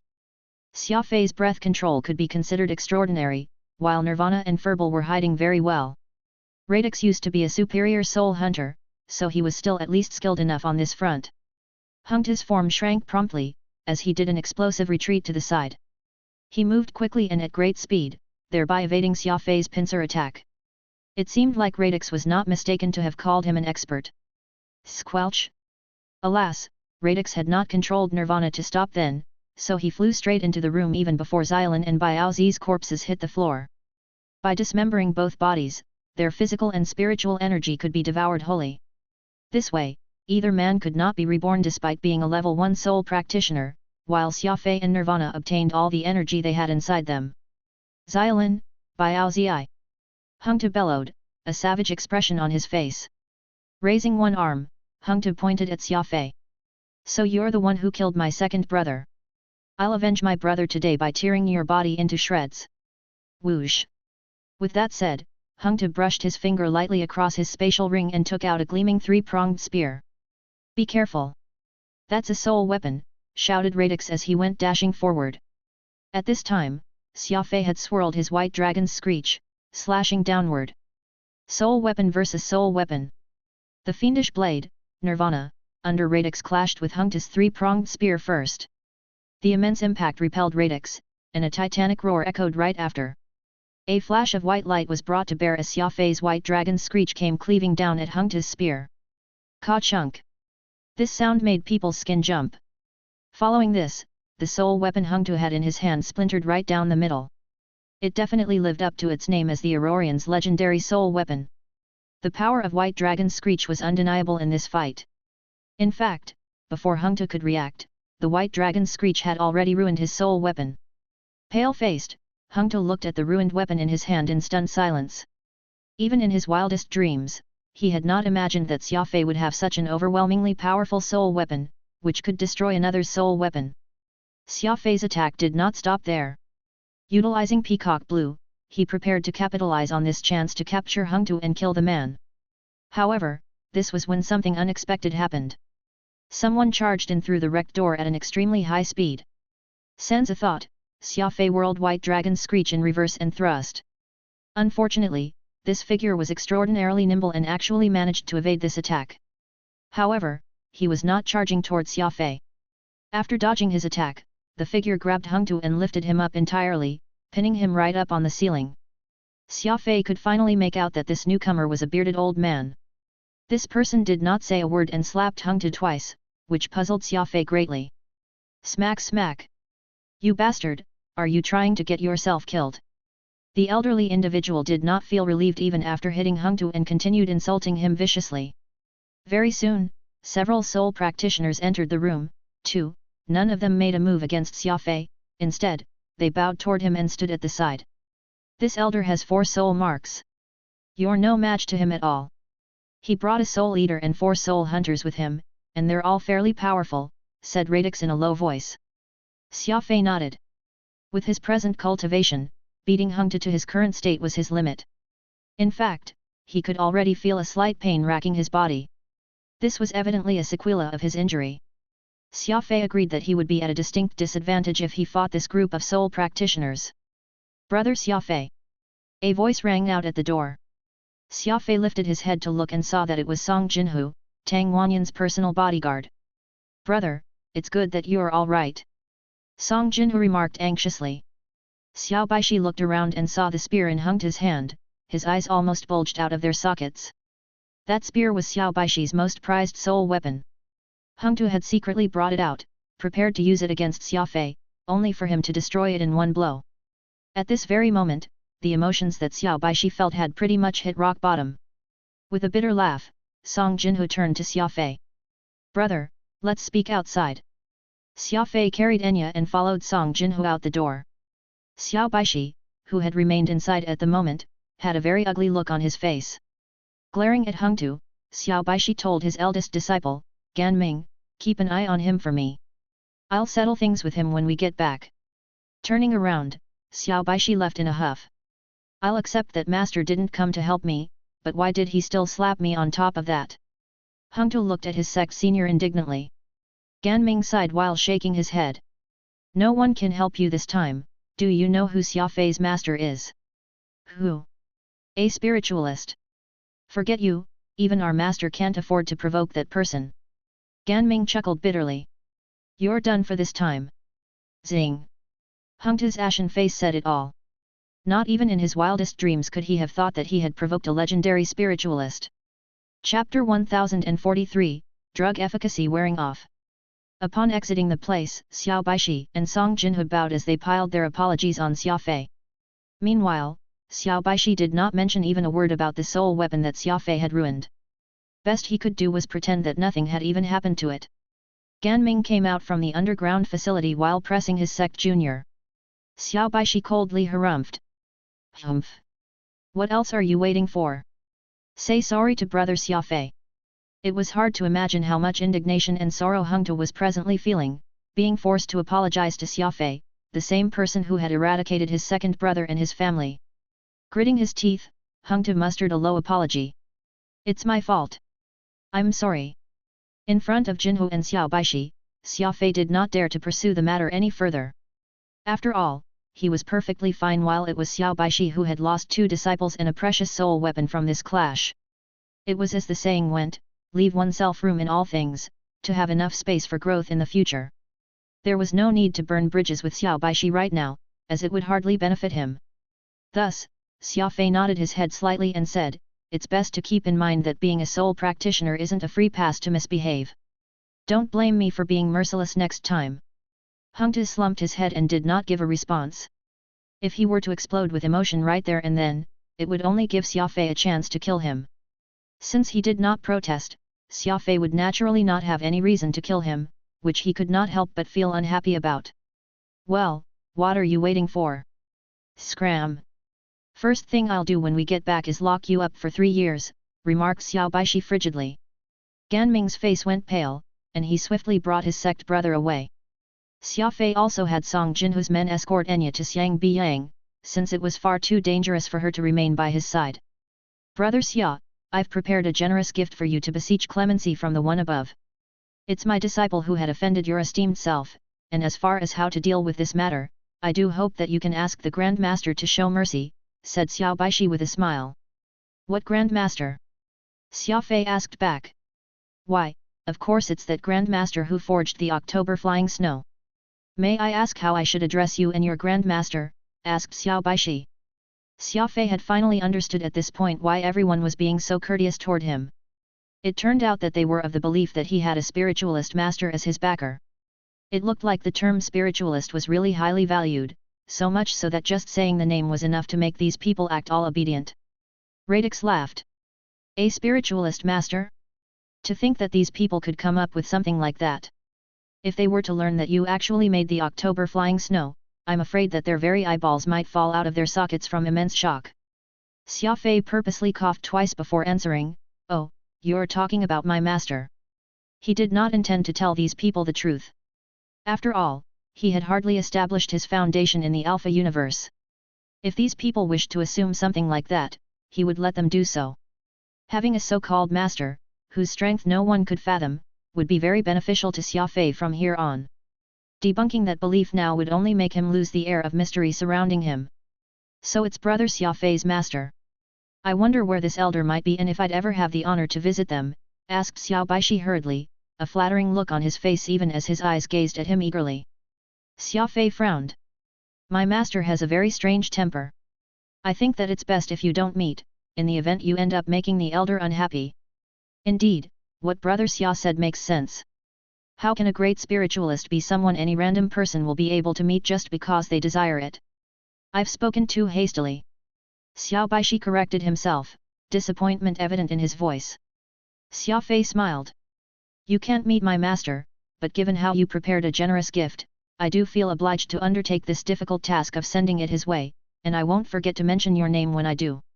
Radix initially felt stunned when he heard this, but he was soon laughing uproariously.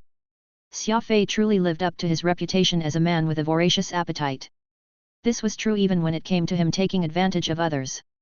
The moment Xia Fei heard that there was a gift, he reached out and accepted it at once. Normally, most people would first go through the process of rejecting before finally accepting the gift with reluctance, but Xia Fei had outrightly readily accepted it. Xiao Baishi had actually only casually mentioned it. Given how urgent the situation had been earlier, he of course had not had time to prepare any gift to speak of. However, since Xia Fei already voiced his acceptance of the supposed gift, he could no longer rescind his words. The best he could do now was make up some reason to tell Xia Fei that the gift would be sent his way in a few days' time. On top of losing 2 disciples and a soul weapon, he was now even expected to send a gift.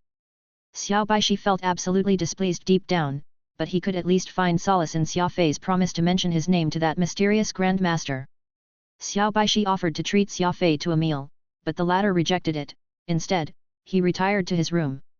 That batch of medicinal ingredients Xia Fei had bought last time had already been processed into medicine, and they had yielded a total 100 bottles. According to Xia Fei's estimation, as long as he could finish them all, he could more or less make a full recovery from all his injuries. Xia Fei had felt a bit of discomfort when he had clashed with Hung Te's soul weapon using his white dragon's screech earlier today, and this was the reason why he had been in such a rush to retire to his room. He wanted to get to the bottom of the matter and find out what was wrong with his body. After finishing an entire bottle of medicine, Xia Fei used his perceptive senses to do a full sweep of his body. After he was done scanning himself, Xia Fei sat down on a couch and wordlessly lit a cigarette. His eyebrows were tightly drawn together. "What's the matter? Is the medicine effective?" asked Radix. "By my estimation, the medicine I brewed should be enough to heal me completely, but it's already the 3rd day, and the effects have been far from being satisfactory," replied Xia Fei. Radix pursed his lips. "I'm afraid that this has got something to do with your activated soul mark. Though it's just a single soul mark, it's actually a fairly important step for warriors. It represents the fact that you've ended your cultivation of the body and have now begun your cultivation of the soul. You're a lot stronger than you were before, so the medicinal ingredients you need must be even more potent now." Xia Fei nodded. "What you said makes sense. The ingredients that are sold on the streets of Red Dwarf Star can clearly hardly be deemed as quality ingredients in the Alpha universe. Looks like I'll need something even stronger to heal up my injuries completely." Radix chimed in. "As for why you got injured by Hung Te during your fight with him, it's only because you have yet to grasp the knack for soul power. You forcefully used soul power against your opponent with that one thrust.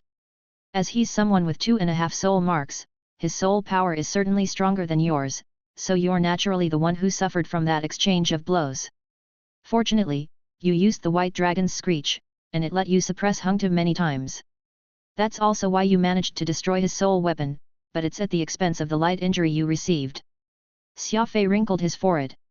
"Are you saying that while I have soul power, I don't know how to use it properly?" "Precisely. I don't know about your strange soul mark, but no matter what kind it is, you still need an appropriate art to support it. While it's good that you managed to master soul liberation, soul shade and soul light through your effort and experimentation, you'll require soul arts a tier higher if you wish to be even stronger. Neither I nor anyone else can help you on this matter because of unique your soul mark is. I even suspect that there may not be a single soul in the universe who has the same soul mark as you do." Hearing Radix's words, Xia Fei had come to a sudden realization. What he needed now was guidance, but too bad that no one out there could teach him the ways of a spiritualist. Furthermore, Xia Fei needed money, a lot of it. Reality had proven that all powerful medicinal ingredients from the Lore realm were no longer effective to him, so what Xia Fei needed was to purchase truly peerless treasures. The afternoon of the 2nd day, Xiang Biyang visited Xia Fei's residence with Enya in tow. "Brother Xia, I heard that you'd sent men to obtain the list of inventory of several major apothecaries on Red Dwarf Star. Were the medicinal ingredients that you procured last time not enough?" There were several thick stacks of documents on the coffee table, but Xia Fei had already looked through them all once and found none of the top-grade ingredients he required. Xia Fei shook his head. "It's not the quantity that's the problem, rather, all of them proved to be inferior in terms of potency." "Oh, no. That's not good. Why don't I send my men out on Golden Eagle 19? That place is the trading hub of this star region. After all, Red Dwarf Star is far too backward, and anyone in search of the really good stuff can only acquire them on Golden Falcon 19, Xiang Biyang explained. Golden Eagle 19? Wasn't the soul hunter we met yesterday with 4 soul marks from there? Xia Fei asked Radix this. Radix nodded in affirmation. That's right. He is called Xiao Baishi and can be deemed as having a fairly decent grade of cultivation among soul hunters. Since even someone like him stays on Golden Eagle 19, the resources there must be much better than what's available on Red Dwarf Star. Boss Yang, how far is this Golden Eagle 19 from here? A fast ship will take you there in 3 days, while a commercial liner will take 5 or even 6 days, Xiang Biyang replied. Xia Fei was silent, stroking his chin with one hand. Enya seemed to be quite surprised, tilting her head to the side as she asked, "What is it? Do you wish to head to Golden Eagle 19? May I come with you?" Xia Fei ignored the girl. Instead, he handed a spatial ring to Xiang Biyang. Inside was the gift that Xiao Baishi had sent to him this afternoon. Tang Wanyan had also hurriedly sent a gift of his own after hearing about this matter. With how extraordinary Xia Fei's status appeared to be, even Xiao Baishi felt the need to curry favor with him. Naturally, Tang Wanyan felt the same. Besides, considering that Tang Yingyu's illness had taken a turn for the better, Tang Wanyan knew well that the value of the October flying snow was not just 2 million. As such, he had felt somewhat guilty about it, so he sought to cover a bit of the loss Xia Fei made from the transaction by giving him a present. "What is this?" asked Xiang Biyang. "Just some things I have no use for. Help me exchange it for cash, I have a need for it," Xia Fei said breezily. Xiang Biyang took the ring and quickly left. He knew very well that Xia Fei's background was nothing simple. Tang Wanyan had recently been inviting him out for dinner quite frequently, the person had even introduced some business ventures and people in the financial circle to him. All this was to show Xia Fei face. Now that Xia Fei needed his help, he was of course more than happy to do his best in assisting him. Click. The door shut behind him, leaving just Xia Fei and Enya. She blinked, before getting up to her feet and asking, "Shall I brew you some tea? I've recently acquired Ash Tree Golden Monkey from Boss Yang, it's a top quality tea. When brewed, it has a golden sheen and a very enticing scent." "Sure." Xia Fei did not reject the offer, but he added as an afterthought, "Brew the tea and send it to me in my room." With that said, Xia Fei got up and retreated to his room. Xia Fei was very secretive about what was inside his room, and he had never once allowed Enya access to it. Today, he had actually permitted her to enter his room. This little lady could not help but feel her heart beating in trepidation, her cheeks flushing brightly. What is he planning to do? Could he be? How embarrassing, and in broad daylight, too. Enya gingerly brought over the tray of tea. She opened the door and entered Xia Fei's room with plenty of thoughts bouncing in her head. The moment she opened the door, however, she froze in place. She saw that Xia Fei's room was filled with a large pile of medicinal ingredients, and he was sitting in the middle of all these as he used a machine to purify each medicine. "You're here." Xia Fei did not even raise his head as he continued to busy himself with what he was doing. He merely asked in a somber voice, "Tell me about yourself." "Crane Clan Guardian. Just what exactly is that about?" Chapter 1044, Headed to Golden Eagle 19. "Tell me about yourself. Crane Clan Guardian. Just what exactly is that about?" asked Xia Fei without even lifting his head. Enya was startled at first before lowering her head, setting down the tea tray on a table practically covered by medicinal ingredients. "The term guardian is just a way to refer to a Crane Clan warrior, there's nothing special about it. If we were any good, would I become a slave and be sold here?" answered Enya softly. Xia Fei smiled slightly. He took out 3 small bottles from the medicine extractor, each of which was filled with green liquid. "Since I've got no use for some of the medicinal ingredients here, I might as well brew a few that could help with beautification, drinking them should make your scars disappear." With that said, Xia Fei handed over 3 bottles to Enya. He then packed up the equipment, including all the leftover and unused medicinal ingredients. Enya had some bruises on her neck and wrists because she had been shackled. Xia Fei felt that these bruises marred her beauty quite significantly. "That's all you wanted to tell me?" asked Enya curiously. Xia Fei, who was still smiling even after she had told him about herself, appeared to no longer have any other questions. This indifference he demonstrated once more made her feel uneasy. "Enya, you're very clever," said Xia Fei with a smile, "but you're not the only one who is. See for yourself." With that, Xia Fei pulled out a thick stack of information from his spatial ring and handed it over to Enya. Enya skimmed through its content and went pale. She saw it stating detailed information about the Crane clan. It even mentioned Crane clan guardians, clearly stating that guardians did not refer to the Crane warriors but rather the clan's royalty. "I wasn't trying to lie to you," said Enya, her entire body trembling. Xia Fei shrugged. "It doesn't matter. I'm leaving tomorrow, anyway. Xiang Biyang will take care of your every need on Red Dwarf Star. Regardless if you wish to stay here, start a tea house, or return to your clan, you won't have any problems. The disappointment was very evident on Enya's face. She gritted her teeth and hugged Xia Fei from behind, shyly saying, I wanna be with you, I won't say no to whatever you want me to do. Any other man in Xia Fei's position would probably have their bones go soft by this. Unfortunately for Enya, the man in question was Xia Fei. Though he was attracted to women, he was not the sort to change his mind for them. Smiling, Xia Fei pried himself away from her arms and lit a cigarette. Xiang Biyang showed his loyalty well. Upon hearing that Xia Fei would be heading to Golden Eagle 19, he rented a fast ship to send Xia Fei over. At the spaceport, Xiang Biyang handed back to Xia Fei that spatial ring from before, only this time, everything had already been converted to its equivalent cash. There are 10 million pearls inside. Given how rushed everything was, I didn't have the time to sell everything. Use these 10 million pearls first. Once I sell the rest and learn that I owe you more, I'll be sure to send someone over to give you the remainder, said Xiang Biyang. Xia Fei nodded.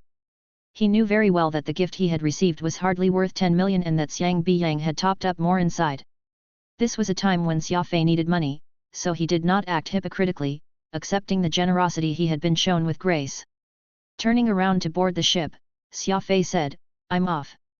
Till next time. Till next time. After I'm done with the matters I have on hand, I'll be sure to head over to Golden Eagle 19 and catch up with you. Xiang Biyang waved.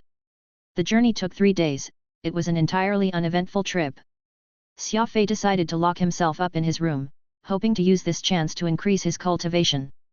Ever since he broke through the founder tier, he had made no progress on any of his laws, be it the law of primal chaos or law of speed. Meanwhile, his 2 major powers in the form of law of space and the beast spirit codex had been completely absorbed by his soul mark. Still no progress. The moment I start gathering the pattern, I can feel a dull ache all over my 7th brain region. I'm afraid that persisting will only aggravate my injuries. Xia Fei frowned. Radix said, there's no rush. You practically used up every ounce of your energy in that battle at the Cosmic Gate. It's best if you wait till you've made full recovery before resuming cultivation. Xia Fei nodded, though it was more out of helplessness rather than agreement. Depending on his vitality, for him to make a full recovery would take a very long time. What Xia Fei needed now was quality medicinal ingredients that could help speed up this process, allowing him to surge through the levels and promote quickly once again. Looking around, Xia Fei was suddenly very intrigued by the currently napping furball. As one of his 2 greatest assistants, Peacock Blue had completed its integration with all 7 plants of the Cloud Sea, becoming a unique mystical weapon that had all its 13 grass blades fully grown. Meanwhile, furball had not made any improvement since, stagnating at level 5. Since Xia Fei was having trouble promoting, he figured that he might as well focus all his energy on helping furball promote to the next level in the meantime. With this thought in mind, Xia Fei smiled at furball. The still asleep creature felt an icy cold sensation wash over him, and he could not help but shiver. Whoosh! The leftover medicinal ingredients had filled the ship's cargo hold. Xia Fei, who was a man of action, utilized these ingredients to concoct a colorful array of medicines. Are you thinking of feeding furball these medicines? Asked Radix, curious. Xia Fei answered, furball is mainly subsisting off grade 6 crystals, struggling to promote. This can't be due to the fact that the energy he's gaining is insufficient, but rather a problem with his body. Right now, he has the ability to change his size, turning from a small ball to one the size of a planet. I postulate that this forceful enlargement of his body has a negative effect on his physical structure, so I'm going to let him take some medicines and test things out. Radix furrowed his brows and muttered, feeding this holy beast drugs? I've never heard of such a thing in my life. Xia Fei was unrattled. There's always a first time for everything. No harm in trying to see what effect it can have. Very soon, furball's little face turned green. Reality had proven that medication was something that would only gross furball out, and the holy beast Shatterstar still could only rely on energy to promote. Perhaps it's because furball has too high of a level now, and so the amount of energy he requires has increased as well. The reason why his promotion has stagnated may simply be that he lacks the necessary reserves to do so. If it doesn't work, try giving him grade 7 or even grade 8 origin crystals to eat, Radix posited. The price of grade 7 and grade 8 origin crystals isn't something I can afford at the moment. Besides, the sum of 10 million pearls is far from enough to purchase all the top quality medicinal ingredients I myself currently require. Xia Fei sighed in resignation. Everything needs money. Xia Fei organized everything he had on him once more, preparing to sell those that he no longer had any use of. He would do his utmost to raise sufficient funds so that he could purchase all the medicinal ingredients he required and the high-grade crystals Furball needed. With time on his hands, Xia Fei explored this Alpha Universe warship. It was actually not that different from those that could be found in the Lore Realm and in the Pan-Human Alliance. All of them utilized warp engines as propulsion power, the only difference being that the speed this ship could achieve was way faster than what any ship in the Alliance could. All the components installed were also far more advanced, meaning that Alpha Universe's technology level was higher than Lore Realms by a lot. Who cares about that? An Ark is a soul ship, an actual living warship. Be it in terms of speed or fighting power, this ship you are currently on pales in comparison. It will hardly be a surprise for an Ark to destroy 1,000 of such warship. Radix bragged. Xia Fei asked, how long will it take to travel out to where the Aurora clan is located?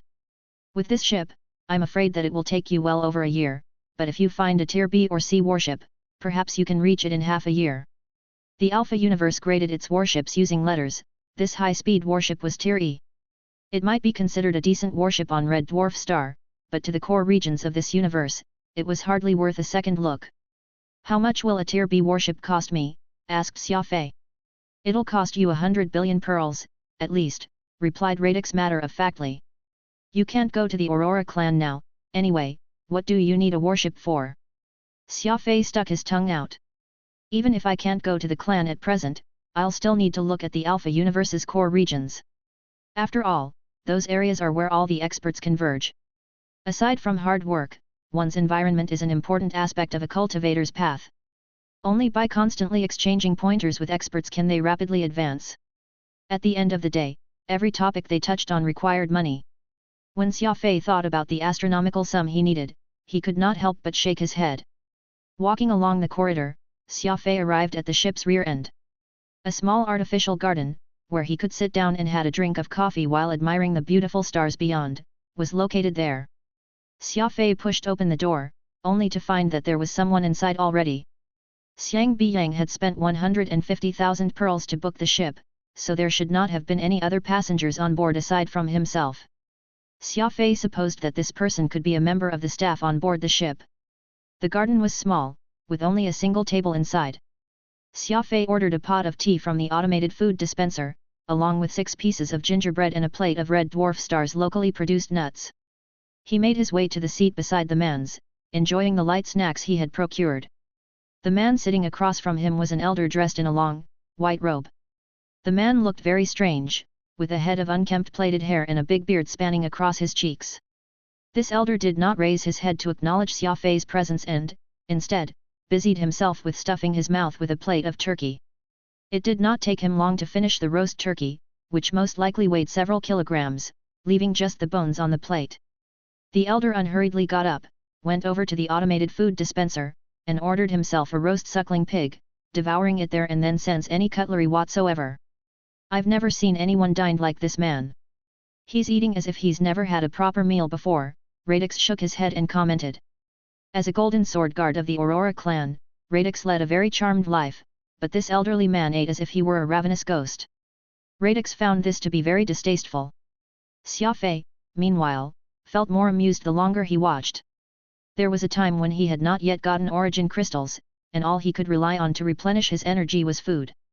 Xia Fei could easily eat the fill of a dozen men, maybe even more, in one sitting. Aside from his appetite, Xia Fei found that the way this old man ate was quite similar to his. No matter how terrible the food tasted, he would simply eat it clean, leaving nothing behind. Both he and this man did not have the habit of wasting food, clearly cherishing it greatly. That chicken carcass in its cleaned-out state was evidence of this. It looked like someone had used a sharp knife to remove any traces of its meat, the bones so clean that anyone could almost see their reflection in them. Xia Fei rubbed his belly and muttered, seeing him eat like this has gotten me hungry. Perhaps I'll get myself some, too. On that note, Xia Fei went over to the automated food dispenser and ordered a roast suckling pig as well, and began gnawing on it like the old man. Who knew that the moment Xia Fei began eating, he would become like a runaway train, eating 3 entire pigs before stopping. Meanwhile, that old man was even more ridiculous, having eaten 4 pigs in total. It should be stated that an entire suckling pig weighed no lower than 5 kilograms each. Having eaten about 20 kilograms of meat in one sitting was definitely not an average man's appetite. Radix was shaking his head the entire time this happened, for the two did not stop at just the roast suckling pigs but had even begun ordering soup. Pea soup, tomato soup, bowl after bowl.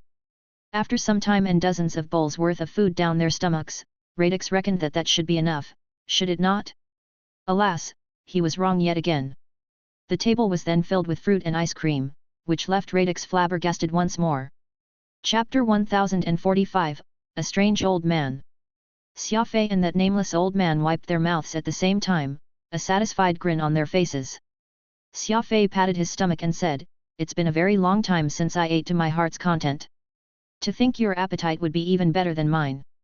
That old man squinted at Xia Fei, got up, and calmly walked away, not once giving him a reply. There were plenty of eccentric people in the universe. Radix and Xia Fei were not particularly surprised to find an old man with such a startling appetite. Instead, it made Xia Fei fall in love with roast suckling pigs. The local suckling pig was by no means an average fare.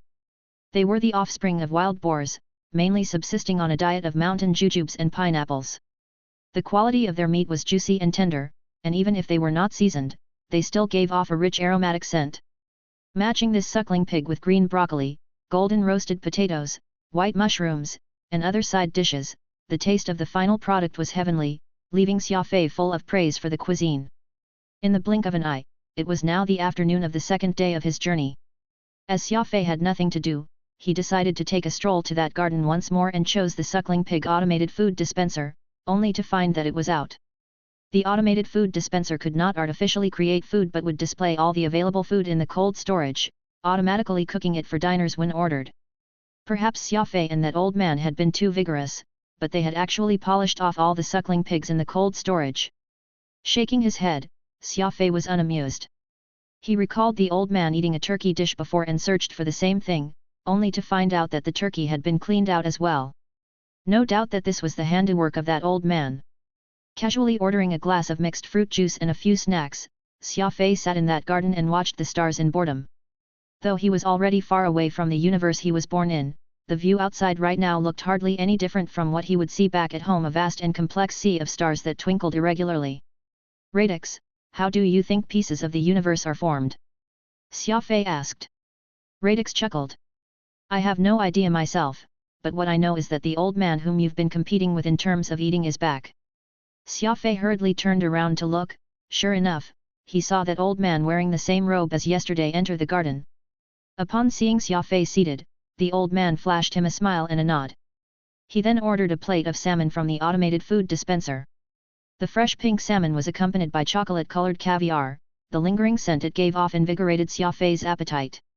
As such, just like the old man, Xia Fei ran over to the food dispenser and ordered the salmon dish and the caviar. His dinner knife soundlessly sliced into the fish belly, which was so tender it felt like he was cutting tofu, instead. Evidently, this salmon flesh's quality was extremely superb. The fish meat would actually melt like ice when he placed a piece in his mouth. Xia Fei exhaled in his exhilaration and very quickly sent the entire plate of salmon into his belly. It was not that Xia Fei had never eaten delicacies like this in the past or that the automated culinary skills of this ship were so outstanding. The key here was the ingredients. Be it the suckling pig from yesterday or this salmon today, both were a variety that Xia Fei had never seen before. The taste of them was shockingly good. Very soon, Xia Fei and that old man began ordering one plate after another, feasting upon the tasty salmon dish. Xia Fei had a total of 7 plates, while that old man only stopped after eating 13. Even Xia Fei had to admit that the old man's appetite was truly great. Of course, after the main dish was fruit and dessert. Xia Fei was suddenly inspired to order the same dishes the old man ordered, and sure enough, every single fruit or dessert he ate tasted extremely mouth-watering. This old man is a gourmand. Not only is he capable of eating a lot, the dishes he picked are also the best I've ever eaten, exclaimed Xia Fei in his heart. Soon, the old man ended his lunch for the day. He flashed Xia Fei a smile and turned to leave. Xia Fei watched this amazing old man leave and suddenly had a thought. He got up, went over to the automated food dispenser, and swiftly pushed some buttons. Several minutes later, Xia Fei returned to his seat and lit a cigarette. He could not help but laugh out loud thereafter. "What's the matter?" What's so funny? Asked Radix curiously. What else do you think? Every single dish that the old man ordered has been emptied out. Xia Fei said as he laughed. Emptied out? What does that mean? Radix was still clueless. Blowing out a smoke ring, Xia Fei chuckled. It means that the old man isn't just a gourmand but also a glutton. He'll definitely finish up everything that tastes delicious. All the turkeys, salmons, and roast suckling pigs are gone. Even those ice cream and snacks are all emptied out. I'm really looking forward to finding out just what the old man will eat for dinner later. Xia Fei smacked his lips as he said this. Good food was like a spring breeze, intoxicating. Xia Fei, who grew up surrounded by hardship, had never been a picky eater, but at the guidance of that mysterious old man, he had gradually become fond of good-tasting food. Countless synthetic materials in this universe could create all kinds of unbelievable flavors, but this flavor was more amazing. There was simply no way of replicating the freshness that came from natural ingredients. This was like the difference between an innocent beauty and a prostitute wearing heavy makeup. Both were beautiful, but it was easy to get surfeited by the latter, while the former remained memorable even after a long time. For 3 consecutive days, Xia Fei led a blissful life that he had not experienced before. Every day, he would tacitly meet up with the old man at that table and feast on food according to what the old man ordered from the automated dispenser. After they were done, each would wipe their lips and depart to carry on with their respective businesses. Not once did either man chatted with each other, merely sharing a greeting and the underlying tacit acceptance of each other's company. Days passed quickly. It was now the 3rd day's dinner, which was also their final meal together on board this ship. The ship was expected to reach Golden Eagle 19 at midnight, marking the end to this interesting trip Xia Fei had shared with the old man. As always, Xia Fei arrived early. He waited and waited, yet the old man had not appeared. Is he perhaps skipping dinner? Xia Fei wondered to himself. By the time it was 11, Xia Fei could no longer wait further, so he went over to the automated food dispenser and tried a few dishes. Alas, in the end, he lost his appetite after tasting each. It was not that they tasted bad, rather, after the last few days, Xia Fei had already gotten used to eating those intoxicating delicacies. This was akin to falling down to the mortal realm after experiencing the heaven realm. Xia Fei momentarily had difficulties adjusting to the change. After tasting the final dish of chicken braised in red wine, Xia Fei had no choice but to admit that his standard in the food he ordered could not compare to that old man. It was a chasm of difference, and for the first time in his life, Xia Fei had considered throwing these half-eaten dishes away. Feeling glum, Xia Fei stuffed the last mouthful of chicken meat before washing it down with water. He mumbled to himself, my habit of not wasting food has really backfired on me this time. To think I'd actually finished something that tasted horrible. Wiping his mouth with a napkin, Xia Fei got up and prepared to leave. Half an hour from now would be disembarkation time, it looked like that old man would not turn up tonight. It was right at that moment when the automatic doors opened, and that old man wearing the same clothes as he had in the last 2 days came strolling in. Xia Fei got a little excited. He quietly sat back on his seat and waited to find out what the old man would order. However, against everyone's expectation, this old man only ordered a mushroom on a small plate, and it hardly weighed more than 80 grams. Xia Fei felt that he could very well finish the entire dish in one bite. However, at the very least he could still taste something good tonight, so Xia Fei hurried over to the food dispenser in hopes of ordering the same spotted mushroom. To his great misfortune, though, he realized that there was only 1 serving of mushroom in the entire ship, and that old man had already gotten it. Xia Fei's stomach was saddened as he returned to his seat, lighting a cigarette as he looked at the old man busying himself with the food. First, he rinsed his mouth with water thrice before he organized the napkin and cutlery. The old man acted abnormally, showing a completely serious attitude unlike what he had shown before. After all, his habit of eating these last few days was similar to Xia Fei's, devouring whatever dish he ordered with much gusto. Today, however, the old man gazed at the little mushroom as if they were dearer than his grandson. Slice. The silver dining knife made a light cut, splitting that spotted mushroom into 2. This unimaginable fragrance was instantly released, and the entire garden was filled with its amazing scent. Xia Fei's mouth hung agape in surprise. This was the best smell in this world. Even though he had just eaten a lot of food moments ago, he could feel his appetite open up with that smell. The old man lightly stabbed 1/2 of the mushroom with a fork and placed it in his mouth. He chewed as he spoke for the first time. This ship once belonged to a top connoisseur of fine food, and its cold storage used to store countless delicacies from all over the universe.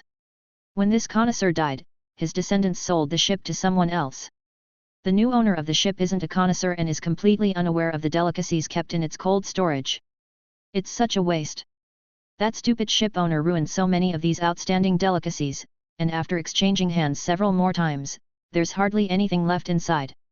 Chewing that piece of mushroom with great care, he then swallowed it. The folds of his wrinkled skin abruptly tensed, and the old man seemed to have become several years younger. This one is called the white-robed jade mushroom. Just it alone is worth 1,000,000 pearls, the taste is transcendental. Seeing that we were fated to meet, I'll leave half for you as thanks.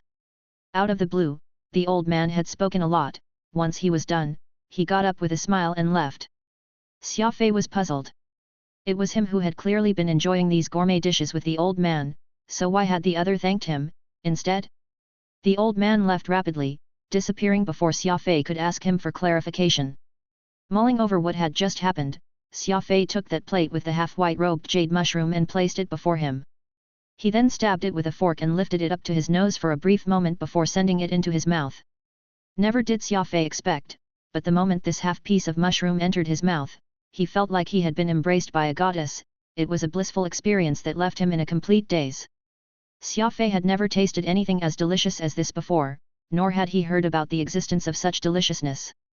In fact, he was left tongue-tied to describe its actual flavor. When he next opened his eyes, he noticed that the ship had already made a berth, and the captain of the ship with his large nostrils was looking at him from afar.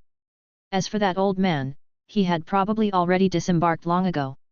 That was indeed a heavenly delicacy. Never did I expect that something as delectable as that mushroom could exist in this world, Xia Fei said with a soft sigh. Was that strange old man with the plaited hair a part of your crew, Captain? Has he left already?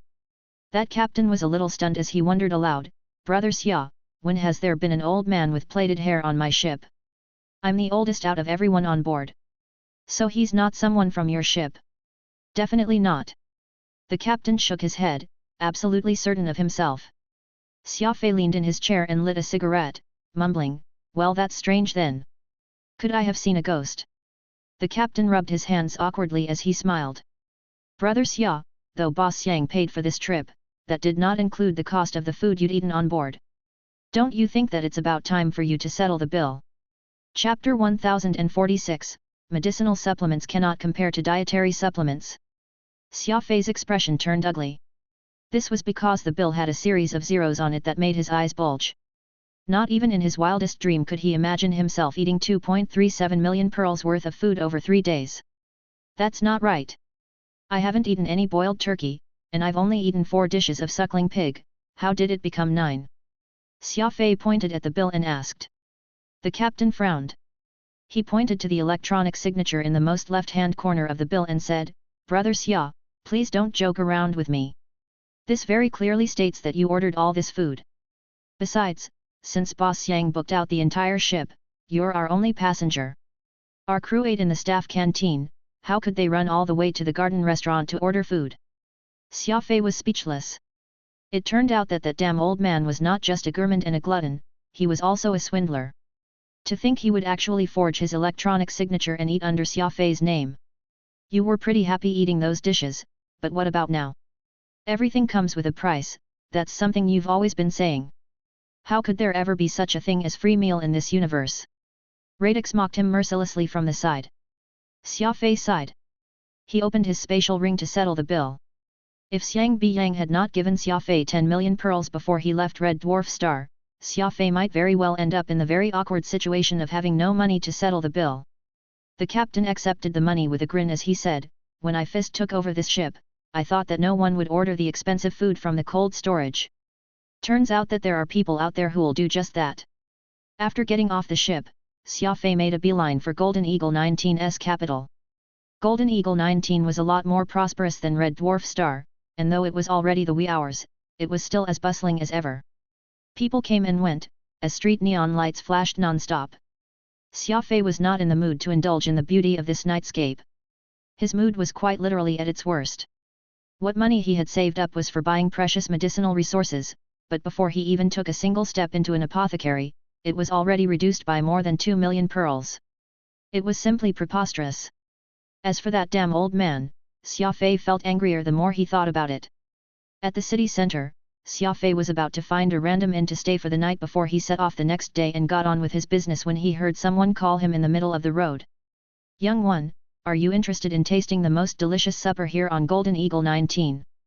Xia Fei lifted his head up and found that old man from before poking his head out from the rooftop of a building beside him. He was smiling broadly and even had a few glasses of red wine in his hand, looking particularly pleased with himself. "Speaking of the devil." Xia Fei forcibly composed himself and nodded slightly. He then took the elevator up to the roof. It turned out that this place was an open-air restaurant. It was so late at night that the old man was the only diner, seated at a dish-laden table located right next to the street. There were several side dishes, a big bowl of broth, and half a bottle of red wine on the table. The old man was currently having the time of his life, eating and drinking to his heart's content. Xia Fei sat across from the old man with a livid expression on his face. One of the service staff came with a wine glass and a set of cutlery, which invited a fierce glare from Xia Fei. The man on the receiving end trembled in fear, quickly scurrying off after setting everything down. "Oh? Young one, why do you look so unhappy?" The old man swirled his wine glass casually as he asked this question. Xia Fei retorted coldly, "I just got conned by someone of over 2 million pearls, would anyone feel happy if they were in my shoes?" The old man did not seem to agree with his statement, muttering, "Sure, the money's spent, but you managed to enjoy the finest delicacies known to mortals. Wasn't that enough?" "Enough talk." Xia Fei looked grim as he shouted. "It's fine if I only paid for my own portion, but why must I pay for yours? Return the money that you owe me." The old man shook his head slightly and heaved a sigh. "So young and all you're concerned with is money. You must know that no matter how much money you have, you simply can't buy happiness. If not for me, you'd never have the chance to taste all that delectable food your entire life. Forget it. I'll just pay you back, but try this golden quail broth first." With that, the old man pushed that bowl of broth forward. He indicated his wish for Xia Fei to try it. Actually, Xia Fei could already smell the tantalizing scent coming from the broth. It was not particularly strong, yet this scent felt like a bolt of lightning striking his very bones. It seemed like this broth was another delicacy. Xia Fei ladled himself a bowl and held it up to his mouth with both his hands, drinking everything at once. Swoosh! Downing that bowl of broth not only made Xia Fei feel a comfortable sensation washing over him but also gave him a warm fuzzy feeling in his stomach, which spread to his entire body.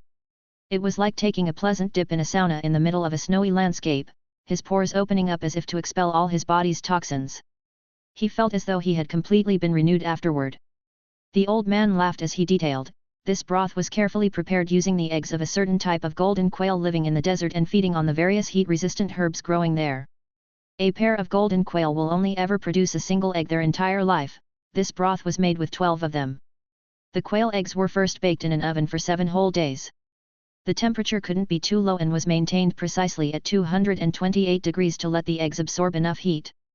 Afterward, the eggs were placed in a container kept at a temperature 91 degrees below zero for 7 more days. This was done to remove the smoky flavor and, at the same time, allow the natural aroma produced by the eggs to seep into the yolks. Completing these complex processes only constituted the very first step of making this golden quail broth. The next step required the expertise of a certain craftsman in cracking open the eggs. The shells of golden quail eggs are unexpectedly sturdy, and nothing short of exceptional craftsmanship can completely extract the contents of such eggs. Afterward, there's the stock. Only a handful of soup stock can complement the golden quail egg. This restaurant here used Bayun spring water, along with the wings of the red-tip black-bone chicken, prickly pear ginger, and Silver Valley pepper to make this soup. All were simmered over a low flame. It's a good idea. Too bad that they put one too many of the Silver Valley pepper, causing the scent of this spice to overpower the natural fragrance of the golden quail eggs. A good bowl of quality broth ended up becoming some middling broth. Xia Fei could not be bothered to listen intently to what the old man was saying.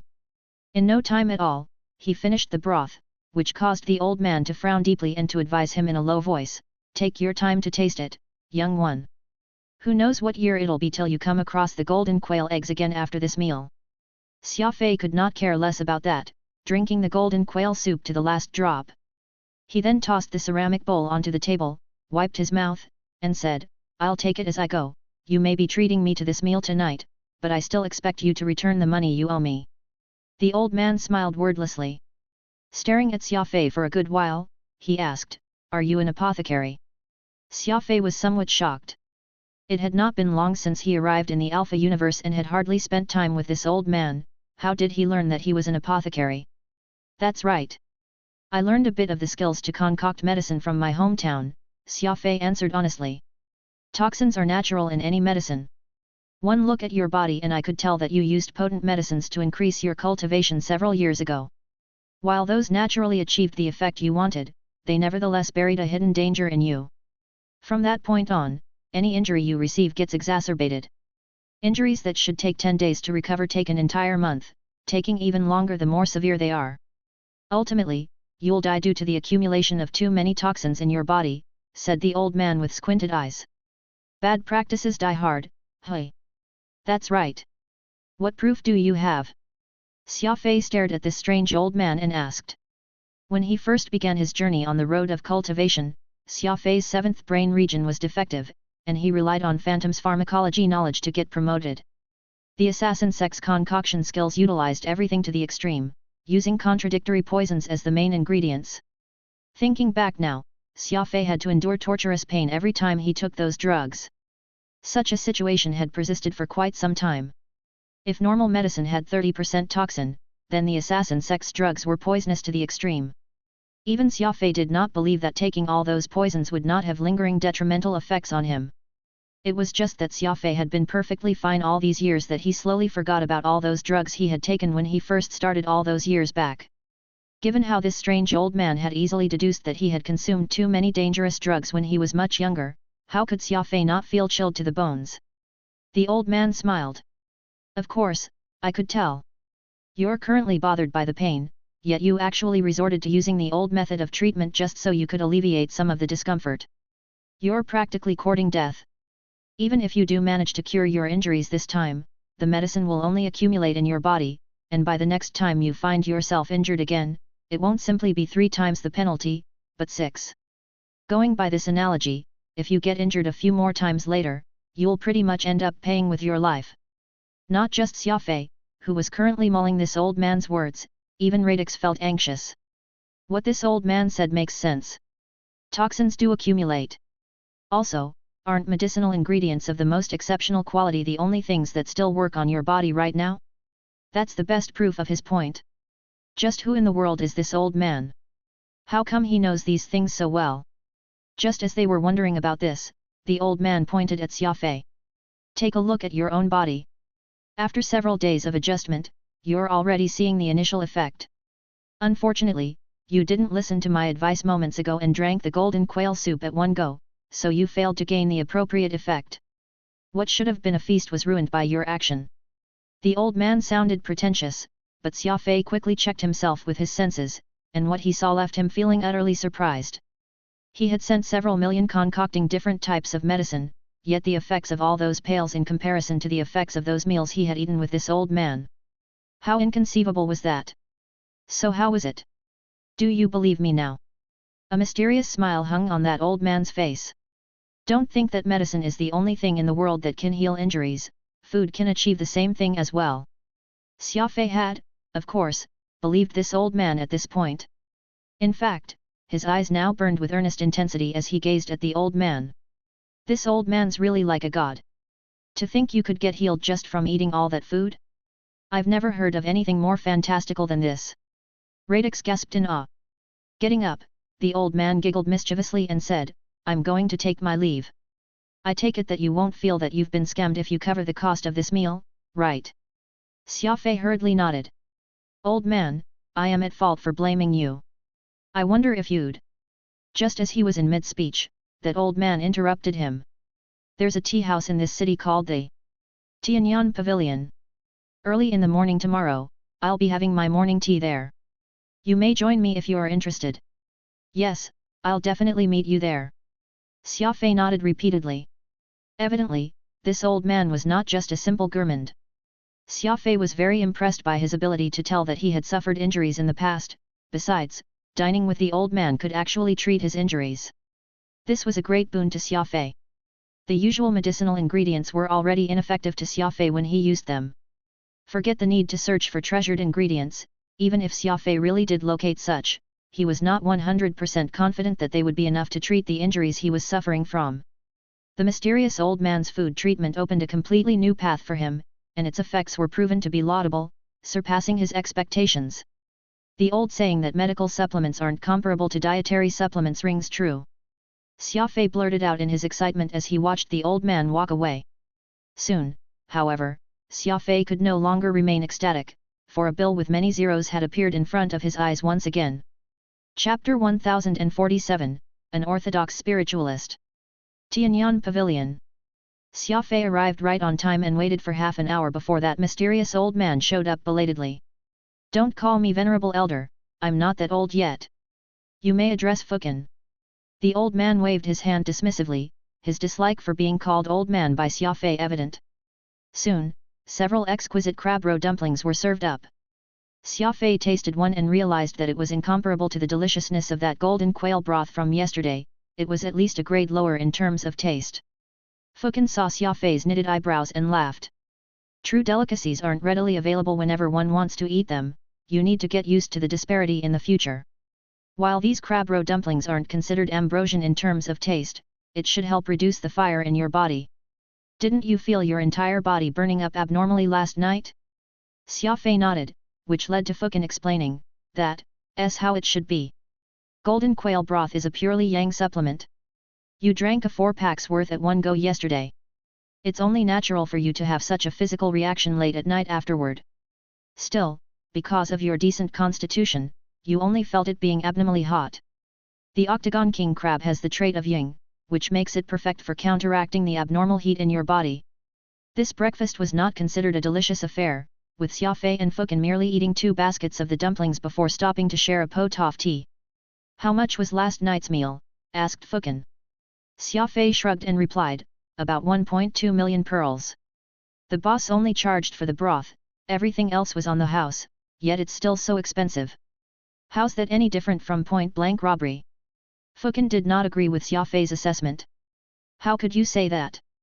That golden quail broth was something that I ordered a year ago. They took an entire year to prepare it, so charging 12 million for it should be considered fair." Xia Fei was momentarily left speechless. Who knew that a bowl of golden quail broth would take a whole year to prepare? Despite this being the case, Xia Fei still found the 1.2 million price tag to be too costly. Had he known that that was the case, he would have carefully savored the dish. Old Fukin could tell that Xia Fei was still dissatisfied, so he said with a smile. "Forget about that. Today, I'll bring you out and show you the world. Take it as me making up for the 2 days you spent paying for my food." Xia Fei frowned. "We're eating some more decadent delicacies, aren't we?"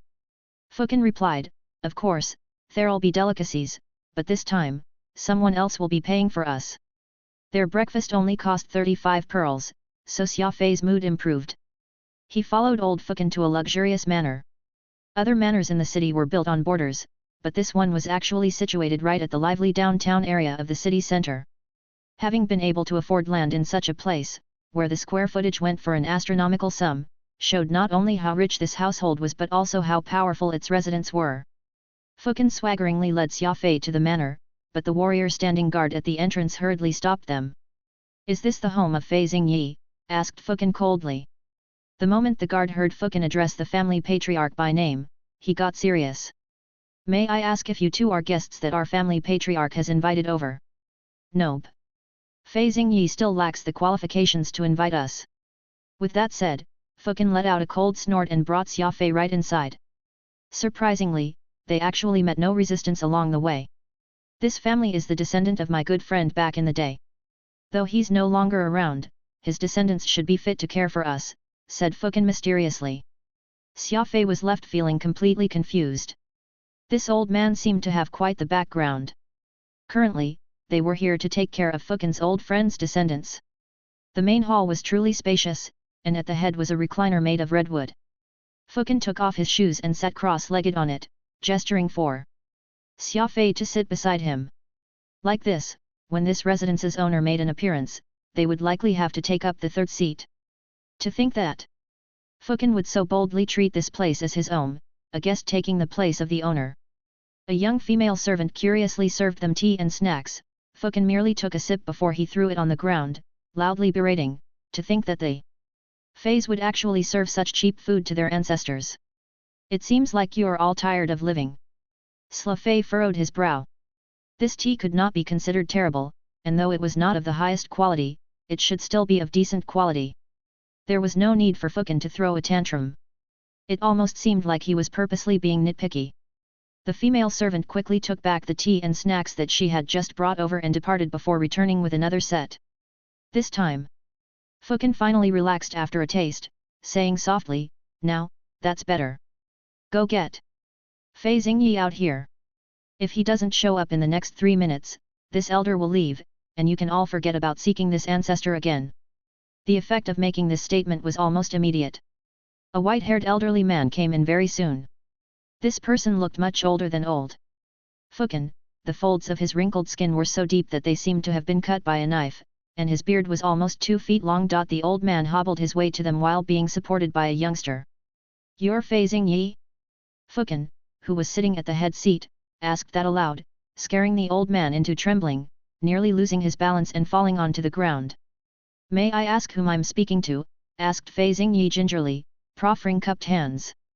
There were plenty of amazing individuals in the universe, so it was unbecoming for one to judge people by their appearance alone. There were plenty of experts who could live for tens of thousands of years and yet looked as youthful as those in their 20s. Because of this, Fei Xingyi had not acted imperiously and had, instead, addressed Fukin with much respect. However, that youngster, who appeared to have barely passed his spurt growth, showed no such humility. He swept a glance at Xia Fei and Fukin and said, "Grand Patriarch, who knows where these hooligans came from, actually acting so brazenly inside our house and before your presence? Why be so courteous to them? Don't talk nonsense." Fei Xingyi instructed the boy with a quick tap on the latter's forehead. Fukin sighed and got up. "I so kindly helped your Fei family, but it's a pity that you don't appreciate my goodwill. Forget it. Xia Fei, let's leave. To think that Fei Lingyi's descendants are an ungrateful bunch, we can only blame ourselves and no one else for putting faith in the wrong people." Thud. Fei Xingyi actually knelt on the floor immediately after hearing what Fukin had just said. With tear in his eyes, he pleaded, "Don't leave, ancestor. To think RD failed to recognize you as the old friend of our family's forefather, I'm the one who deserves to die." Deeply kowtowing, Fei Xingyi then slapped his cheeks and said, "I recognized you now, your ancestor Fukin. Xioxi, you hurry up and kneel, too." That youngster, who went by the name of Fei Xioxi, very reluctantly knelt, but the moment he did, he was pushed to bow by Fei Xingyi, so forcefully that he bumped his forehead on the ground, causing it to swell and for him to let out pain-filled cry. Xia Fei and Radix were left dumbfounded upon witnessing this display. He had expected Fukin to have such a great background that even Fei Xingyi would be sobbing upon realizing who he was. "Forget it. You were barely in your teens when you accompanied Fei Lingyi to meet me. So many years have passed, it's only natural that you wouldn't recognize me the first time. Well, get on up, don't be crying like you're mourning." The Fei family's patriarch got up from the floor, still trembling. Fukin said, "Since I'm here, I don't intend to just stand by and watch. I know about the matter with your grandson, bring the thing over to me. While you're at it, have this manor sealed up for me."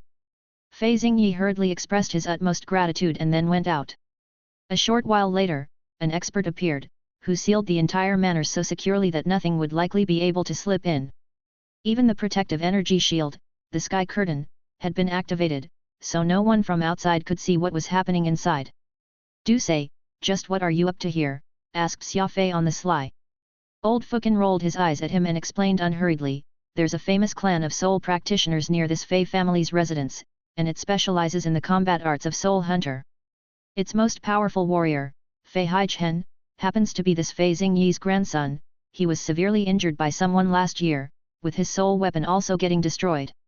His family shares a bit of fate with me, so I plan to act on this matter by helping the Feis repair that soul weapon, which is their family heirloom.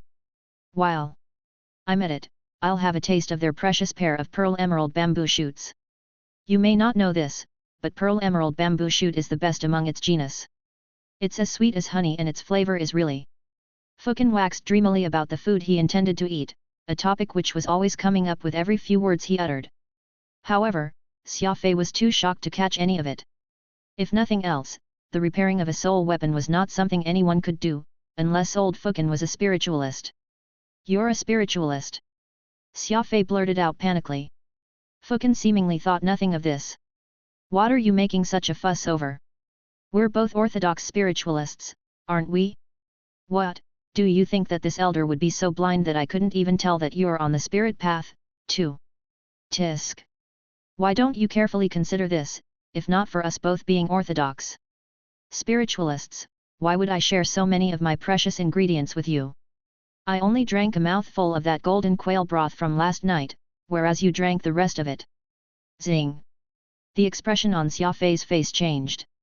So far, none of those he met recently had been able to find out that he was a spiritualist, yet this Fukin had managed to do so at a single glance. "Orthodox spiritualist? What do you mean by that, Tem?" asked Xia Fei, feeling curious. Fukin appeared even more mystified than Xia Fei. "What, don't tell me that you're clueless on you being an inheritor of the orthodox spiritualist title." Xia Fei nodded. Fukin could tell that Xia Fei was not lying, so he could not help but sigh several times, showing a bitter smile.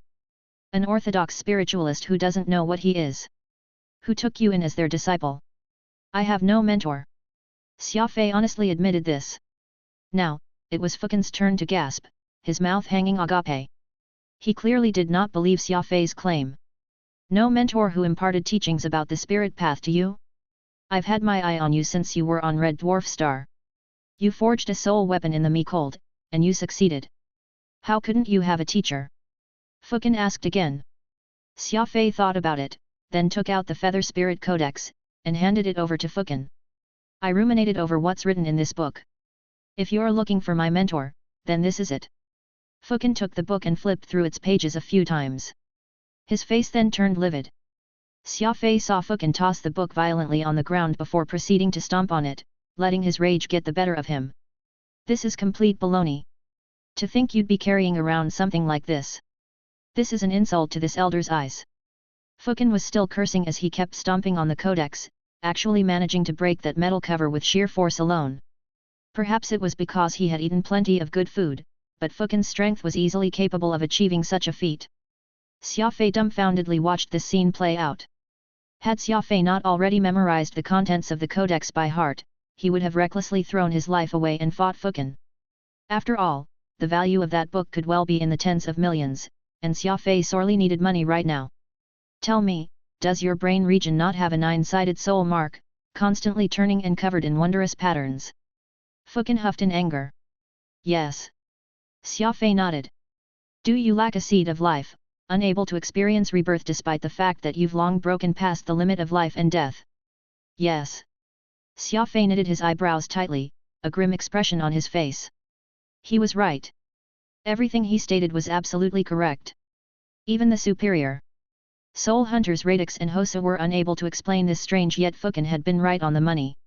It must be stated that Xia Fei's 7th region was completely shut off, making it impossible for anyone to see what was happening inside. How could Fukin know of such things? "That's the way." Fukin stared. "The reason why you're so special is you're an orthodox spiritualist." "Orthodox? The other spiritualists out there are all cheap copies. Only we, the orthodox spiritualists, are bona fide the only ones who tread the single true spirit path in this universe." Chapter 1048, Repairing a Soul Weapon. Orthodox spiritualist? Xia Fei was absolutely shocked to hear this. Never did he expect that not having a seed of life and that strange soul mark, which was sealed up in his 7th brain region, were actually traits unique to a true spiritualist. Fukin looked at Xia Fei and spoke in all seriousness. "Remember, we aren't spiritualists or soul practitioners, we are orthodox spiritualists. We embody the word orthodox more than everyone else and are of a different echelon from the other existences in this universe. Just like how soul practitioners are split into the two paths of soul hunting and soul eating, we, spiritualists, have our differences as well. The soul mark in your 7th brain region right now is called the unrestricted soul spirit, able to utilize both spirit and soul type arts. There are very, very few who have this sort of unrestricted soul spirit mark, so you need to cherish your good luck and don't belittle yourself. much less learning parlor tricks from some insignificant spiritualist who hardly had any descendants to speak of. What even is this Feather Spirit Codex? If any other orthodox spiritualists were to learn of this, you'd surely become the laughingstock of the century to them. Besides, what you had isn't even the real Feather Spirit Codex, just a little handbook they give to outsiders. It's practically worthless, only you would treat it as a treasure. Xia Fei was left speechless. Though he also thought that the Feather Spirit Codex was not an inheritance, for something like that would not be so easily gifted to an outsider. Xia Fei simply could not fathom why Fukin had described the Feather Spirit Codex as garbage. Having personally tested it out, it could not truly be considered terrible. Without it, he would not have been able to create the soul weapon, 8 Tunes Golden Falcon. This was when Fei Xingyi entered the Great Hall alone, closing the doors behind him. He proceeded to take out a soul weapon from his spatial ring with shaky hands. Judging from its appearance, this soul vessel was an axe about half a meter long. What should have been a fairly decent soul weapon had unfortunately been reduced to trash because there was a split right down the middle from the soul power backlash it experienced. Ancestor, you must save us, Fei's. This is the only soul weapon of quality which has been passed down through generations, in our family. For a family of soul practitioners to be without a decent soul weapon, I'm afraid that we'll die sooner or later. Fei Xingyi beseeched, tearful and looking wretched. He actually knelt on the floor again, causing old Fukin to somewhat remark testily, I already told you that I had specially made the trip out here to help your family. Do you doubt my words? It's just a grade 3 soul weapon, not even reaching intermediate grade. Repairing it will hardly take any effort. Fei Xingyi got up, incessantly expressing his gratitude as he did. Fukin made him exit the main hall first, leaving just him, Xia Fei, and that soul weapon inside. There are grades to soul weapons. This green glare axe of soul hunting is barely grade 3 and can only be considered decent in the Alpha Universe's core regions. Xia Fei, are you able to repair this axe? Asked Fukin with a smile. Xia Fei frowned, ruminating over the proposition for several minutes. The repairing of a soul weapon required a sufficient reserve of spirits. The Fei family's manor hardly had any spirit energy source, and there were only a few souls stored in Xia Fei's 7th brain region. While they were deemed a soul power source, they could not be used to repair soul weapons. I can give it a shot if there's any spirit energy source around, but all I have is soul power right now, so I don't think I can repair this soul weapon. Xia Fei gave a straightforward and simple answer. Fukin grinned, rather pleased with himself. I knew that you are lacking in terms of your cultivation. We, spiritualists, not only need to keep a reserve of soul power but also spirit energy. If you want to be an accomplished spiritualist, you must learn how to use these two systems of power interchangeably. You're just a beginner, so there are still plenty of things you have to learn. Fukin asked, then can you tell where this soul weapon's damage lies and what method must be used to repair it? Xia Fei answered without missing a beat.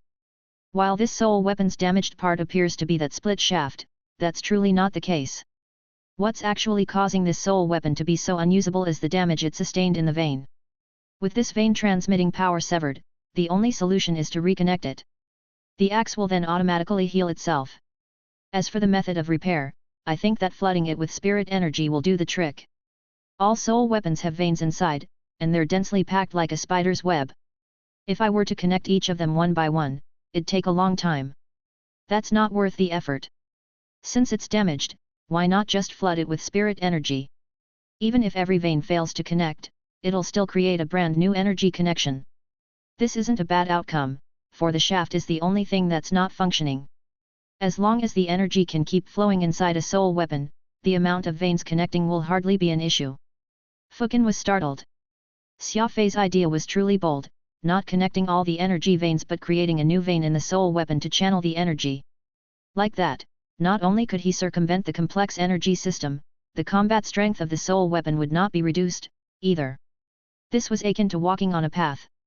If there was no way to tread the conventional path, then build a bridge over it, and the issue of traffic congestion could be avoided, too. Fukin sneaked a peek at Xia Fei.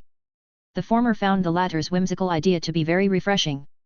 Perhaps it was because he had been taught by his master since young, but Fukin was someone who carefully kept to the rules in everything he did despite his fairly wild and uninhibited nature. He was completely different from Xia Fei, a spiritualist who had appeared from out of nowhere. This young man was bold enough to think outside the box and do anything he saw fit. Fukin chuckled and thought that Xia Fei was truly very interesting, thinking inwardly, shall I give his method a try?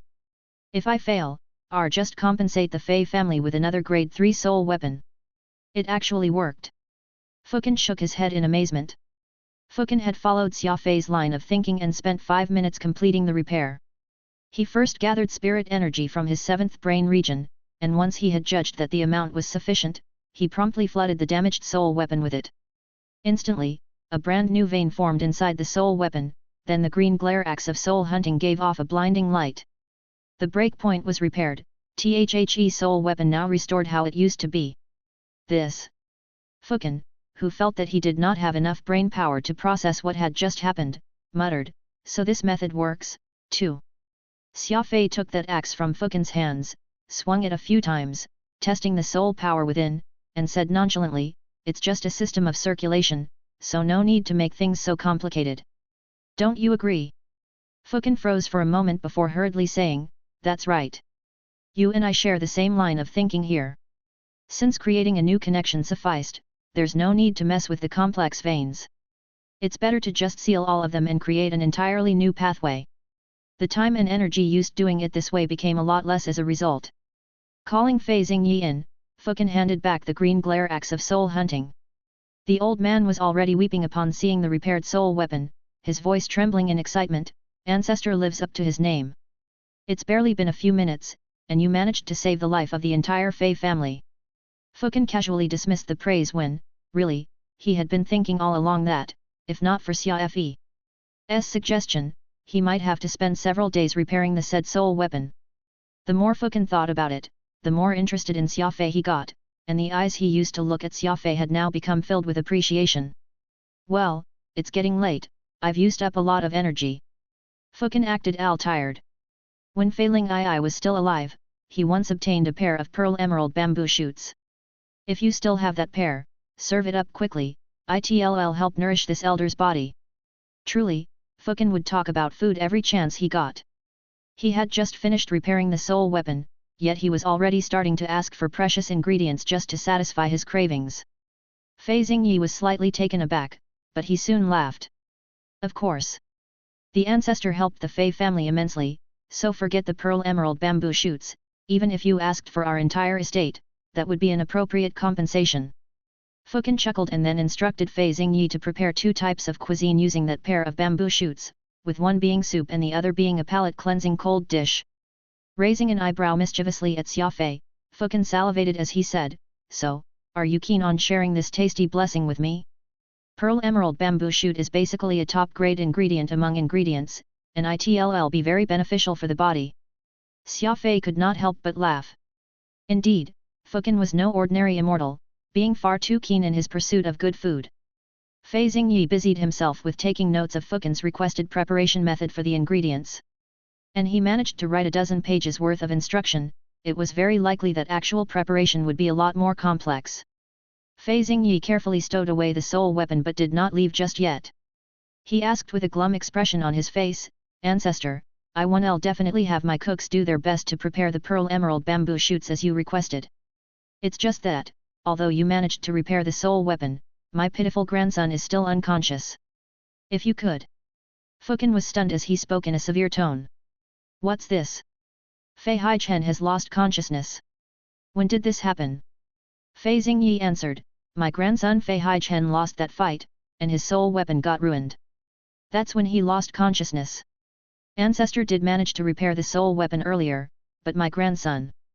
Fukin frowned. Quick, bring me over so that I can take a look at him. Backyard, in a separate room. Xia Fei and Fukin went to see the heavily injured soul hunter, Fei Haichen. A crowd of servant ladies were presently attending to him, turning his body from time to time, cleaning him. Fei Haichen was doing nothing aside from breathing, and even his eyes were not moving. It seemed as though he were just a block of wood. What had once been a powerful figure was now lying in bed paralyzed, gradually weakening as time went by, his face even sported many wrinkles. Fukin did not say a word. He promptly chased away all the help and sat at the bedside, carefully inspecting Fei Haichen's condition. What silliness! Your grandson only has 2 soul marks and can hardly use the green glare axe of soul hunting. In the end, he forcibly bonded his life with it, that in itself is a great taboo. Since the soul weapon was ruined, your grandson suffered from the backlash, explained Fukin sternly. Fei Xingyi knelt once more, pleading in pitiful voice, my grandson has always been eager to do well in everything he set himself to. This time, he clearly knew that he had no hope of winning in that fight, but his desire to risk it all resulted in him bonding with the green glare axe of soul hunting. No matter what it takes, on account of our forefather and this ancestor's fated bond, I beseech the esteemed elder to save my grandson's life. I heard that a spiritualist of your rank could mend a person's soul. If you're unwilling to lend a hand, my grandson will surely have difficulty getting out of his current predicament. Bonding was an interaction between a soul weapon and its owner, just like how Hosa was with his overcast wind mace, making it impossible for one to part ways with the other. The benefit of forming such a bond was a more secure connection between the weapon and the owner, able to react at a deeper level with each other, but the drawbacks were also very obvious. The moment the soul weapon got destroyed, the owner would also experience physical destruction. Fei Haichen being in a comatose state now because of a soul weapon backlash was a good example of this. Fukin sighed as he explained with a grim expression, it's not that I'm unwilling to save your grandson's life, it's just that soul mending requires a spiritualist of healing. That's something I can't help you with even though I very much want to. Fei Xingyi was still crying, creating this very morose atmosphere. This was when Radix quipped, did he say healing? Xia Fei, aren't you a spiritualist of healing? Chapter 1049, Soul Mending. Radix's words reminded Xia Fei that he was exactly what was needed, a spiritualist of healing. He had never once attempted to mend the soul of anybody else's, and this might very well be a chance for him to try his hands on. In any case, Fei Haichen was already someone at death's door, and even old Fukin could not help remedy the situation. It was perfect for Xia Fei to take this opportunity and practice. Fukin was despondent, there's no time. Only a spiritualist of healing can mend souls, and I unfortunately don't have such a capability. If you told me from the start Fei Haichen had been injured as a result of his soul weapon backlash, I wouldn't have repaired that soul weapon. Alas, since the green glare axe of soul hunting has been repaired, the backlash should be even greater than before. It seems like your grandson won't be able to last through the night. Once a soul weapon and the warrior became one, they needed to be in balance, but right now, the soul weapon was repaired while Fei Haichen was still in his injured state. The owner and the weapon were no longer in equilibrium. Not only was there no way to save Fei Haichen's life, their act of repairing the soul weapon had even hastened his death. Fei Haichen, who was still considered young, already had 2 soul marks. He was largely seen as the hope for revival of the Fei family. As such, the moment Fei Xingyi heard that his grandson would not live past tonight, he became so flustered that he felt lightheaded. Knitting his eyebrows together, Xia Fei said in a solemn voice, why don't I give it a try? The entire room went silent when he uttered such words. Fukin and Fei Xingyi looked at him skeptically, with Fei Xingyi even asking, young friend, are you up to it? I'm not confident, but I'm willing to try, answered Xia Fei honestly. Fukin did not say a word. Just like him, Xia Fei was also an orthodox spiritualist, but he doubted if the latter could mend Fei Haichen's soul. This was something he had been incapable of doing despite being in the circle for many years, and it was even more impossible for Xia Fei, someone who had just taken his first step into the spirit realm. This was when the door to the room burst open, and that foolish youngster, who had accompanied Fei Xingyi earlier, came storming in. It turned out that this boy had not left and had, instead, been eavesdropping from outside the window. The moment he heard that Xia Fei would take the risk of saving his father, he could not keep mum anymore. Pointing his finger at Xia Fei, the youngster shouted, you don't look much older than I am, so how can you be trusted? You should pay with your life if you end up killing my father. Patriarch, you mustn't trust him. He's clearly a swindler. Xia Fei was greatly displeased. After all, no one would be happy if they were accused of being a swindler. With a blank look on his face, Xia Fei gave a mirthless laugh. What a filial son you are! From the words you've uttered today, yours truly won't treat your father anymore. He can just die for all I care, what does it matter to me? You! The youngster got livid overhearing Xia Fei's unreasonable statement and also felt at a loss for words. Fukin also had a strong dislike of this youngster. After all, Xia Fei was an orthodox spiritualist like him. Since Xia Fei was seen as a swindler, what would that make him? Thus, Fukin broke into a faint smile. Though this little friend of mine doesn't look too old, he's also part of the same circle I am in. If you're willing, you may let Xia Fei try. The expression of Fei Xingyi changed drastically. He looked at Xia Fei hesitantly. Since he was in the same circle as Fukin, that would make Xia Fei a spiritualist, too. The word spiritualist simply possessed too great a deterrence. After all, there were very few spiritualists left in the universe, and countless warriors relied on the soul weapons made by spiritualists to survive. There was no need to mention a small family like the Fei. Even if the entire Golden Eagle 19 banded together, none of them dared to provoke a spiritualist. What if Xia Fei was an orthodox spiritualist just like Fukin? Fei Xingyi did not dare to think further. Fukin had a connection with the Fei family, but Xia Fei did not. It would be disastrous if Xia Fei felt offended after this interaction. Smack! Fei Xingyi sent a slap to the youngster's face. The boy clutched his face, looking perplexed. Fei Xingyi mercilessly chided, "You'd number st number rd, to think you'd dare to spout such nonsense about our family's distinguished guest. See if I don't leave you crippled." After performing this ruse of hurting his own to appease Xia Fei, Fei Xingyi turned around and resumed his pitiful pleas, and this time, they were directed to Xia Fei. "Young man, no, wait. Master, this old man failed to recognize Mount Tai. I hope that you won't take offense over my ignorance. Please be magnanimous and help save my grandson's, Hai Chen's, life." Xia Fei lit a cigarette and replied, "I didn't agree to that. Besides, I am still young and have plenty to learn. I'm afraid that I am powerless." He had obviously said these words for the youngster to hear. The boy was indignant, but all he could do was coldly snort, turning around and running out of the room. In no time, the sound of that youngster's loud curses could be heard. Fei Xingyi was in a very awkward position. All he could do was pretend not to have heard the din outside and continued to plead for Xia Fei to help mend Fei Hai Chen's soul. Fukin quietly pulled Xia Fei to the side and said, "If you really have the ability, why don't you give it a shot? After all, their forefather and I have fate." Xia Fei shrugged. "They may have fate with you, but not with me. You heard for yourself the words that youngster uttered moments ago. If I fail in mending his soul, then the moniker of a swindler he gave me will become true. No. Definitely not." Fei Xingyi hurried over and interjected when he heard this. "It doesn't matter what the outcome is. We, the Feis, will forever be grateful to you for your kindness and will never do anything untoward against you. I swear this upon the heavens. Ancestor Fukin will be the witness." Fukin could feel his heart souring. Years back, the forefather of the Fei family, Fei Ling'ai, and he got along swimmingly. The two had accompanied each other and eaten scrumptious delicacies all across the universe. He truly felt bad about having no means to save the only promising descendant of the Fei family. "Xia Fei, why don't you act on account of showing face to me? Consider this as you doing me a favor," implored Fukin with a sigh.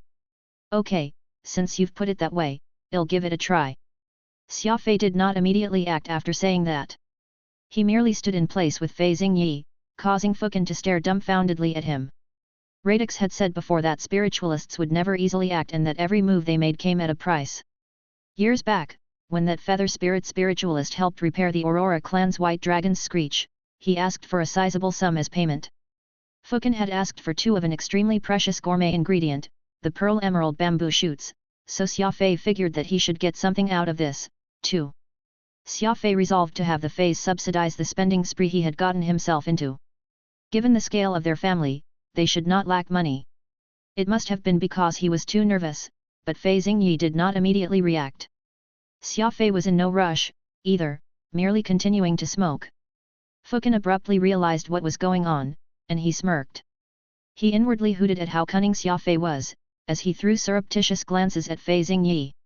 The startled Fei Xingyi saw Fukin miming about pearls and instantly recalled that spiritualists would often take a substantial recompense for their efforts or services. "Young man, no matter what the outcome is, the Fei family is willing to pay you 10 million pearls as thanks for your kind assistance," said Fei Xingyi. Fukin chimed in. "That's the rule, too. The moment a spiritualist act, they'll surely use up plenty of precious spirit energy, and that isn't something money can buy." "Yes, the ancestor is right." Fei Xingyi agreed to this with a smile. Xia Fei sighed. "Well, then. I'll see what I can do. May I trouble you two to leave the room first and have this backyard be sealed?" Fukin was a little surprised. Even I have to leave, too? Xia Fei really had old Fukin be escorted out of the room as he got them to erect an energy shield around the back garden. This way, no one would know just how Xia Fei mended Fei Haichen's soul. Fukin quietly left an imprint in the room, so the moment he returned inside, he would know what happened by reading what was recorded in it. Can the young spiritualist, Xia Fei, really succeed? Asked Fei Xingyi anxiously. Fukin shook his head. Hard to say. It'll all depend on your grandson's luck. After all, being able to mend a soul is a heaven-defying act, and so I advise you not to place much hope on his recovery. Inside the room, Xia Fei took out his 8 tunes golden falcon. The moment Furball saw it appear, he attempted to pounce on it, but Xia Fei swiftly reacted and stopped him with the raise of his hand. Ever since he turned the 8 tunes golden falcon into a soul weapon, Furball had been completely cut off from it. Not once did Xia Fei let him get anywhere near it. Placing the 8 tunes golden falcon on his lips, Xia Fei took a deep breath and lightly blew on its mouthpiece. There was a soft sound, nothing as violent and fierce as when Furball was still using the 8 tunes golden falcon, but it was exceptionally soothing. Furball blissfully sprawled in all fours on the floor, the fur on his body standing on end, looking even more excited than when he got to eat high-grade origin crystals. Even Xia Fei could feel the sound gently brushing over him, every single cell in his body seemingly more active. Actually, this sensation he felt was just an illusion. A healing soul weapon would not interact with the body, but the soul. The pleasure anyone felt from being exposed to it was a pleasure of the soul. He saw the finger of that Fei Haichen twitch slightly as he lay paralyzed in the bed. It's working. Xia Fei was greatly shocked by the change, and he even more conscientiously used his soul power to activate the 8 tunes golden falcon. Gradually, a white mist gathered around the bed and hovered over Fei Haichen. It was as if the entire room had been covered in a spring morning's thin fog. Because he was still dealing with his severe injuries, Xia Fei did not dare to quicken his pace. Instead, he very slowly released soul power, mending Fei Haichen's soul bit by bit. As the movement in Fei Haichen's hand became more obvious, Xia Fei knew that the 8 tunes golden falcon was effective, and the mending of the bedridden patient's soul would only be a matter of time. Xia Fei was not in the least bit anxious, but that was not the case for those outside. Fei Xingyi's old face had many beads of sweat, and though the youngster who got slapped did not dare to be anywhere near, he still kept a constant eye on the place. Evening was upon them pretty soon. Fukin slowly realized the severity of the situation. If Xia Fei had failed to mend Fei Haichen's soul, he should have gotten out of the room. Since he had not shown his face in the last 10 hours. Did that mean that he was really doing it? Could Xia Fei really be a spiritualist of healing? Fukin arched a brow in interest as he wondered to himself. On Red Dwarf Star, while he had indeed gotten wind of the stir caused by Xia Fei, who had forged a soul weapon, and located him through that, even following him to Golden Falcon 19, he did not actually had a full grasp of Xia Fei's capabilities. Just as he was mulling on this, everyone saw Xia Fei exit the room with a head full of sweat. He waved to Fukin and Fei Xingyi from beyond the protective barrier, indicating that they should collapse it. Zing! Almost immediately, the guards put down the barrier. Fei Xingyi, ignoring his feeble body, came rushing in. Fukin followed right after, but in those first 2 steps, he froze. This was because the back garden was currently emanating a blissful energy. There was great comfort just standing in the middle of it. Xia Fei had chased everyone away not just because he did not wish for anyone to see how he used the 8 tunes golden falcon but, even more so, also because he did not want others to absorb the precious spiritual energy in the place. He had no wish to waste it on anyone else except the patient. Old Fukin was a spiritualist, so doubts of course surfaced in his mind the moment he entered the garden and sensed the atypical energy in the air. A wail filled with anguish very quickly came from inside the room. Fukin was startled and asked, Xia Fei, did you end up killing Fei Haichen? Xia Fei replied without batting an eyelid, that's not the sound of crying you'd hear because someone died but because they survived. Fukin simply could not believe that Xia Fei had actually succeeded in mending Fei Haichen's soul. He took 2 quick steps over to the room, and sure enough, he saw Fei Haichen and Fei Xingyi, the 2 men, hugging each other tightly as both wailed. There was no need for Fukin to examine the imprint anymore. He already knew what he would find. Xia Fei was really a spiritualist of healing. Chapter 1050, Returning to the Aurora Clan? A spiritualist of healing. An orthodox genius with an unrestricted soul spirit. Fukin was well aware what having such a potential meant.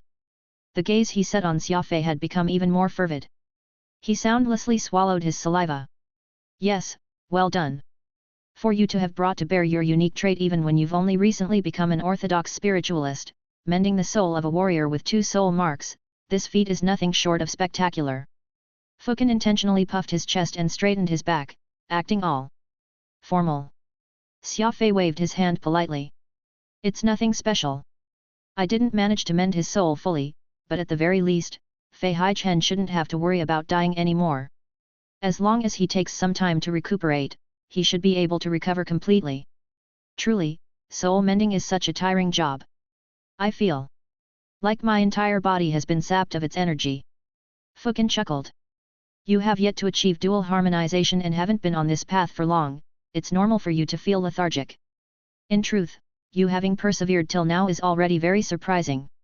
Wait till you achieve dual harmonization, and it'll be as if you have obtained an unlimited supply of energy. When the time comes, you'll naturally have it far easier compared to now. Remember, energy is the foundation for everything. No matter what stage you're in, you can't forget about energy reserves. There are unmatched benefits to storing energy in your unrestricted soul spirit mark, and you just need to make good use of it. Xia Fei frowned and asked, what is this dual harmonization you keep mentioning? Are you talking about the interchangeable use of soul and expiry?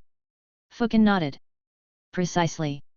What you obtain from killing an enemy becomes soul power, while mending a soul or forging a soul weapon requires spirit energy. Soul power is from living beings, while spirit energy comes from the origin of the cosmos. The two are different, with soul power being inferior, and spirit energy being superior. We orthodox spiritualists can take in soul power and turn it into spirit energy. From what I can see, your brain region has plenty of soul power stored, most likely what you obtained from engaging in large-scale massacres in the past. Among those souls, 4 are of high quality. If you only turned all of those into spirit energy, I can guarantee that not only wouldn't you feel tired after mending Fei Haichen's soul, you mightn't even produce a single bead of sweat. Of course, using those 2 types of energy interchangeably isn't easy. It differs from person to person, as it's based on one's talent and cultivation. The losses during the conversion process differ, too. People with low cultivation can perhaps gain about 50% spirit energy out of a 100% soul power, maybe even less, while an orthodox spiritualist with high cultivation can have 80% conversion efficiency. Soul power, spirit energy. Xia Fei felt perplexed, so all he could do was shrug. Fukin laughed. You'll be fine as long as you understand the general principle behind it. What you use in combat is energy, and what you use to create soul weapons is also energy. It's just 2 different kinds of energy. As for origin crystals, that's an even more basic energy. It's far from what psychic energy like soul power or spirit energy can provide. When this conversation ended, the old young pair inside the room was still crying, escaping death and being reunited with one's family. Such a reaction was par for the course. Fukin seemed to dislike seeing people cry. Wrinkling his brows, he told Xia Fei, let's go and walk around the garden outside. While we are at it, let's urge the Fei family's chef to hasten their preparation of that pair of pearl emerald bamboo shoots. This elder is feeling real hungry right now. Xia Fei was speechless. Many times, Fukin did not act like an orthodox spiritualist at all and more like an old glutton. Fei family's manor, the back garden, dinner party. Fukin's long-awaited pearl emerald bamboo shoots were finally served on the dining table. The cold dish looked crystal clear, almost resembling a plate of translucent jade. The soup was also clear, displaying an array of colorful lights, which made it hard for anyone to believe that this was food. Just that these pearl emerald bamboo shoots did not have any aroma whatsoever. It was placed not too far away from Xia Fei, but all he could smell was the fragrance of the side dishes. All the pearl emerald bamboo shoots provided was a breathtaking sight. In a show of appreciation for Xia Fei and Fukin's timely help, the Fei family had worked to the bone while they were preparing this spread, essentially buying out all the most precious ingredients that could be found on Golden Eagle 19. Fei Haichen did not make an appearance come dinner time. Given that he was still recuperating, he was expectedly still in frail spirits. Actually, he had already done his best by making an effort to express his utmost gratitude in person, so neither of their guests took offense that he was now resting in his room. The host and the two guests sat down. Beside the three of them, no one else was occupying the huge dining table. Fei Xingyi had made sure that he would be seated at the bottom of the table, while all the other family members occupied another table, their dishes nowhere near as sumptuous as what was served at Xia Fei's table. Try some, these are called pearl emerald bamboo shoots. Even this elder has only eaten this no more than a dozen times in my life. It's simply exquisite, Fukin wiped his mouth and said. Xia Fei did not stand on ceremony and immediately got himself a bowl of the bamboo shoots soup. He noted how dense the pearl emerald bamboo shoots soup was, with every drop appearing as round as an actual pearl, slippery yet silent. Slurp. Xia Fei directly quaffed the bowl of soup. Fukin and Fei Xingyi, who were sitting beside him, lamented the wasted bits, to have not actually savored such precious food and have merely eaten it so recklessly. Now, he was chomping on roast mutton. Immediately after he emptied that bowl of soup, Xia Fei felt a refreshing clarity. A strange energy began swimming inside his body, nursing it. This was the food supplement Fukin had been full of praise about. Slowly and gently, it lacked any of the violent reaction Xia Fei felt when he drank medicines. It was clearly beneficial to his body. Xia Fei drank 3 bowls worth of the soup until Fukin finally could not stand it anymore and joined in on the feasting. The two snatched up food to eat as they went, a plate for one, a bowl for the other. In no time at all, the food laid out on the table was polished off. The FEFs old and young, who were seated at the side, stared dumbfoundedly at this sight. The two guests were said to be legendary experts. Was this how legendary experts dined? Night, in a narrow alley. Both Fukin and Xia Fei did not enjoy seeing the bleary-eyed crying of the Fei family, despite them all being filled with gratitude. As such, the two left the first chance they got. Xia Fei, of course, made sure that he was paid every pearl he ought to receive. So how was it? Isn't it great to follow this old man around? Besides the good food and drink, you even managed to earn a bit of money. If you must know, the Fei family is under my protection. If this were anyone else, I wouldn't go even if they offered an obscene amount of money, said Fukin happily, a hand rubbing his bulging stomach. Xia Fei nodded. Spiritualists sure are a different breed, respected everywhere they go. Fukin shook his head. No, that's not right. We are orthodox spiritualists. Remember, there's a fundamental difference between us and the average spiritualists, and that's they're all just cheap imitations. Xia Fei lit a cigarette and said nothing in response. Fukin seemed to be very proud of his identity, but Xia Fei did not share this sentiment. Black cat or white, a good cat was one that could catch mice. Be it a regular spiritualist, an orthodox spiritualist, or something else, this was hardly important to him. For 3 whole days, Xia Fei and Fukin went everywhere on Golden Eagle 19, dining on good food. Of course, they ate the most quality ingredients. Xia Fei could feel his body recovering speedily with each passing day.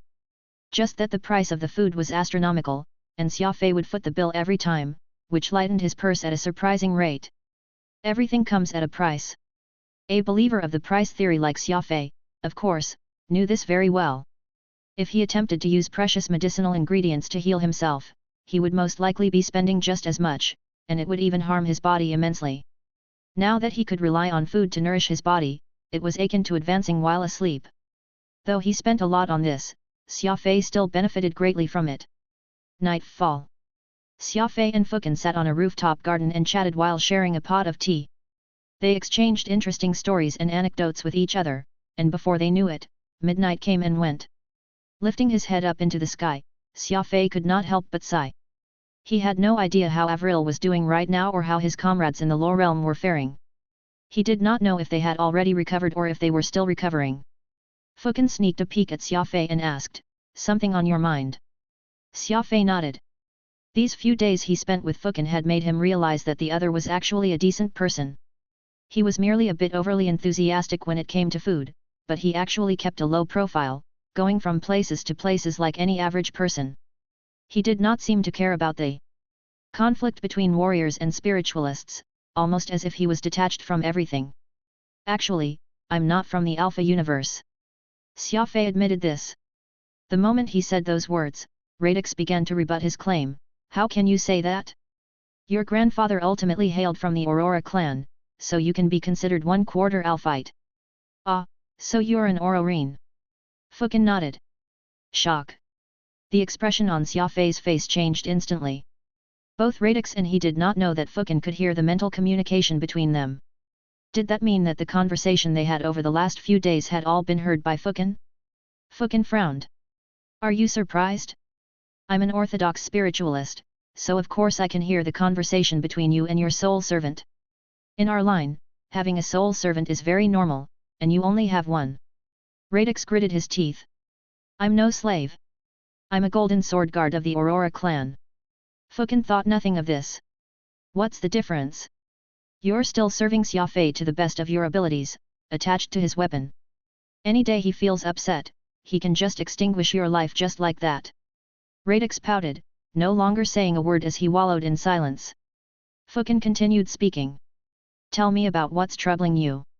While this elder is still living, I may be of help to you. We orthodox spiritualists are great in every way, except for our lack of immortality. Perhaps it's because an unrestricted soul spirit mark is too powerful, and it affects the universe's balance. Thus, Xia Fei told Fukin his experience in the lower realm, including the conflict with the inverse and his grandfather's origins. He did not leave any detail out. Fukin gave a slight nod after he was done listening, then closed his eyes, and contemplated. A good half of an hour passed before Fukin slowly opened his eyes. Aurorine. Quite interesting. Smiling, Fukin got up, headed into a room, and said, We're leaving Golden Eagle 19 first thing tomorrow moment. Where are we going? Asked Xia Fei curiously. In the past 2 days where the two spent going on their gastronomy journey, not once had Fukin revealed his intention of leaving, yet he had actually decided to leave after tonight's talk. Since you have the blood of Aurorines running through your veins, you of course have to make your return to the clan, said Fukin matter-of-factly. As for that woman you speak of, I have a pretty good guess on who she is.